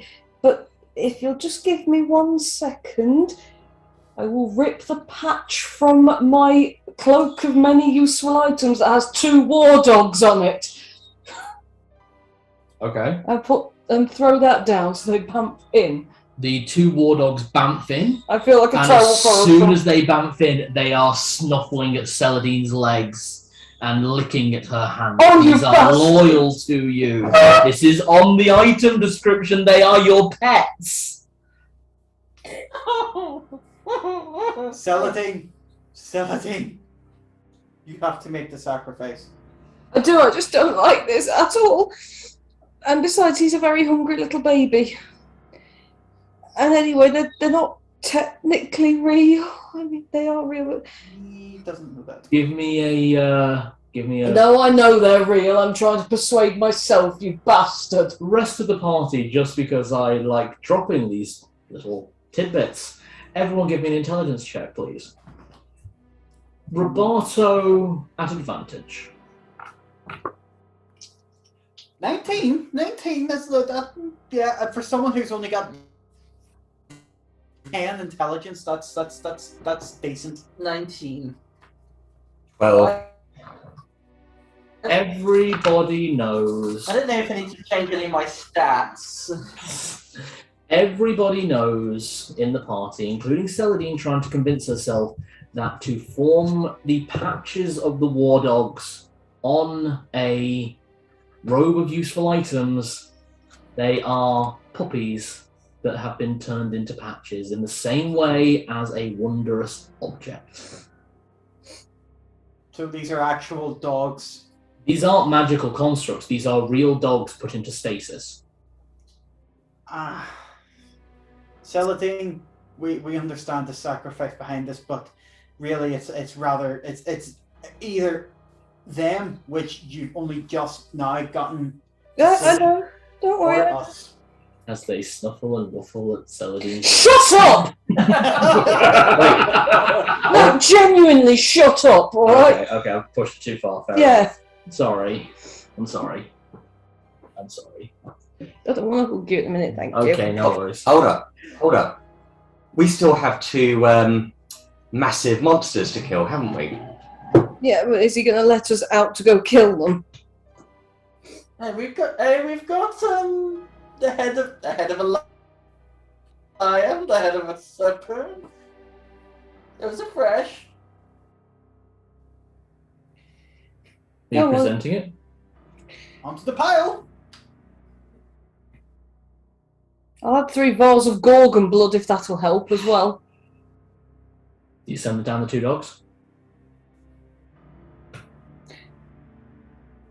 Yeah, do you mind if I walk away though, Mr. Baby Dragon thing? Nando for food. Looking at the two dogs very hungrily. Now tribute chest for Papa. Rubies and gold. We just found 3 rubies, so we can put them in along with the 5,000 gold I just found. And I also go and throw the 20 gold that I picked up as well from the bodies in the loot chest. Just sort of go just go to the bag. 5,000 gold, please. More Except silver. gold and rubies. I'll chuck in 20,000. Not from yours. Mine's can be sacrificed because mine's is just really. We've got tons and tons and tons of gold in the bag of holding I'm carrying as well. Okay. I've got another 600, and then I have another 2. Zed is really hating this dragon at the moment. So I've got that, and Is it enough to push him over the edge? Pardon? Is it enough to push him over the edge? No. Is it enough to push any of the player characters over the edge? I have another 2,608 gold. Is there, No. I don't think there's a way for him to get the assassination on him with that dragon lance or whatever it is. Rest of the gold, please. How much is that? That was altogether 7,608 gold, Not enough. plus the rubies. When does your father come back and check on you, just out of curiosity? Can't remember. Can't count that high.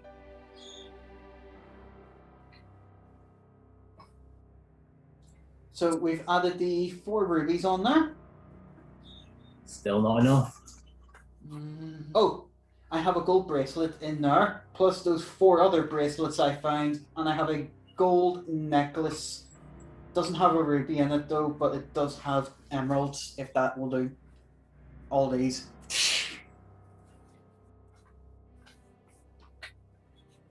So that's another 2,000 worth of gold. I'll do a check on something. Alright, as soon as that gold necklace with the emerald plonks in, the child starts to rage to an extent. Nah, just gold and rubies! Okay, I take it, and I take the emeralds out of the necklace. There, it is just gold now, and I put it back. Oh. Who else has gold? Got 4 gold rings, if that counts. I've got tons and tons of gold in the bag of holding. I'll chuck in 20,000. I'll throw the 4 gold rings in. That's really how they're trying. Tibbles is snarling at the moment. Oh, God, you know what, guys? I really kind of want to just do it. It kind of sounds like we should just fucking. Well, he's not going to let it. He's just going to make us keep doing this, isn't he? Mm. There is a point where you guys will just get out and he will just let you out, but I don't think there's going to be a way this out. character is too stupid for me to like tell you how much he wants. That's fine. Could we have a surprise round if we all started casting or doing something? Oh fuck it, I'll let you guys roll initiative with advantage. Okay. While they do that, I'm gonna say I'm just going to go get something here. It's got more gold in it over this way. You hide behind the hide behind. Yeah, you can hide behind the throne and turn invisible. Yeah, it's big enough. He Okay. he wouldn't be able to see you. So everyone else just keep distracted. Keep That's distracted. your prep round. Okay, that's your prep That's it. round. Yeah, I'm just. I know that red dragons are evil, aren't I? You know that red dragons are evil, but this dragon clearly has elements of gold, which is good. Damn it. A protection spell won't work. Just 1 minute, little one. I just need to try and find something in my bag here. And while I'm quite busily making a lot of noise, rummaging through my bag, I'm going to ask Measley to scamper as stealthily as possible. Okay, let's get a measly minute. And I suppose you need to put the 2 dogs on actually as well. Not the cookies. Not the cookies. I begin. At that, I also begin to chant a prayer. Oh, wait, I can't use that anymore. I used up all 3 of my spell slots. Ugh. You can always swig a potion and get one back. I can't. I've already drank 1 potion. You got what? Oh, yeah, actually, instability. Pop him when you want measly. Okay, I'm just going to check something. I'm at this point while we're prepping. I'm just going to subtly smear some of the oil of haste on me. That should- I'll allow that. It's a very stupid thing. Yeah, I didn't want to put you guys against actual growth, but I wanted to give you guys a bit of a taste. Other doggo. I'm gonna get Shadow Mastiff, yeah?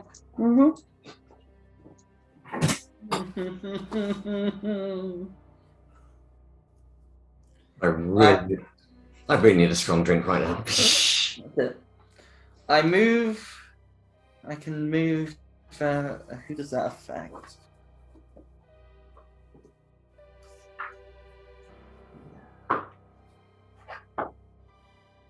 He's going to be immune to fire damage, isn't he?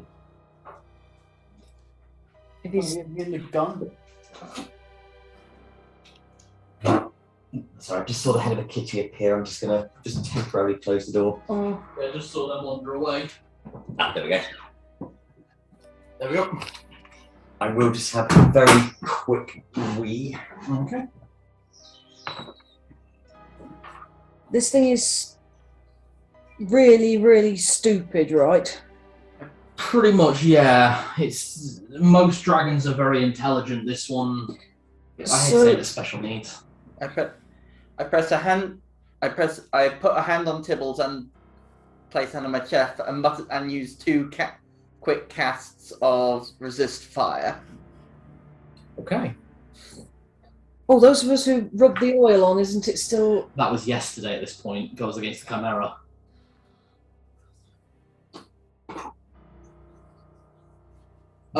Zed. Yeah? Heads up, this is a dragon and a monstrosity. Yeah, so I put the Vorpals. I mean, I don't think, even if I crit it with the Vorpals, I'm not going to head a dragon. No. Right, you know what? Actually, So, I don't. Sorry. Go on. just a mutter as I unsheath the standard sword, the radiant sword, and just pretend to be examining it for a moment. Yeah, the sword of the White Wolf. Yeah, Oh, just good like Lord Fenris, give me strength. Sardine? I've just worked out. I don't think I do actually need to send Measly out. Sorry about that. That's alright. You can use Measly as the mini if you want to. Yeah, I thought that a spell didn't have as much range as it does. Okay. Right. Narlock is just going to shoot this thing and hope for the best. Right. I mean, he's hidden. See what happens.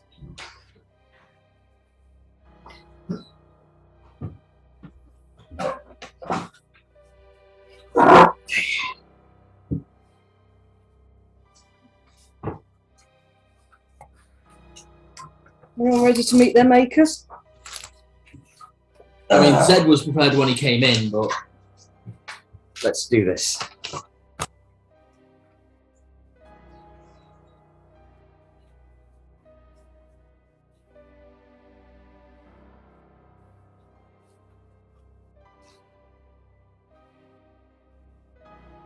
Well, the kitten's is coughing. She's probably tried to eat something that she's not supposed to again.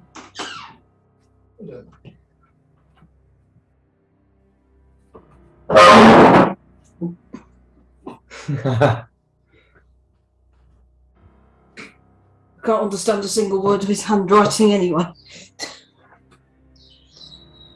We've got this. Are we actually going to do this? Yep, Well, it's Dungeons and Dragons. apparently we don't have an option. Hey, just think, if we do take it down, we can see if we can make some scale armor. Ooh, that'll be nice.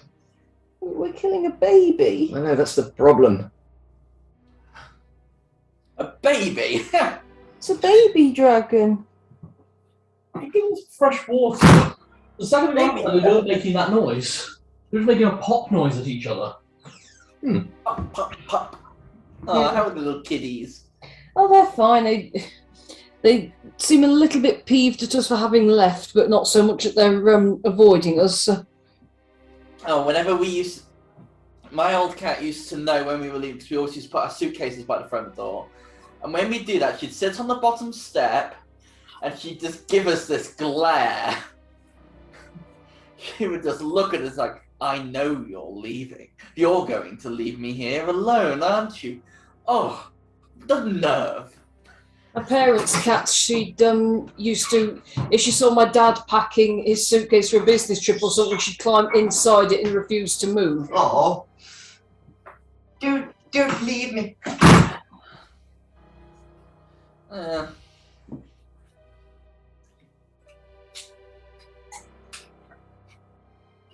Okay. Okay, are we all ready? Mhm. Oh, waiting for Nick. Wait for Chris. Yeah. I've got my spell readied. What is your prepared spell, just so I know? Confusion. Oh, good choice. And I would make the argument this thing's stupid, so... Oh, yeah. It's got the standard resistances of a dragon, but if it gets past the resistances, there's no fucking way it's going to beat yours.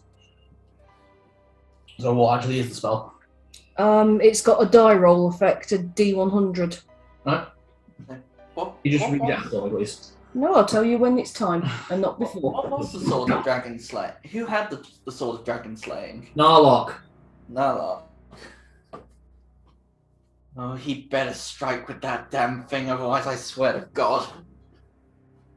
Is it possible to get the assassinate with that? Yeah, you can get the assassinate with anything. What counts as the assassinate? So you have to get the surprise round, and it has to be against an enemy that is unaware of your positioning. So So you get the backstab rule. It has to be before the game begins, and then you get a 50% chance to auto-kill the enemy. My ruling is if it is a boss enemy, instead of doing the full damage, it does half damage. So it half kills them. So I'm guessing this is definitely a boss battle. Obviously. Actually, I don't know if I do want to cast confusion now because there's too much opportunity for it to still be able to hurt us. Well, that's for 9 rounds. That'd be 9 rounds where you don't get to control it, really. So. Are there 12 uses of dragon's blood in this game? I guess you can use dragon's blood to. I got nothing. I don't know. I think it's just one of those rare commodities that people are pretty certain that must do something that comes from a dragon. But I bet there is some work in alchemy. I get it. We will get through this. Whatever happens, happens. But I will say though, if Zed gets through this, he's going to be very adamant on getting back on Fenris's trail because this has been he's now been in 2 near-death situations. Hey, at least you got all that food if you win. Yeah, the puppies can have it. They'll grow big and strong. They're gonna die. They're going to die either way. They are in melee range with him, and they are not going to have good HP. We'll see. It's hilarious things that happen.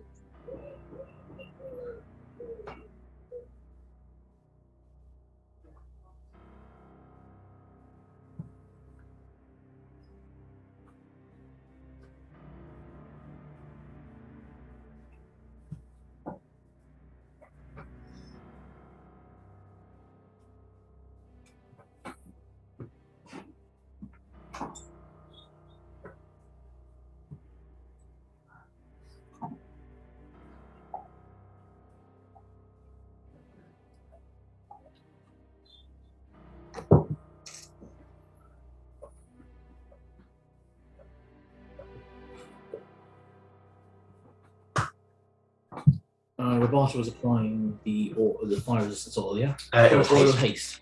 Okay, we'll say that triggers the start of combat, so yeah, you've got haste on you. Okay.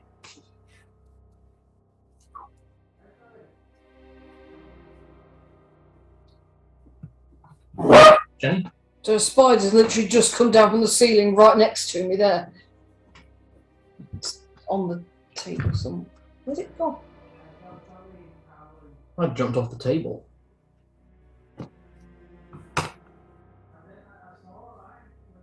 I just come down the ceiling. Hello.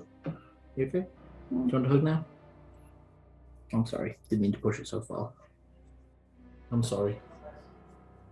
You okay? Mm. No, you might have Papa. I didn't really want them until you started describing them like that. So Right. Mummy was just calling there, Nick. Is she okay? Yeah, she says that once Eamon's come out of isolation, she's going to get the rest of our cards together. And she was. What, they need to isolate? Well, the ones like me, Auntie, Maria, Uncle Lando, Right, yeah. all our lot. For fuck's sake, keep doing that. Instead of sending the cards over, she says, would it be better if you wait till you come over in August, because that way we can hang on to that for our spending money down in Donegal. Oh, sorry. That would actually possibly be useful. Yeah. Yeah. Do that then. Yeah. We'll do You that. ready? You're very nice. Yep, ready when you are. Okay. Let's roll for initiative now, and then we will go through a surprise round in that initiative order, and then go from there. Did we say at advantage the initiative? Yeah, you guys all have advantage. Well, it's not much better. I'm last, I know it. Okay, get to the right page. Bloody hell, I wish we could have cool background music. Make you guys feel like proper badasses fighting a dragon in a dungeon. Well, when you do this video, there will be. Oh, there'll be some badass fucking music. I've got Grover's song ready, so it's going to be Grover's song. Oh, is that one of Adrian's? Yeah. Cool. Okay, so, who got 6? Hey, Oh, Narlock. 5? No. Brain Right. thought, sorry, yeah. Okay. Yeah. Let's do this. Okay, 4. Yep. So you go first. Just don't bother with me there, Cal. I got 2. Okay, Zed and Tibbles. Okay, Narlock, you get your surprise round first. am I? Oh, actually, everything's moved around a little bit, I just realised. Celadine, you're further back here. You said. Yeah? Well, would the puppies be that close then? They will follow your orders, Take half his health off, and you ordered them down to the front. Oh yeah, because it's a matter of catching that straight off, is it? Narlock would be there. I am at the pedestal in behind it, and Yeah. Got it. Always Okay. looking closer, love. No. You happy there? Wayne right between the eyes. Well, if he's turned away from me, and if I'm shooting him in the back here at this point,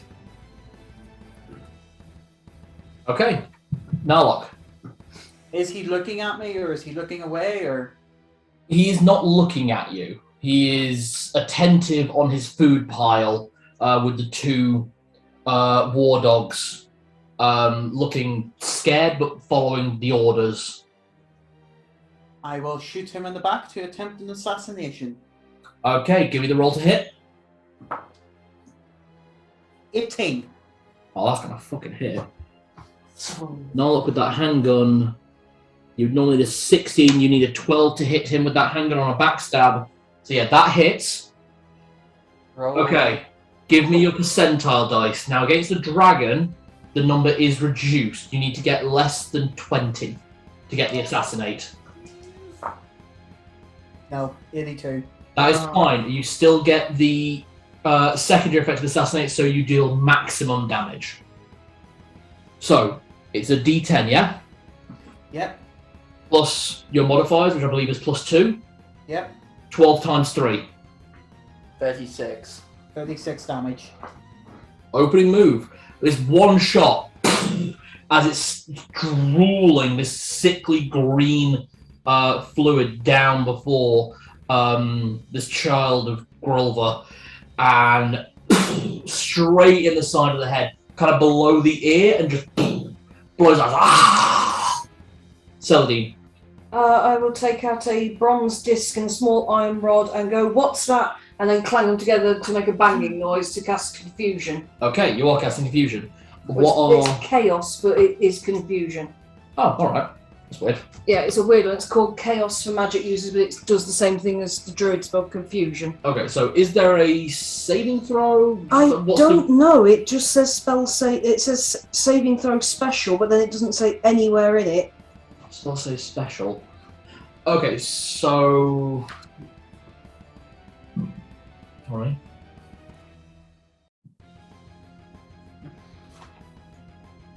Cal, quick question. Mm-hmm. Can I? It doesn't make the spell stronger. Can I upgrade? Can I downgrade a higher spell slot to cast a lower level spell? Yes. Yeah. So you can use a higher spell slot to cast a lower level spell. Alright, can I have a read? Hmm. So it's this one, is it? Confusion. Yeah. Okay.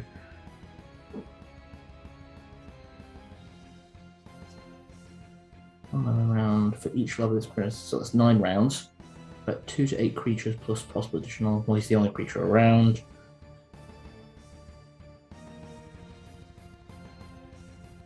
Positive number result is added to the random die roll. Okay. See what I mean? Okay, so I would take that as basically he has his magic resistance ability to just kind of nullify it.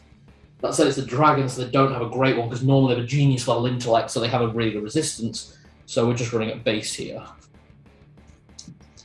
But there is a 30% chance this will not work. 54. It works. Okay, right. So at the start of each of his turns, basically roll a d100 and you tell me what he does. Yeah.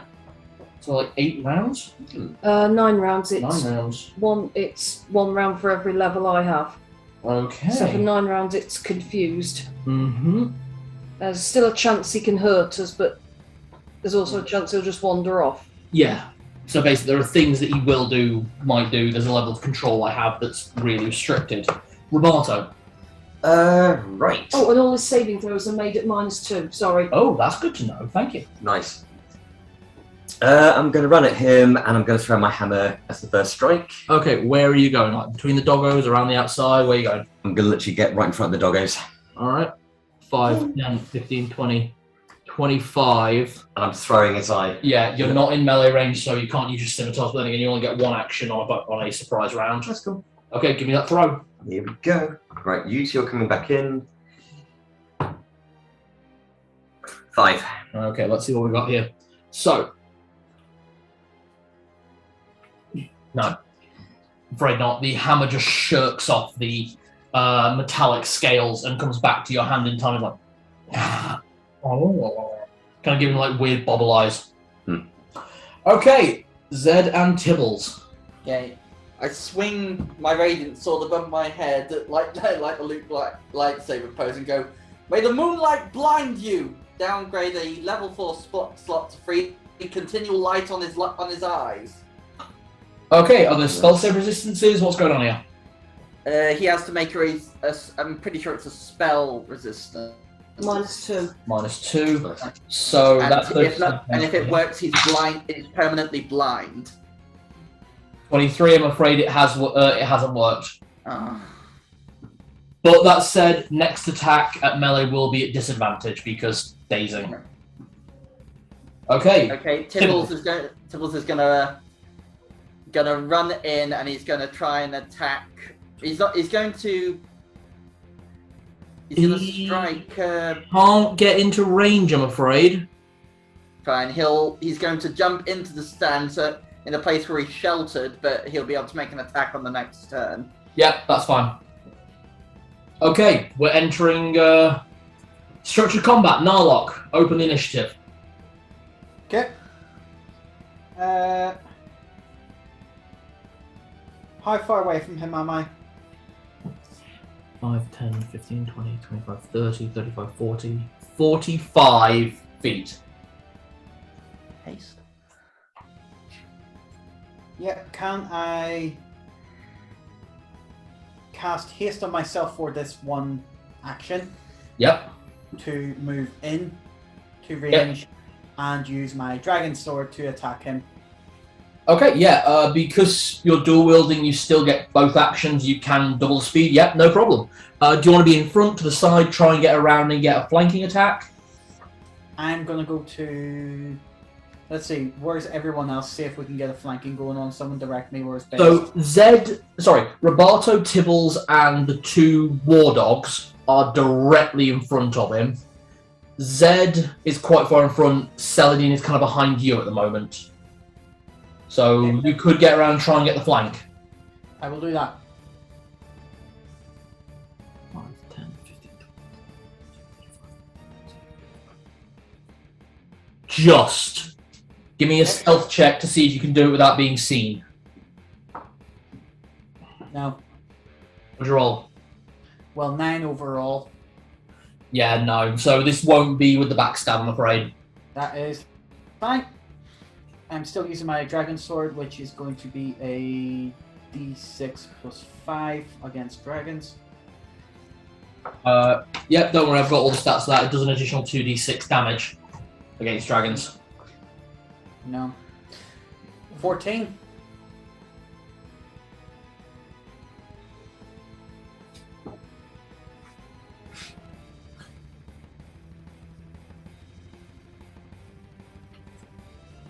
Yeah, with the dragon sword, that hits. Oh, right, okay. So I'm attacking once with the dragon sword and once with the dagger. Okay. would he have seen him as he's dazzled? Give me a stealth check on advantage. Okay, that's 16 with advantage. The dragon sword will be a backstab. Oh, sweet. Okay. In which case, We're looking at 3d6 plus 5 damage times 3. 6, 9, 14 plus 5, 19 times 3, 57 damage. Jeez. Woof. This short sword, as you bring it in, you're pretty certain you've not managed it as it catches on the scales. You're readying your dagger attack, and then suddenly, as you move forward, shink, just stabs in, and you can feel this sword knows where it needs to hit. It's not exactly sentient, but not far off. So it's like as soon as it's gone and caught the skin, it's sort of pulled itself in. Basically, yeah. It's gone with your movement to kind of stab itself in, and just... Ooh. As I'm holding it there in that open spot, I sort of pull it down and get the dagger to go in for an attack, just stabby, and see if I'm either going to bounce off the scales or actually find the skin in that spot. Let's see. Okay, go with the stabby dagger. 9 plus 2, 11. No, Yes. I don't think so. Yeah, Yeah, off that's the what it is. Just kind of bounces back off the scales and makes you pull your sword out. That's alright. I still got a good hit on him. And good use of haste. Very well played. Okay, Child of Grovel's turn. I roll a d100, is that correct? Yeah, it rolls a D100. And you tell me what I can do. Mm-hmm. I like this spell. Is he gonna roll on the 26. ball, I think? 26. He stands there confused for a round. Okay, can you do anything else, or is he just confused? No, like just a stands stun? there confused. Yeah. Is it, wait, did I just get stabbed? I don't know. Did I? What's this? Yeah, actually, that's what's going on here. Confusion. Okay, Celadine, it is your turn. I will lift my hand up towards him and feeling like we... Huh? Pardon, what? So you don't have to maintain the concentration on this spell. No, conk spells aren't a thing in 1E. Oh, Raise my hand and feeling like the worst person in the world.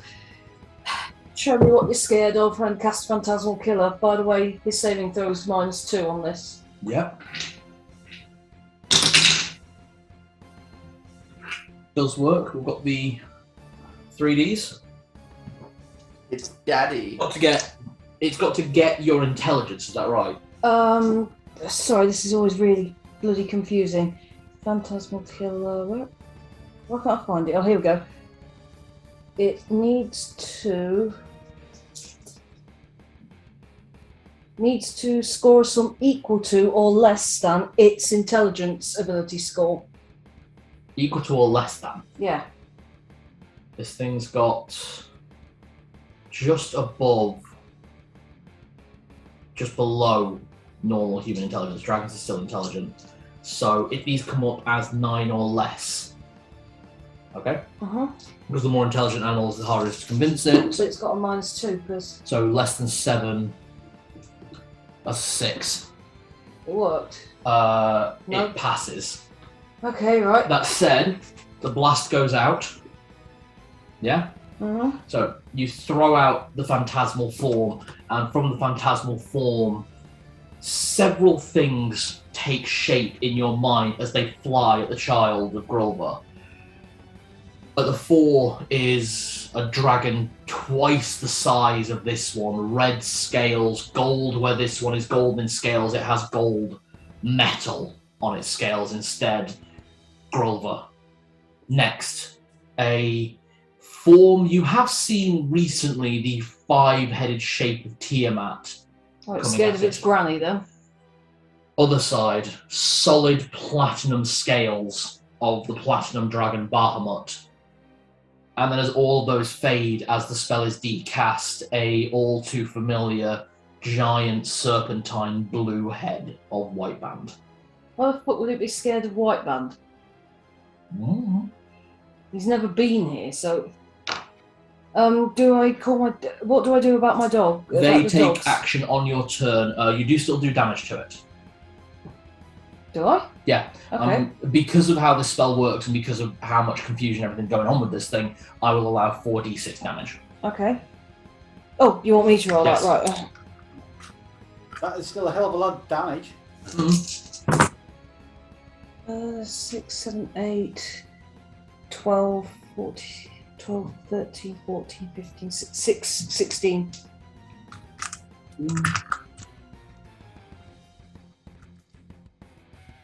Okay, and your doggos. I guess they'll try and bite its feet. I mean, Okay. Give me the attack rolls. They get 2 attacks each. I don't know what they roll. Don't worry, I do.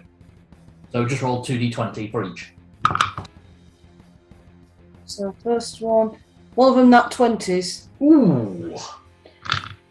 The other one's it's only got a 10 on though, So that misses. right? But it does bite down hard. And the other doggo, a 6 and a 14. 14, unfortunately, just misses as the bite goes just into Okay, because but the other one is just fucking ferocious and feral in this thing. So we're looking at 2d4 and double it. Uh, So you got to say getting a hit off with one of those doggos. And I'm going to say it's this one. We got that. 10. He did 10 damage. Well, 5 times 2, 10. Nice. That's really good. Okay, Roberto. Right, because he's tall, can I actually wang the hammer up to its head as a first strike? Yep, sure. And you're currently hastened, so you get 4 attacks. Okay, first of all, do the wang. I hate you, dice. 9. Nah, that misses. Can I please borrow a couple from the, Of course, that's why they're here. because I've just about had it with my dice. Okay, you've got 3 more attacks. Are they all with the scimitar, or are you going to make one more throw with the hammer? I'm going to try one more with the hammer. Okay, so 2 throws with the hammer, 2 strikes with the scimitar. The background with you, honestly. Thank you.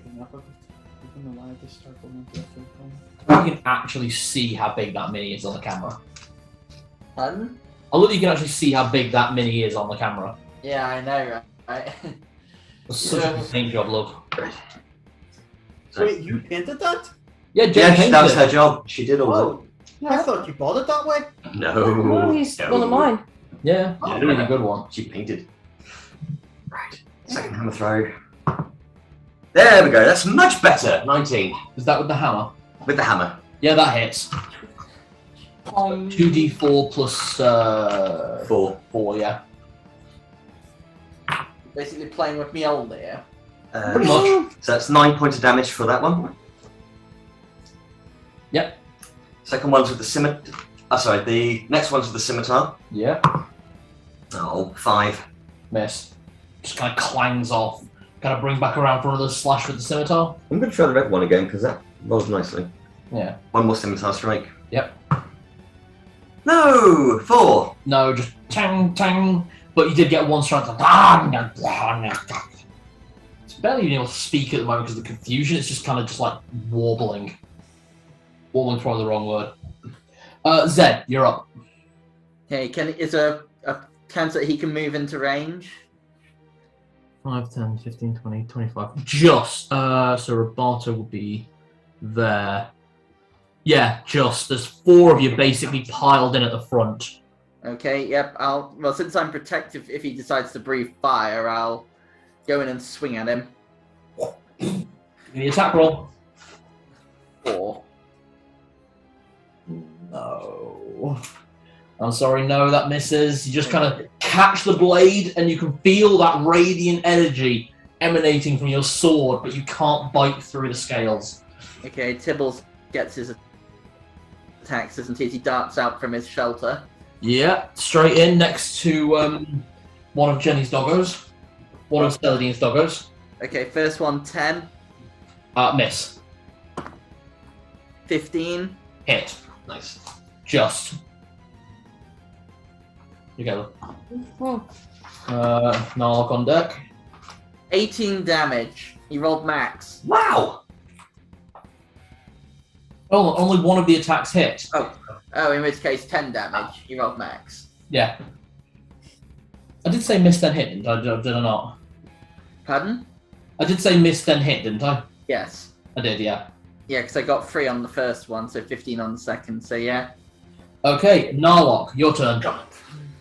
I'm going in with the sword again. Yeah. From where I am, he hasn't moved away from me. No, can't move. Just stood there confused. 12. 12. That sword. I'm afraid that misses. Just Okay. I'll go in with the dagger then for the second attack. okay. Go in. Much better. 18. Glances off. Ooh.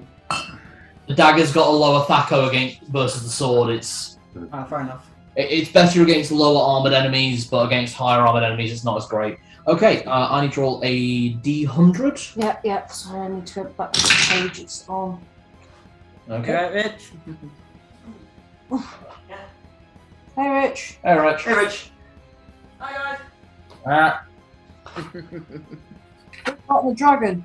What did you roll? 76. 76. He attacks the nearest creature for 1 round. But I think he can only melee it. Huh? Yeah. I don't really say. Yeah, it's a special attack type.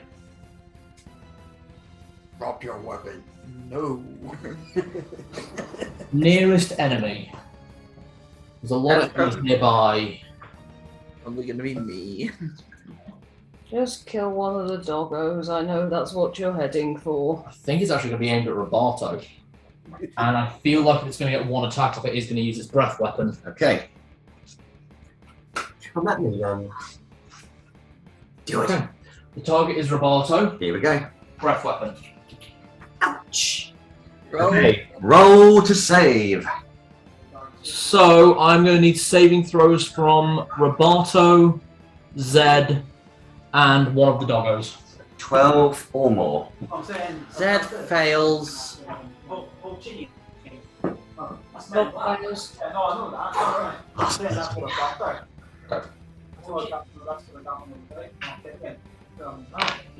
Okay, got to check the breath weapon note. It's a custom one. Oh. 3, 5, 4, 3. So yeah, I was getting the same. 1, 2, 3, 4, 5, 6, 7, 8, 9. Okay, the fire and the chlorine gas do not hit Celadine. Absolutely no. Giving you them. Oh, those guys aren't even there. So we'll wait for them to get back. I'll roll the damage and then, yeah. And he said, just completely ignite, just send a message back to him. I will squish and incinerate that little green fuck face. As we discussed earlier, it's not the same as getting away from looks and that. Yeah, okay, yeah, you're fucked. I'm casting that because it already can't be killed. Send in a text message to I'm doing that to the picture of himself to the top. I live, bitch. I'll finally went and stop being a wire little bitch. Whose turn is it? I'm just calculating damage from the breath weapon. Okay. So Zed and one of the doggos failed. Roboto passed. So I'm just going to get the damage, then I'll describe it. Oh, fire, and it's also dealing other. Probably radiant. Please don't be radiant. Not radiant. It's.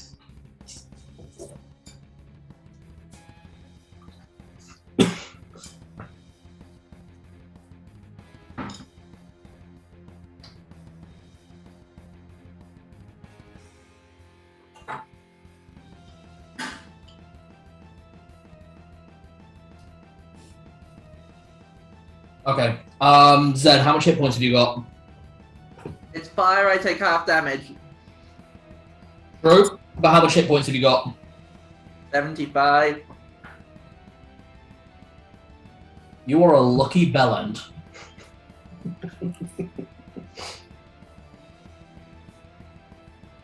Okay. Zed, you take 72 points of damage total.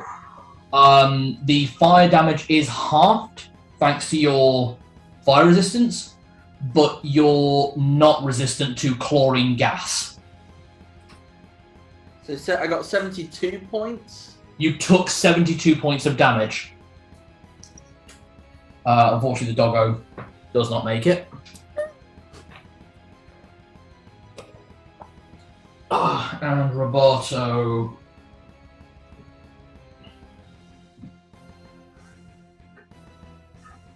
You Can I take. get a check against poison again for chlorine? That's what the whole roll was. It was it was one save because it's chlorine gas that then ignites.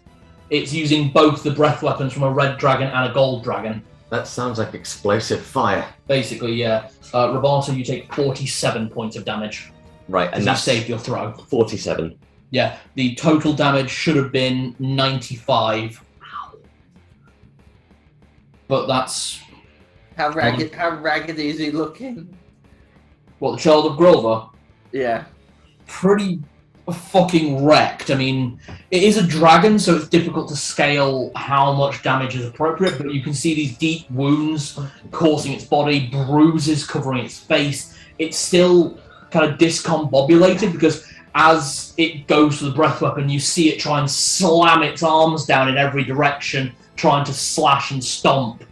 You can get an idea of how much damage this thing could be doing if it wasn't so confused, but you're okay. There's a spell on my stuff that's not. That would have been Julie. Yeah, what's that? Whirlwind. Whirlwind. There's no whirlwind. For like druids and stuff. Oh, they haven't got me snip, which means I'm very concerned. Whoa.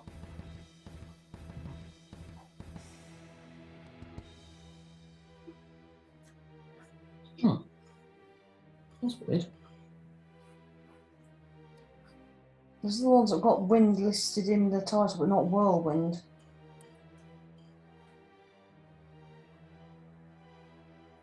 I'll put the effect because it is actually your turn now. So what page is it on again? Oh, my stuff. 134. 134. I just want to know what that does, and then I probably know what I'm going to do anyway, but I don't know. Very stupid. Here we go.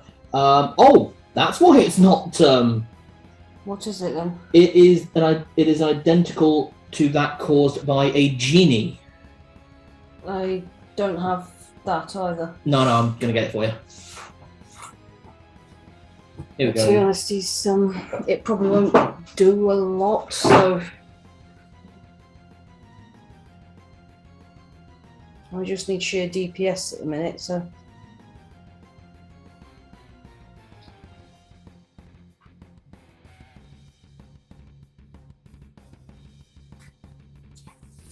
Okay, so the effect of the whirlwind creates a cone shape that is 1 across and 3 across at the top, and up to 7 high. So you would need to get closer to use it, no. and it will inflict 2d6 and stun it. Has the potential to stun it. I don't think I want to run the risk. Okay, no worries. What do you want to do? I will I'll throw a lightning bolt. Zap. Okay. -2 to its resistances. Yeah, that doesn't work. Okay. Right, you're just gonna have to hang on a second. I need to mark it off. Then I'll look Yeah, at what, when it, how. You guys are doing really, really well against this thing, I'll be honest. Well, if not for Jenny's confusion spell, we would have been in a lot more Mhm. trouble. Exactly, because first edition dragons, they can get their breath weapon off every single turn. Right, so I'm dead. I know it. I know it. for each Back out of the fight. 1, 2, 3, 4, 5, 6, 7, 9 d6 damage. Yeah, because it's equivalent to my level. And you upcast it because of the Staff of the Magi. You cast it as if you were a spell level higher Why do I? because of the Staff of the Magi. Does No, it? it's because of the book. The book of the. I know you got an item that basically makes you cast your spells as if you were a level higher. This is 10d6 damage. Yeah, you Okay. got that new spell book, didn't you? Yeah, Yes. The you're Tome of right. Leysparks. so that's where we saw the old champions existing A stuff. few of them, yeah. That's where I found out a Bright Sun was involved. Mhm. Okay, 5, 10, 15, 20, 20, sorry, 25, 25, 29, 30, 31, 32, 33, 34, 35. Ah! Nice.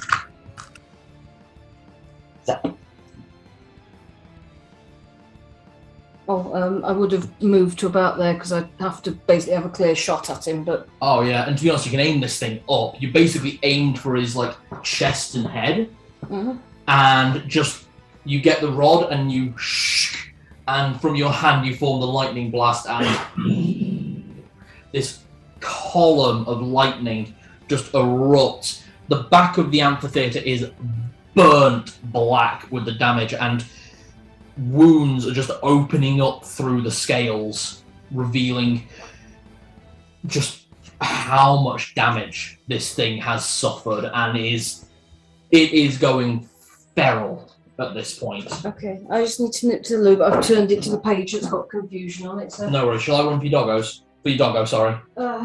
Yeah, I think he's just got to stay there and keep fighting because if he runs, he'll take attack. So. Miss. Hit. If he gets taken down by a doggo, that's not my doggo. That would be fucking funny, wouldn't it? That would be great. Yeah, it's a dragon. Roberto, you're up. Dragon. Right, I'm going to try the same tactic. Wang hammer at head We're first. actually fighting. We're actually in a dungeon Is that, fighting a is that, is dragon. it, sorry? Come on, dice. There we go, 18. That hits with the hammer. Fantastic. 8, 9, 10 damage for that one. 10 damage. Nice. So, clang. So, walloped him on the head with that. Yeah. Yeah. Scimitar. Am I still hasting at this You point? are still hastened. 14 with the scimitar? Oh. Gee. Oh, hold on. But wait, that's not. I'm afraid just misses. And I do mean just. You actually do bite and actually tear some of the scales off, but it just doesn't quite get through to the meat. Very close. Alright, try and wang the hammer again. Yep. I don't roll nat ones. I get to re-roll this time round because we had a long rest before. You did? Yep. So one Oh, thank God. more go. No! Fuck you, 3. 3. Okay, at least the hammer doesn't get embedded in the ceiling and you've lost it forever until someone can reach it. Thank God. That... Jesus. Okay, so no, the hammer, unfortunately, it goes wide The as the dice. thing is like flailing around. The dice hate me today. Do I still get one more attack? 'Cause- Yep, one more scimitar attack. Right, come on, Scimitar, come on. As you use Joker dice, get a little bit unpredictable. Roll for me, bitch. 16. Hit. Hey! You manage to go in at the same spot that you shaved the scales off and kind of go in the hamstring. D8 plus 4. So 7 points of damage. 7 points of damage. Roberto nearly lost his hammer. Yeah. More than that one, but It comes back. doesn't yeah, it? more than that one. But luckily, though, I can re-roll it because we had a long rest before. You did. Okay, Zed and Tibbles. Zed is going to retreat back behind the... If he can reach behind the adamantine throne. You'd have to leave. You'd have to leave melee range. There's not much I can do. I cast Cure Critical Wounds on myself. I can't drink another potion. Nope. Okay, cure critical wounds on self.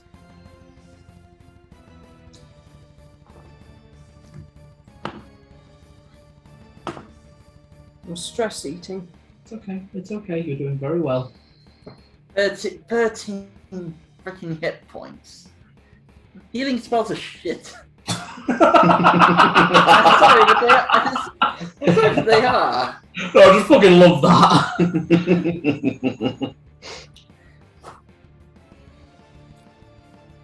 None of us are having a good time. They not? Like seriously, you guys not enjoying this fight? No, we are just, it's I'm nerve-wracking. As to say, I'm liking the fight, but it's setting it's a harrowing fight. Okay. But I'm saying that as a compliment as well because it's This was meant to be a horrible fight, but you... Yeah. It's like it's Dark Souls fight. Jenny? Is it? Well, you made me feel bad about the dogs, so Oh, no, I sorry. really am not enjoying this. But Oh, I'm glad you feel bad about the dogs though, rather than him. I don't want I you to feel bad about him as well. Okay, fair enough. This is two things I feel really bad about. Okay, Tibbles, give me that attack.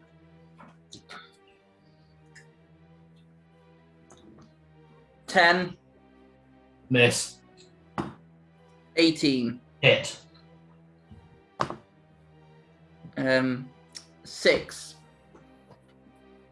No luck. He is looking really badly in. I don't want to go into the description to make you guys feel bad, but yeah, he's not got much left in him. Is he looking away from me? I will let you forego your second attack with your dagger to let you try and make the Dragon Slayer attack hit. Maybe your only option then. 18 plus 2, non-nat 20.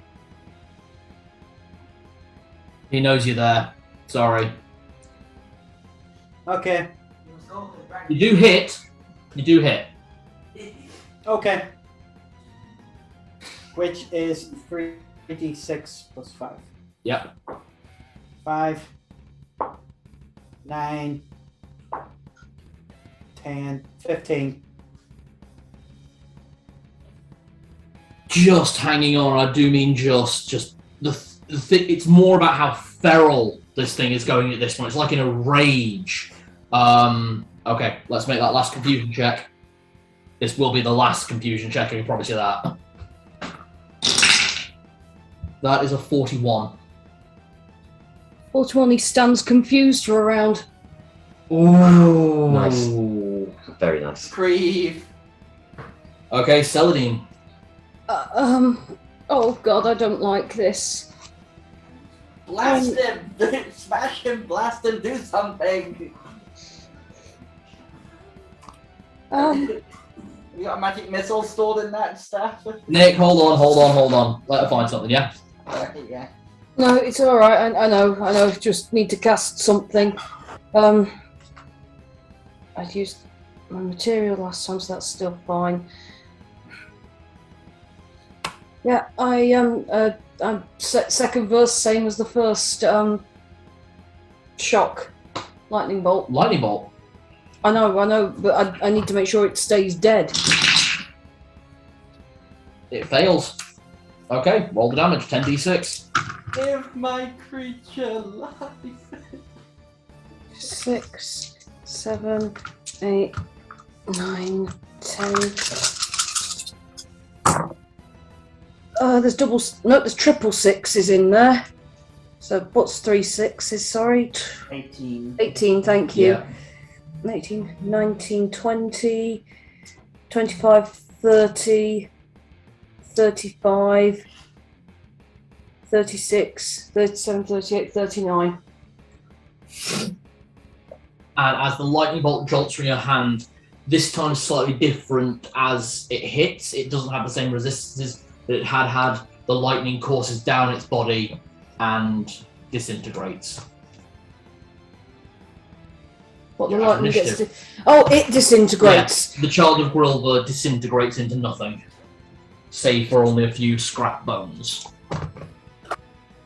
Oh. Then drops his sword and just falls back. Yeah, Roboto literally just sits I'm getting down my and stuff back. walking. The doggo that did survive picks up one of the bones on the floor and races back to Celadine, wagging its tail.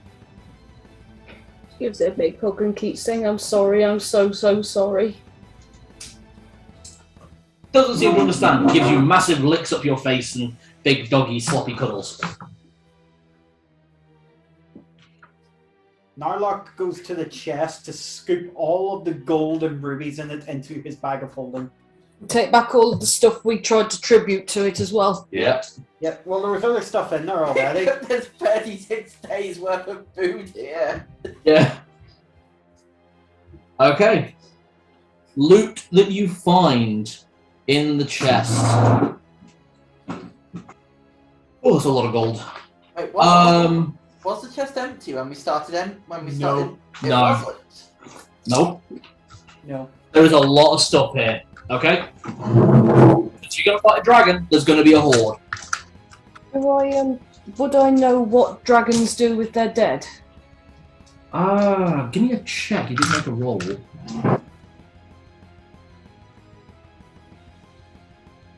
I rolled a 13. I don't know if it'd be plus anything or not. Pencil? Dragons, they don't really do anything with the dead. Certain dragons will do something with the dead of their ancestors.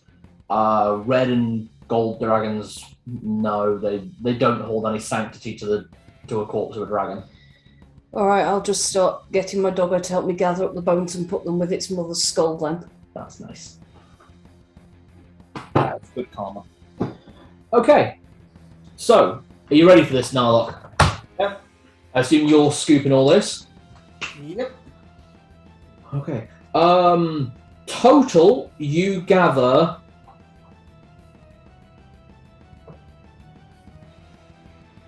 100,000 gold pieces and 45,000 platinum pieces. Platinum? I thought only gold. That's what the child was saying. Okay. 80 rubies. Each one worth 5,000 gold.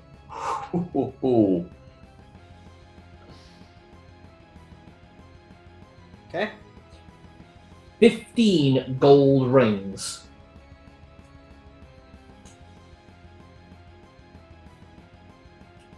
Okay. 10 gold crowns with rubies set in. Jesus.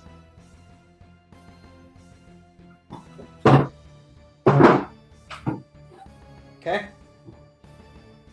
Now, that's all the actual treasure. Ready for magic items? Mhm. Here we go. So I'm guessing on top of that, I also regained all the stuff I put into it. Yeah. Okay. Go on. Right. You don't have identify, so you looking at them, you see 2 potions that you recognize as healing, though you can't tell what type. And 2 more potions. One is blue in color and the other is green.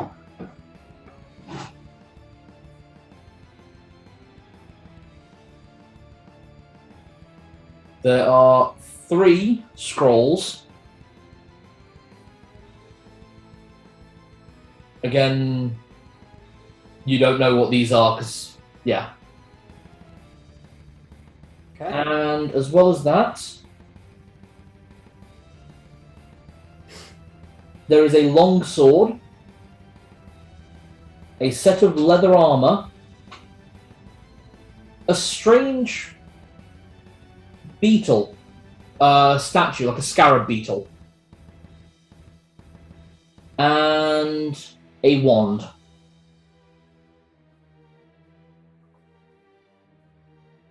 Okay.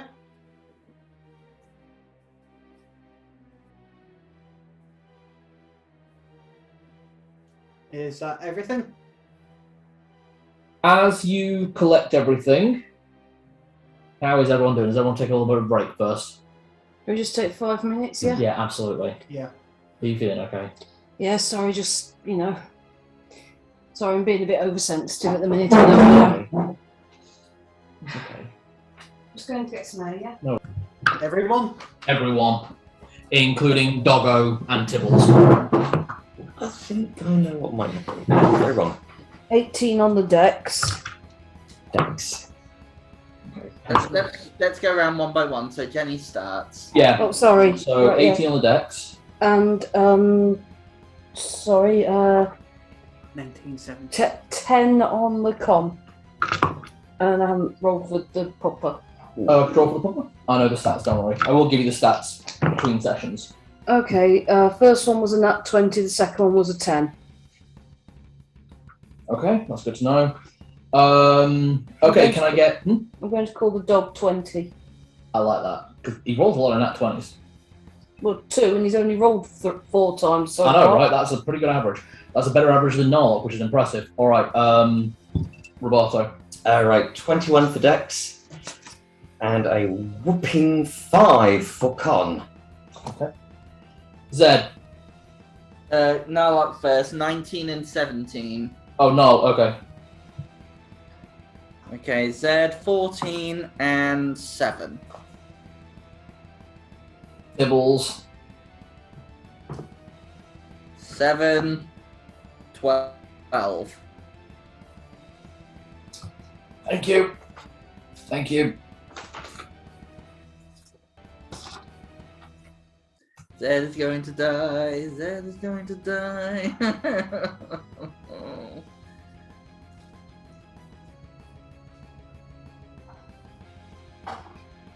What's Zed's maximum hit points?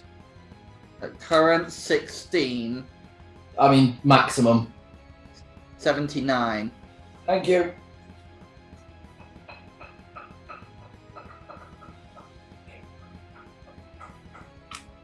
Just wait until... Please don't kill him.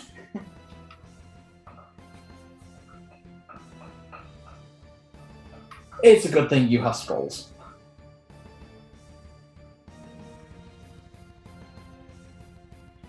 Which ones will, if the worst cut? Well, I mean, it was Zed and Narlock. Which ones only work on them?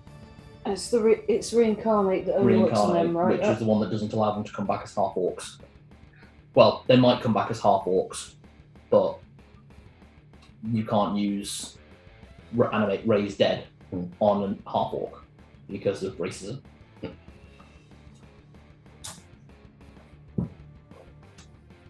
Okay.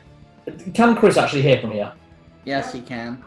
Okay, then we'll just get on with this. So as Narlock started scooping the loot in, Celadine started piling the bone remains of the child of Grulva with its long deceased mother, the skull, with your doggo actually. Zed, what was Tibbles doing?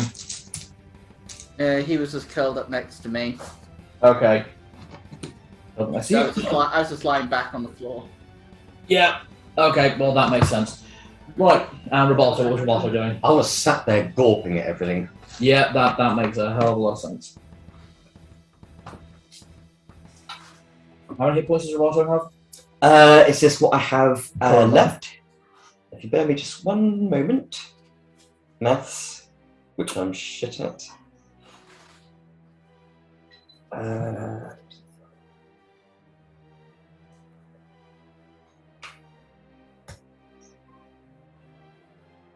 Right, I currently have 115 hit points. Okay, that's fine. Let's put it down.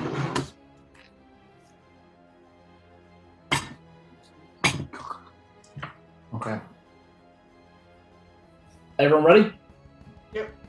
So, as you're all going straight into your own character's results, Roberto marveling at the sight that you've just done and the endeavour you have just completed. This is something that will be written about in songs, quite frankly. Zed, you are completely trying to recover from an absolute beating that you took, and quite frankly, the chlorine gas that you suffocated on is throwing up bile as Tibbles tries to comfort you. Celadine, you've gone straight into your caring doting mode, and your new doggo, which has really already taken a strong shine to you and has taken lessons from you, is following suit. Rather than playing with the bones of the now dead dragon, is helping you pile them next to the bones of its mother, with Measly kind of resting on the dog's back, just like not as like riding, but kind of like flopped out over both sides. And Narlock, you've gone straight into your old habits, just pile it high. And as all that is happening, all around in the pews, ghostly figures start to stand. All of them wearing these same red and gold robes. They are translucent as the sermons of years gone by begin to touch your ears. All of this in some kind of ancient language that you can definitely pick up the words in Draconic. It's prayers and tribulations, and we give blessings to Grilver through his child, so he may not take what is ours, may he take the sacrifice. You can hear all the things that happen, the screams, the horror that happened within this room from years gone by. And as that happens, each ghost begins to explode in fire and chlorine and acid and filling the room as an inferno. Different groups. I don't know whether to take the band-aid off right now. Zed, your body is incinerated in a second. You failed both checks. You took 90 points of damage. Celadine. Is that even with the spell halving the fire? Yeah, I even accounted for that. I tried everything to mean that your body would be left, but I'm afraid not. It's just incinerated in a second. Tibbles, curled up around you, managed to be insulated from the flame, taking 20 points of damage. How's Tibbles? He was at full health. He's fine. Okay, Tibbles is fine. Okay, Celadine, as you and your pupper are inside the area, you see these explosions start to go, and instantly you and your dog and measly cower behind the skull of the deceased gold dragon, and you wind up taking 45 points of damage. How are you doing? I've got 5 HP. I've got 1 HP left, you absolute prick! Oh, that was fucking close. Your pupper takes 20 points of damage. She has 5 hit points left. Roberto, you took the full brunt because you were next to Zed. You take 90 points of damage. Right, I am going to have to... And Narlock, you see the explosions start to go and get behind the chest you were looting just in time to take 20 points of damage. Okay. I'm doing relatively okay, but very surprised by this. Did I see Zed go down? I think everyone saw what happened, quite frankly. I think everyone saw it and can see where his armor still shines and the swords that he carried still remain. And we rush back now? Yeah, the fire is over, the cage is open. Reincarnate doesn't do anything if you've not got a body, does it? It does. Does it? Yeah, as long as you get to the remains within 1 day.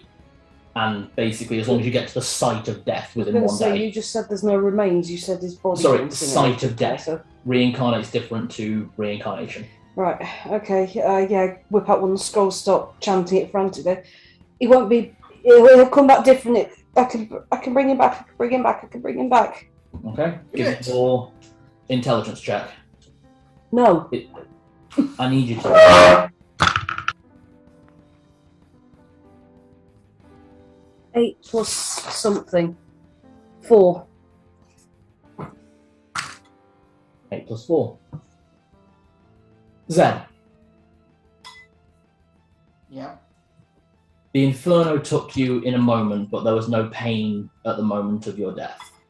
And through the light, you see the shining moon as chains wrap around your limbs, taking you to the moon.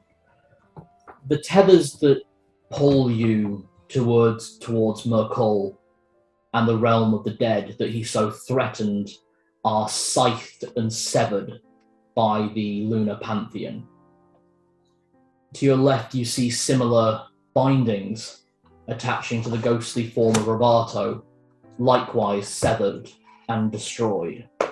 Neither of you are pulled towards Gehenna or an undeath that neither of you would desire. And as the chains pull, gently carrying you to the moon, there's a moment of stopping and you hear your friends. Can everyone please What are you doing around Zed's armor? Reading the reincarnate spell. Okay. I'm literally vocally praying, saying, please, please bring him back. Please, his work is unfinished. Bring Zed back. I thought you were dead too. No, I'm still alive. 25 HP left. Just. No. Putting the sword of Helm in front of the armor and going, Helm, you are meant to protect us, fulfill our duty to our friend.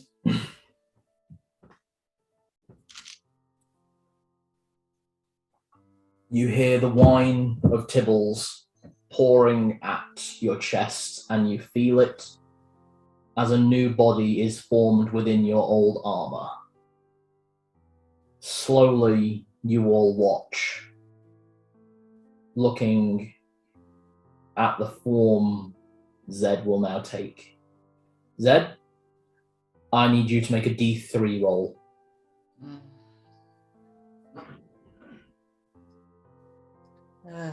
This is not going well, is it? A D3, sorry. Yep, D6 and half it. 3.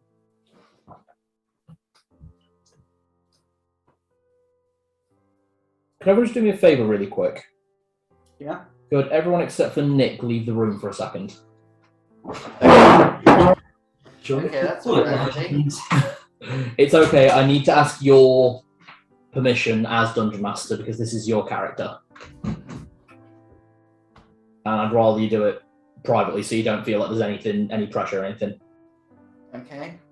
The roll that you made lands directly between either half-elf or human. Which would you rather come back as? Those two, you probably come back as human, but I will say though that you're not going to be happy about this. That's absolutely fine. This is... Holy shit, I did not expect you to be the one who dropped in that fight. As a Dungeon Master, I'm really sorry. I actually am. I feel ill right now. Yeah. I'll admit I'm not feeling the greatest either. Yeah, it was just the way that rolled out. I'll let you describe your new body then. We'll call everyone back in. Stat readjustment, +1 to strength, +1 to constitution. But doesn't reincarnate cause like some kind of sickness or something? It can do if used too often. First time, it's a freebie. Okay, we'll call everyone back in. But yeah, +1 to strength, +1 to constitution, -1 to charisma. Oh, I know. -1 to charisma. Great. Yeah. Jenny, when you're ready. No, it's okay. It's okay. Lovely. When you're ready. We went up to Lou, so. Oh, okay. Is it terrible? What's gone wrong? What's No, it's happening? okay, it's okay. It's going to be quite nice. In theory. All right then. Okay, back in.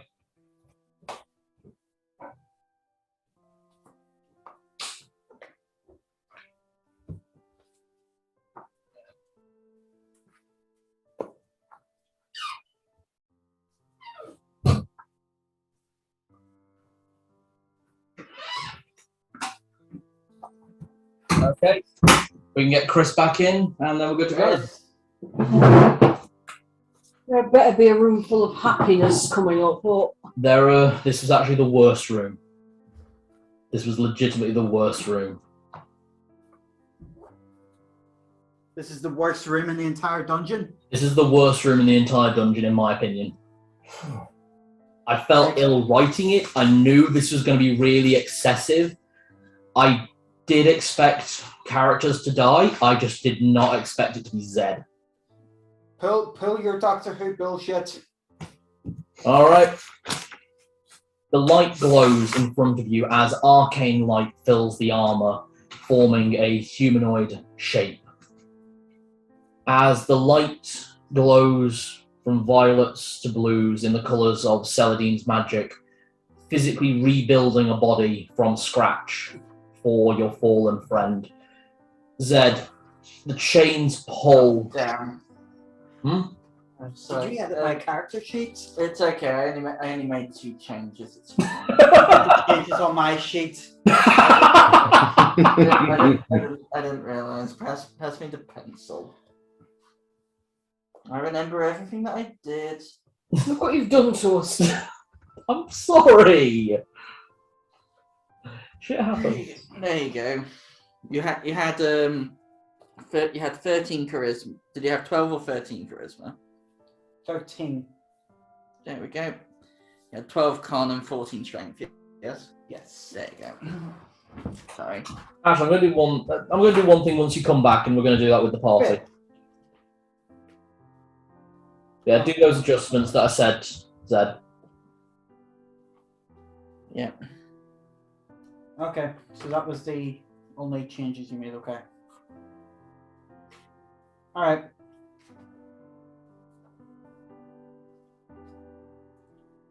Charisma is now 5. Give it a second. Don't worry, I got someone. Okay. As the chains pull you back to Thalrind, back to the mortal realm, away from an afterlife not yet ready for you, you see the face of Fenris Ulfa in the moon. And for the first time in a long time that you've worshipped Fenris Ulfa, it looks like he's been crying, but is now smiling. As he gives the last wave, and on both sides of you, 2 giant wolves, one white, one grey, grabs the chains and pulls you gently but firmly back to the mortal realm and into your new body. Please describe how you look to the rest of your party. He is now human. What? He still has the black. He's not handsome by human standards. Still traces of the old half-orc around his face. He's got scruffy black hair and beard, around the same musculature. That's all you can really see. Zed, as the formation of the spell finishes, I need Celadine to make a 3d6 roll for me. Right, what are you going to make me do now? It's alright. Do 13. 13. The gifts of increased strength and increased constitution to survive the troubles that you will be facing as you go forward, Zed, are met with a gift of the arcane from your friend. Your new charisma stat is 13. Oh.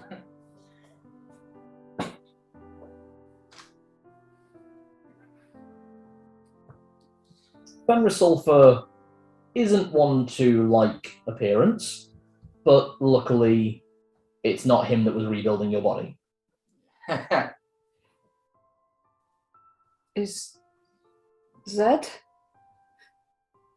It's a deep breath.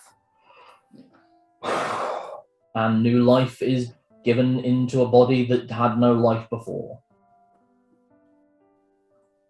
I'm gonna go stand in the rain. Oh, was it raining? I'll admit, not the outcome I would have desired. but Narlock is going to be really pissed off at this for one big reason. A human cannot lead a tribe of half-orcs. he never wanted that role anyway.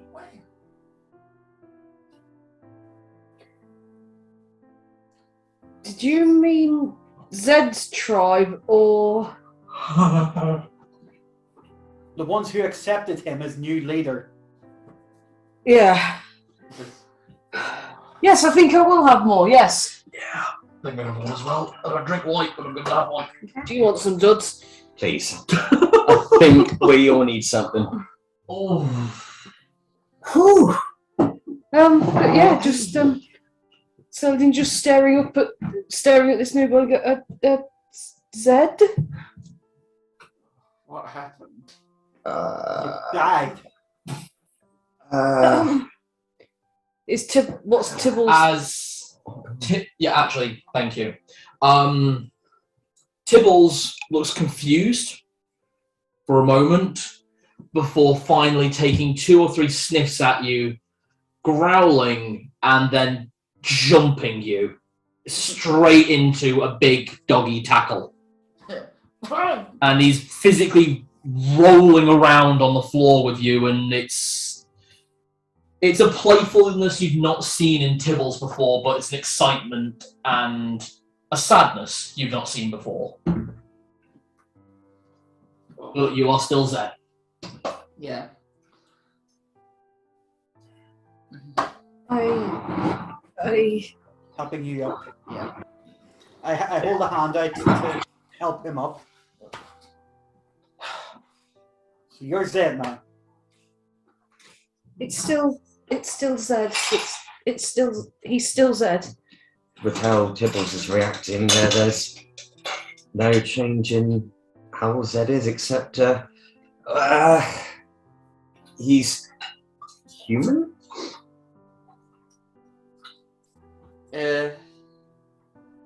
What? Zed Chisel. Zed holds up his shield. Look at his reflection. Yep.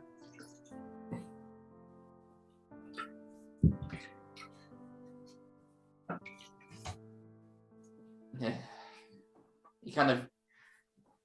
He just stays silent for a minute, then picks up his sword and says, I need a moment. He starts walk and he heads towards the exit to the chamber. Yep.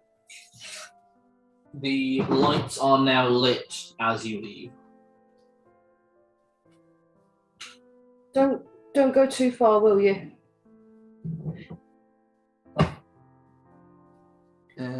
He doesn't respond to that. Basically, Callie's heading for the room off the main corridor. Yeah, back into the study room.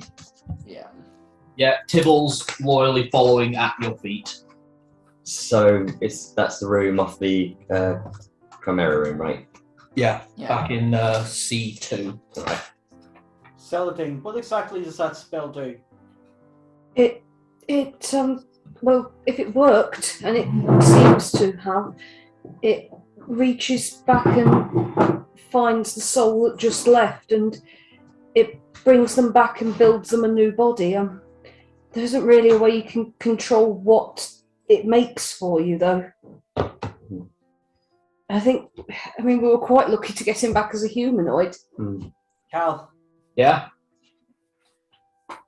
I know there's no access to Fenris down here in Contact, but is there access to Helm in Contact? You can have a go. I hold the sword and just hold it to my head and just say, is it him? That's all I need to know. Is it him? You get a signal after a few moments, a warm feeling rising up your sword, symbolizing yes. Well, that's good enough for me. Sheath it and just say he's got problems ahead of him, but, well, he's alive. Zed, I need to check something with you very quickly. Mm-hmm. What is your strength stat now? 17. Right, that's incorrect. Hmm? Your strength stat should be 1800. Eh?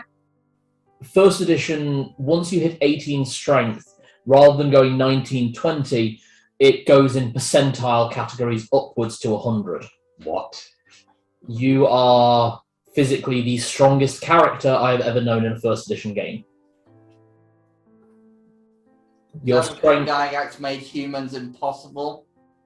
Only humans and half-orcs can reach that strength. Oh, and dwarves. What it was called. Yeah. Jesus. Basically, to put it in 5th edition context, you now have a strength stat of 26. Jesus fuck.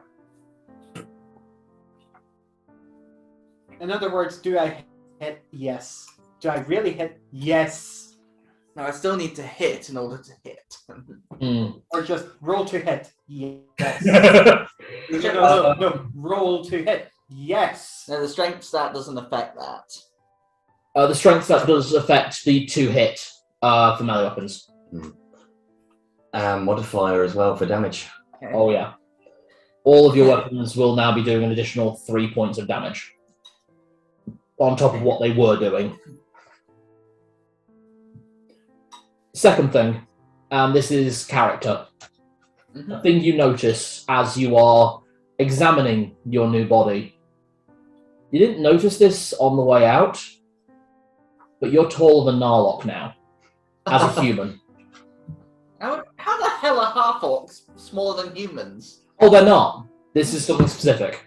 You're tall half, but tall You are human. an obscenely tall human. You are scraping just shy of 7 feet. Jesus. Well, I was 7 foot to begin with. Oh wait, in which case you're 7'6". Yeah.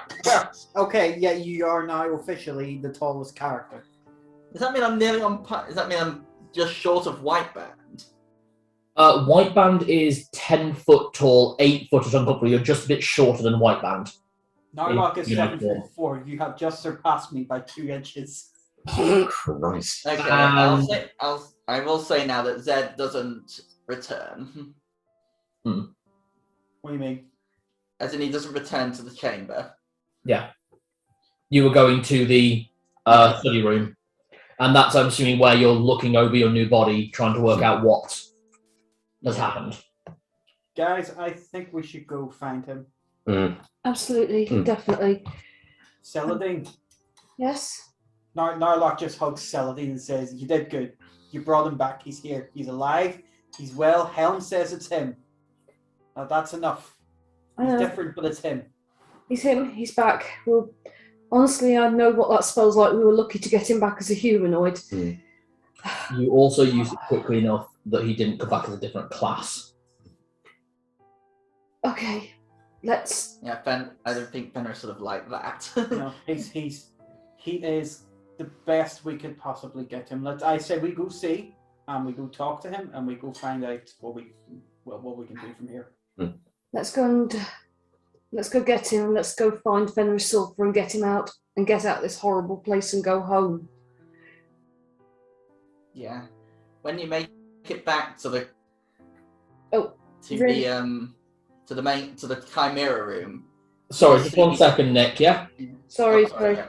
Just as we're leaving this chamber, I'm going to cast Hold Portal over the doorway. Nothing can get in or out ever again. Oh, nice. Your doggo, by the way. Only if they cast Dispel Magic or Knock. Yeah, But those are the only 2 things that will ever cause this chamber to be opened again. that's fine.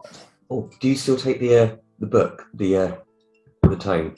Grilver's Book. Yeah, you can take it if you want. Yeah, fine. Yeah. The doggo is kind of like padding beside you. He's too dumb to realise that anything bad happened. Let's go find Zed. He saw that Tibbles was happy and that you just got a hug and people were excited. There were lots of bright lights going on. Okay. Okay. Sorry. Yeah, when you make it back to the Chimera room, you'll see Tibbles cowering by the passageway. Cowering Tibbles? by the passageway. Tibbles, what's the matter? And you can probably hear some crashing coming down the corridor. Oh. Yeah. Tibbles, Zed. what's wrong? Zed, can you give me a strength check? Oh. Ew. Ooh. That new. How do I roll this with a percentage? So you don't roll it with a percentage. Basically, you add 10 to whatever you Yeah, roll. it's only in which case it's I only rolled a 3, so it's 13. Yeah. The smashing and crashing is exceptionally loud. What are you doing? Let's say he's taking he's taking out his frustration in the only way he knows. All right, I have an idea. I'm sorry, Saladin. It means the writing desk is not there anymore. Oh no, they already took the writing desk. No, the writing desk left. We took the lectern. That was it, yeah. I have an idea. Roberto, this Yes. is something that you would be great for, not for not being the same size, but maybe between the two of us, we might be able to. I draw my sword. I guess I do the same. Please, no. No, we're not going to hurt him, and he's not going to hurt us. But we do need to know how strong he is. Mm-hmm. I don't think I could stop you if I wanted to. I don't think I could stop you if I tried. So. Can I just say right now that if I get hit really hard, I might be on death saves. Okay, leave this one to me then. I'm going to take the doggies a little further away. I'm just going to sit down and just sort of. Assuming Tibbles will come. Oh yeah, Tibbles comes with. Led away by your dog. I'm just going to sit this one out. 1800. Jesus! You can now carry 3 tons and not be over encumbered. Yeah, all my shit! You have more carry weight than a bag of holding. Here, have my bag of holding and I'll carry this shit. Right. Jesus. Are we in the same room now? Yeah, you can see Zed. What are you doing to the room, Zed? He's basically swinging his sword at anything that he can destroy. That's the room. You have a chipped wall. I move to block the sword. Okay, this is a dex versus. Give me your agility. My agility? What's agility? Please just give me the roll. Don't have agility. 9. Zed, give me that strength check. Oh boy. Cocked. 18. Oh no! Narlock, as his sword and your sword connects, you have to let go of your sword and you still slam into the opposing wall, which is about 10 feet away. So just go like that with the sword. The sword gets knocked from my hand and it still go flying backwards. The sheer force that Zed is emanating at the moment. Zed, I think you're strong. But if you go trampling around in a place like this, throwing your weight around as you're doing right now, it's not going to do us or anyone any good. So I'm just trying to figure out how to put this and how to put his feelings into words here. Yeah. This is I still have the filter persuasiveness active. Oh shit, you do! Yeah. So I'm just going to get down from the wall from where I've been planted into it. Get down from the Narlock And sheet. just go, okay. If you keep destroying the place, you could potentially destroy this part of the dungeon, and that's good. But it means you're going to draw attention. Now, you still have a mission to save Fenris, Yes. not our main priority. Do you still want to achieve that goal? Zed's hunched over. You can see he's basically livid with fury. Would it be fury? It'd be fury. It would be absolute blind rage. Yeah. Beyond barbarian style rage. Oh yeah. Yeah.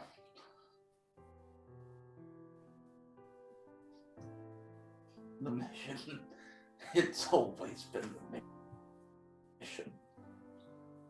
I will fight for Fenris. I always have. Since he saved me. But this...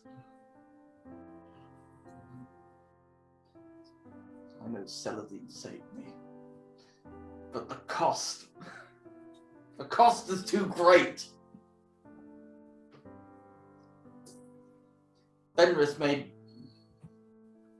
Fenris is only a part of my life. But this was all of it. That's true. Maybe we can find a way to undo it, but we're not going to do that. We're not going to be able to do that down here, or even until we get out of Brela. So, how about we just focus on that for now? This is going to suck, but you're going to have to live with it for now. And then I promise you, we all promise you, I'm sure, look to the other two, we will help you become a half-orc. No, not a half-orc, become your half-orc again. The absolute moment I can cast it, I can do something, I promise.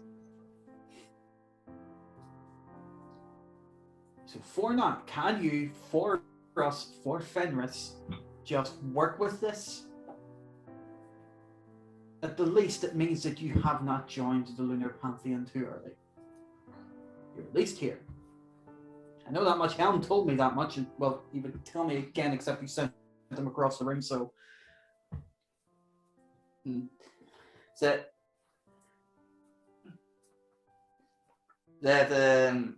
huffs a few times before you see him fiddling with his armor, and he opens up the chest plate, and the mark is gone this time. No, it's not. It's not. No, but the mark is different. It is still the falling star symbol, but now at the top there is the shape of a moon. The whole mark is now a black tattoo rather than a white scar. And having a look at that, Narlock, you can actually, the rest of the party can all see that these black markings, these black tattoos, don't just go down the middle of the stomach, they go across the chest, across the upper arms, and across the back. Narlock, I need you to make a history check with advantage. Ooh.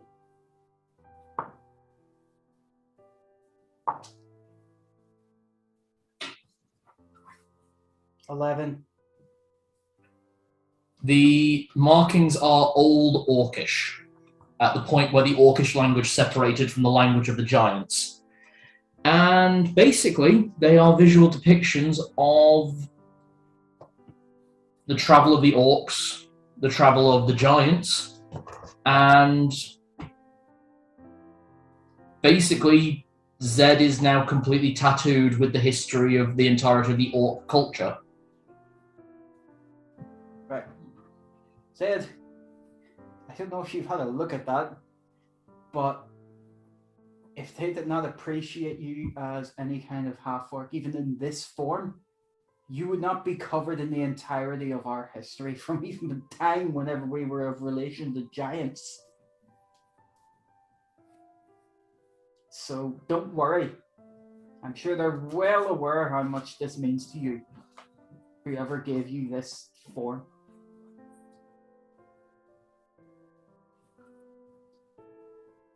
Maybe they intended for this for now. Or maybe they intended that if anything ever happened to you, this would be the reality of the situation. Zed replaces his sword across his back.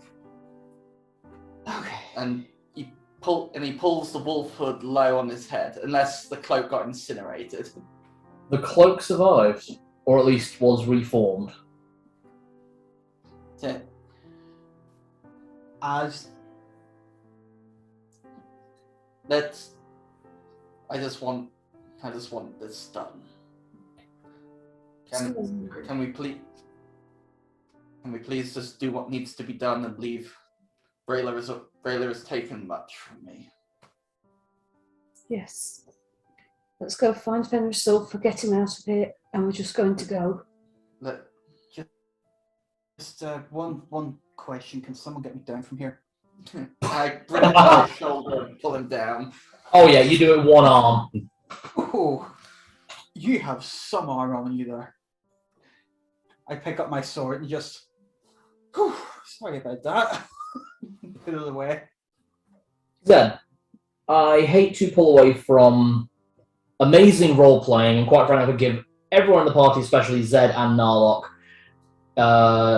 You're right. No, this is bad. It's hurting in the heart. Like really good points. I really would. I think I will actually be gifting experience points for amazing role playing, and really going for something.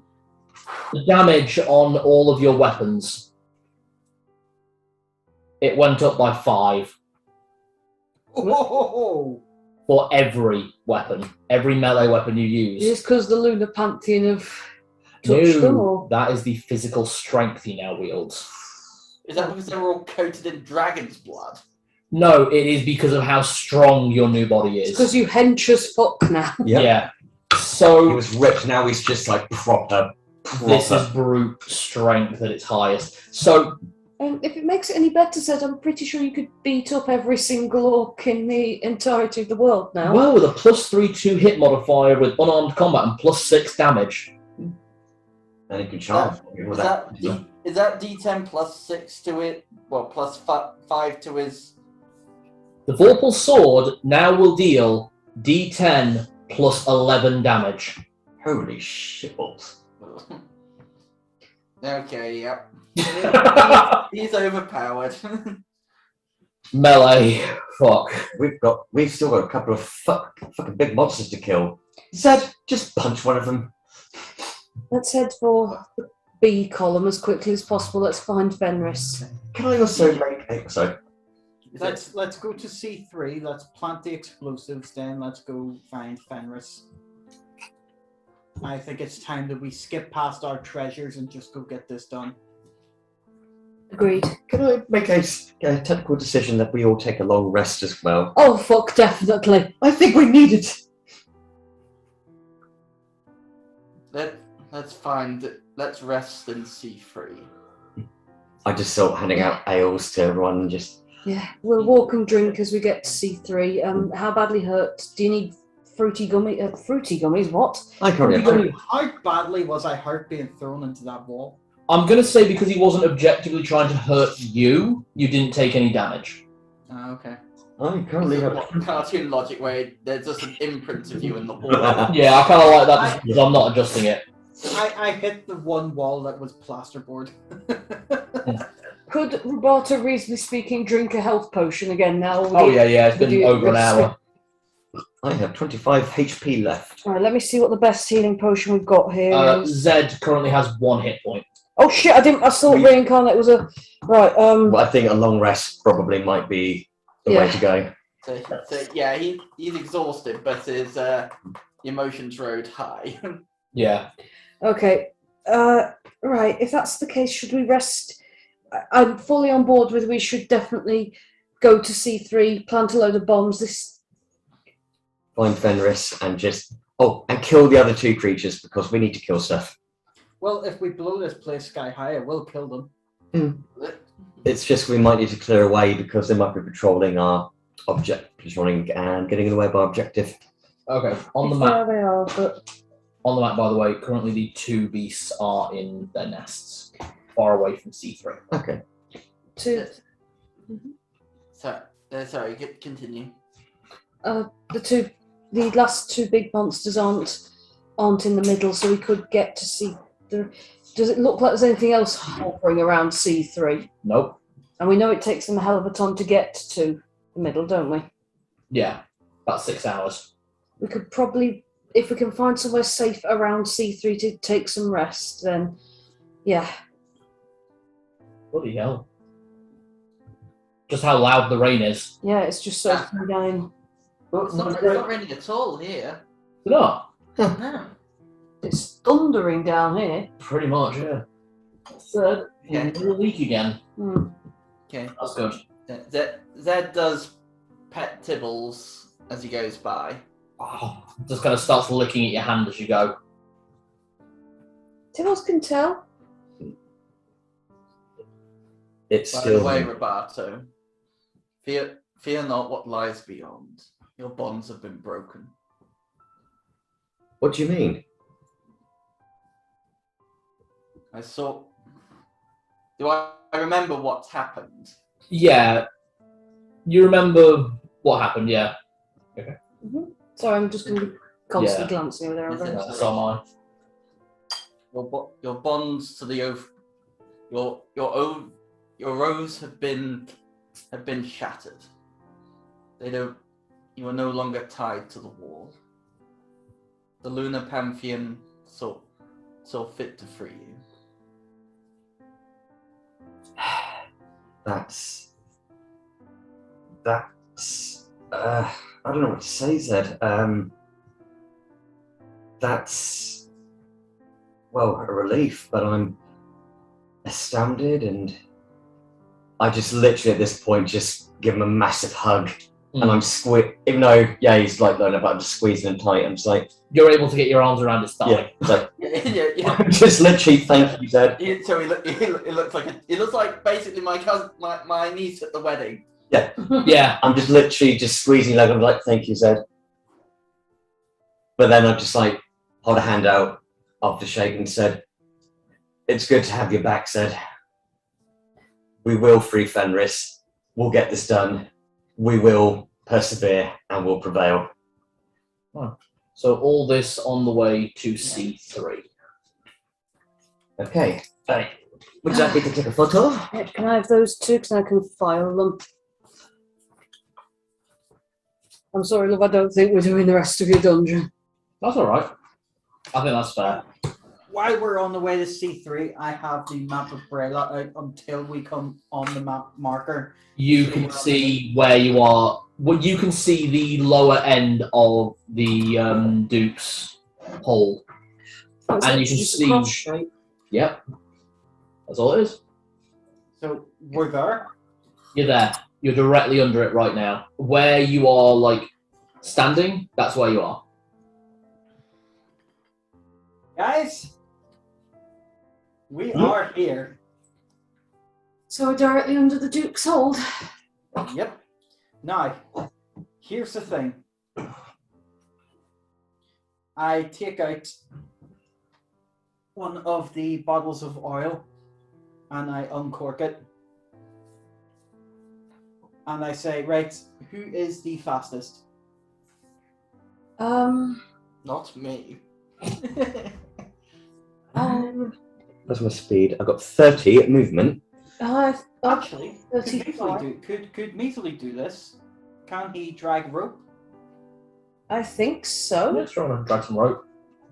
Provided it's not that great big heavy ship's rope, I think so. No, I get. It's just a standard rope. It's not thick, not too thin, and I bought 240 feet of it, and I'm going to take it in half. So it's going to be 120 feet either way up the corridor. Soaked in oil. Okay. Okay. No matter what way we come from, this will be a fuse. There's 120 feet Yeah. of oil-soaked rope to burn. And if you've ever seen oil on a rope burning, it's slow, but it burns. It'll give us, I say, it just, now look, just looking around, probably 12 minutes from it's lit before it gets to the explosives to get out. That's our time. We have 12 minutes. Once this starts, get out. Isn't it simple? If we have to light it so close, there's an escape route through the spiral room. How far away is that from here? The spiral room. Do we have the map for C3 now? That is miles away, the spiral room is. Is it? There is a manhole cover directly above where you are right now, but that's probably a bad idea. That pops out directly under the Dukes. Well, I mean, here's the thing. We could basically be by an exit if we know where we leave the end of the fuse, assuming we can't bring the end of the fuse with us. It depends how long. I can cast spells from Measley, and Measley getting hurt. I hate to say this, little buddy, but it's not a big deal. I can bring you back. Oh yeah, you can bamf him, can't you? He can light the fuse from wherever he is, and then we can bamf him from the exit. Huh? Also true. Even if he gets bamfed, he'll be fine. I just need lots of incense. Just kind of sticks his tongue out like, not bothered. Putting him on the dog. He likes it there. 120 feet then, either way, and MiiBee can come and light it. Once he does, we can be a certain distance away from it. Bamf him, then we know the fuse is lit. We take our 12 minutes and we dash out wherever we need to go to get out of here. Even if we have to go to the northern end of the city where we just were up above and get out that manhole. The nearest manhole to where you are right now that you know of is to the east of where you are right now. About 5 minutes, there's a manhole cover that is the same one you came down when you arrived. So if we go out that one, then we can get out and head towards the east side of things. You can set up your portal and we can get out of here. But the portal still brings us back after 24 hours. That said, we do have a number of exit options now. Mm-hmm. And there's probably one in the direction of, there's almost certainly going to be one in B or in A. The portal will bring us back? It'll bring us back, but only for 24 hours. Then it brings us back to where the mirror is. It's okay. a quick fix thing, I'm afraid. That said, we've got lots of exits we can get to now. Right? Mm-hmm. It's now really more a case of where do we want to leave this dungeon from? Okay. If we go by the southern one that takes us outside the city, that's a good idea. Right, that would be the southernmost one. That would be any of the 6s. Did we find one that let us outside the city, Cal? So there was the one in C1, alongside where the amphitheatre was. That will probably let us out near the Lost Forest. There was also one in the very far southeast, which will let us out in the graveyard just outside the city. Yes. So besides the ones you've got, those are the main two. And there's obviously always the manholes, but that will pop us out right in the middle of the city, and it might potentially be a lot harder to run out of a city that we're blowing up. Potentially. You know, I hate premonitions. The figure now fucking fits. The figure? What? The figurine. What figurine? You know, the one that we bought today? What? A human cleric. Oh, fuck. Oh, shit.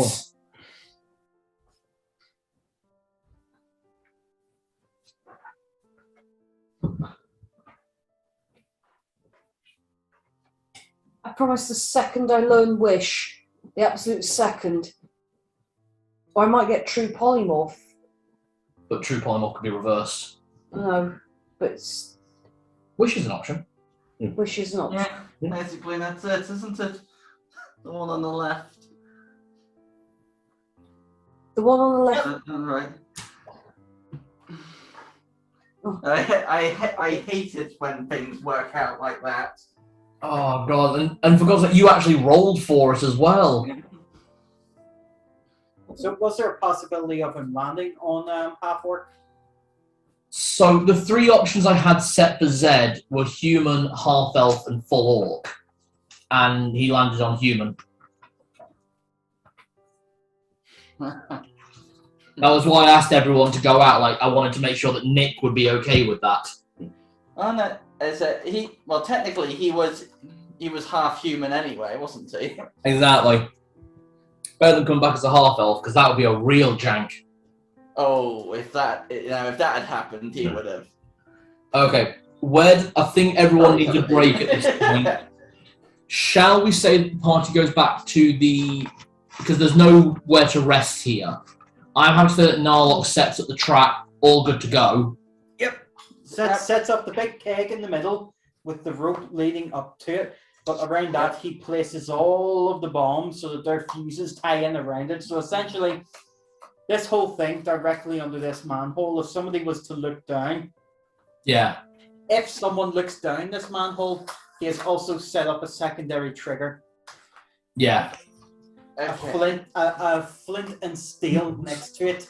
That the second someone starts lifting this will spark on top of this. So if we're down here and this thing blows up directly under the Duke's place, well, we know what happened. Oh yeah. All right. So shall we say the party goes back to the study room? How big is the central corridor? It's big, but you know that the other animals stalk this area. Yeah. Okay. Yeah. We'll head. If we head back to the room, is there enough room to put the tent up? Oh god, yeah. I mean, that's where you guys stayed last time. It depends. I've just had a thought. We could go back to the study room, or we could go back to the safe room that the orcs were starting out in. Do we have a direction to that? Absolutely.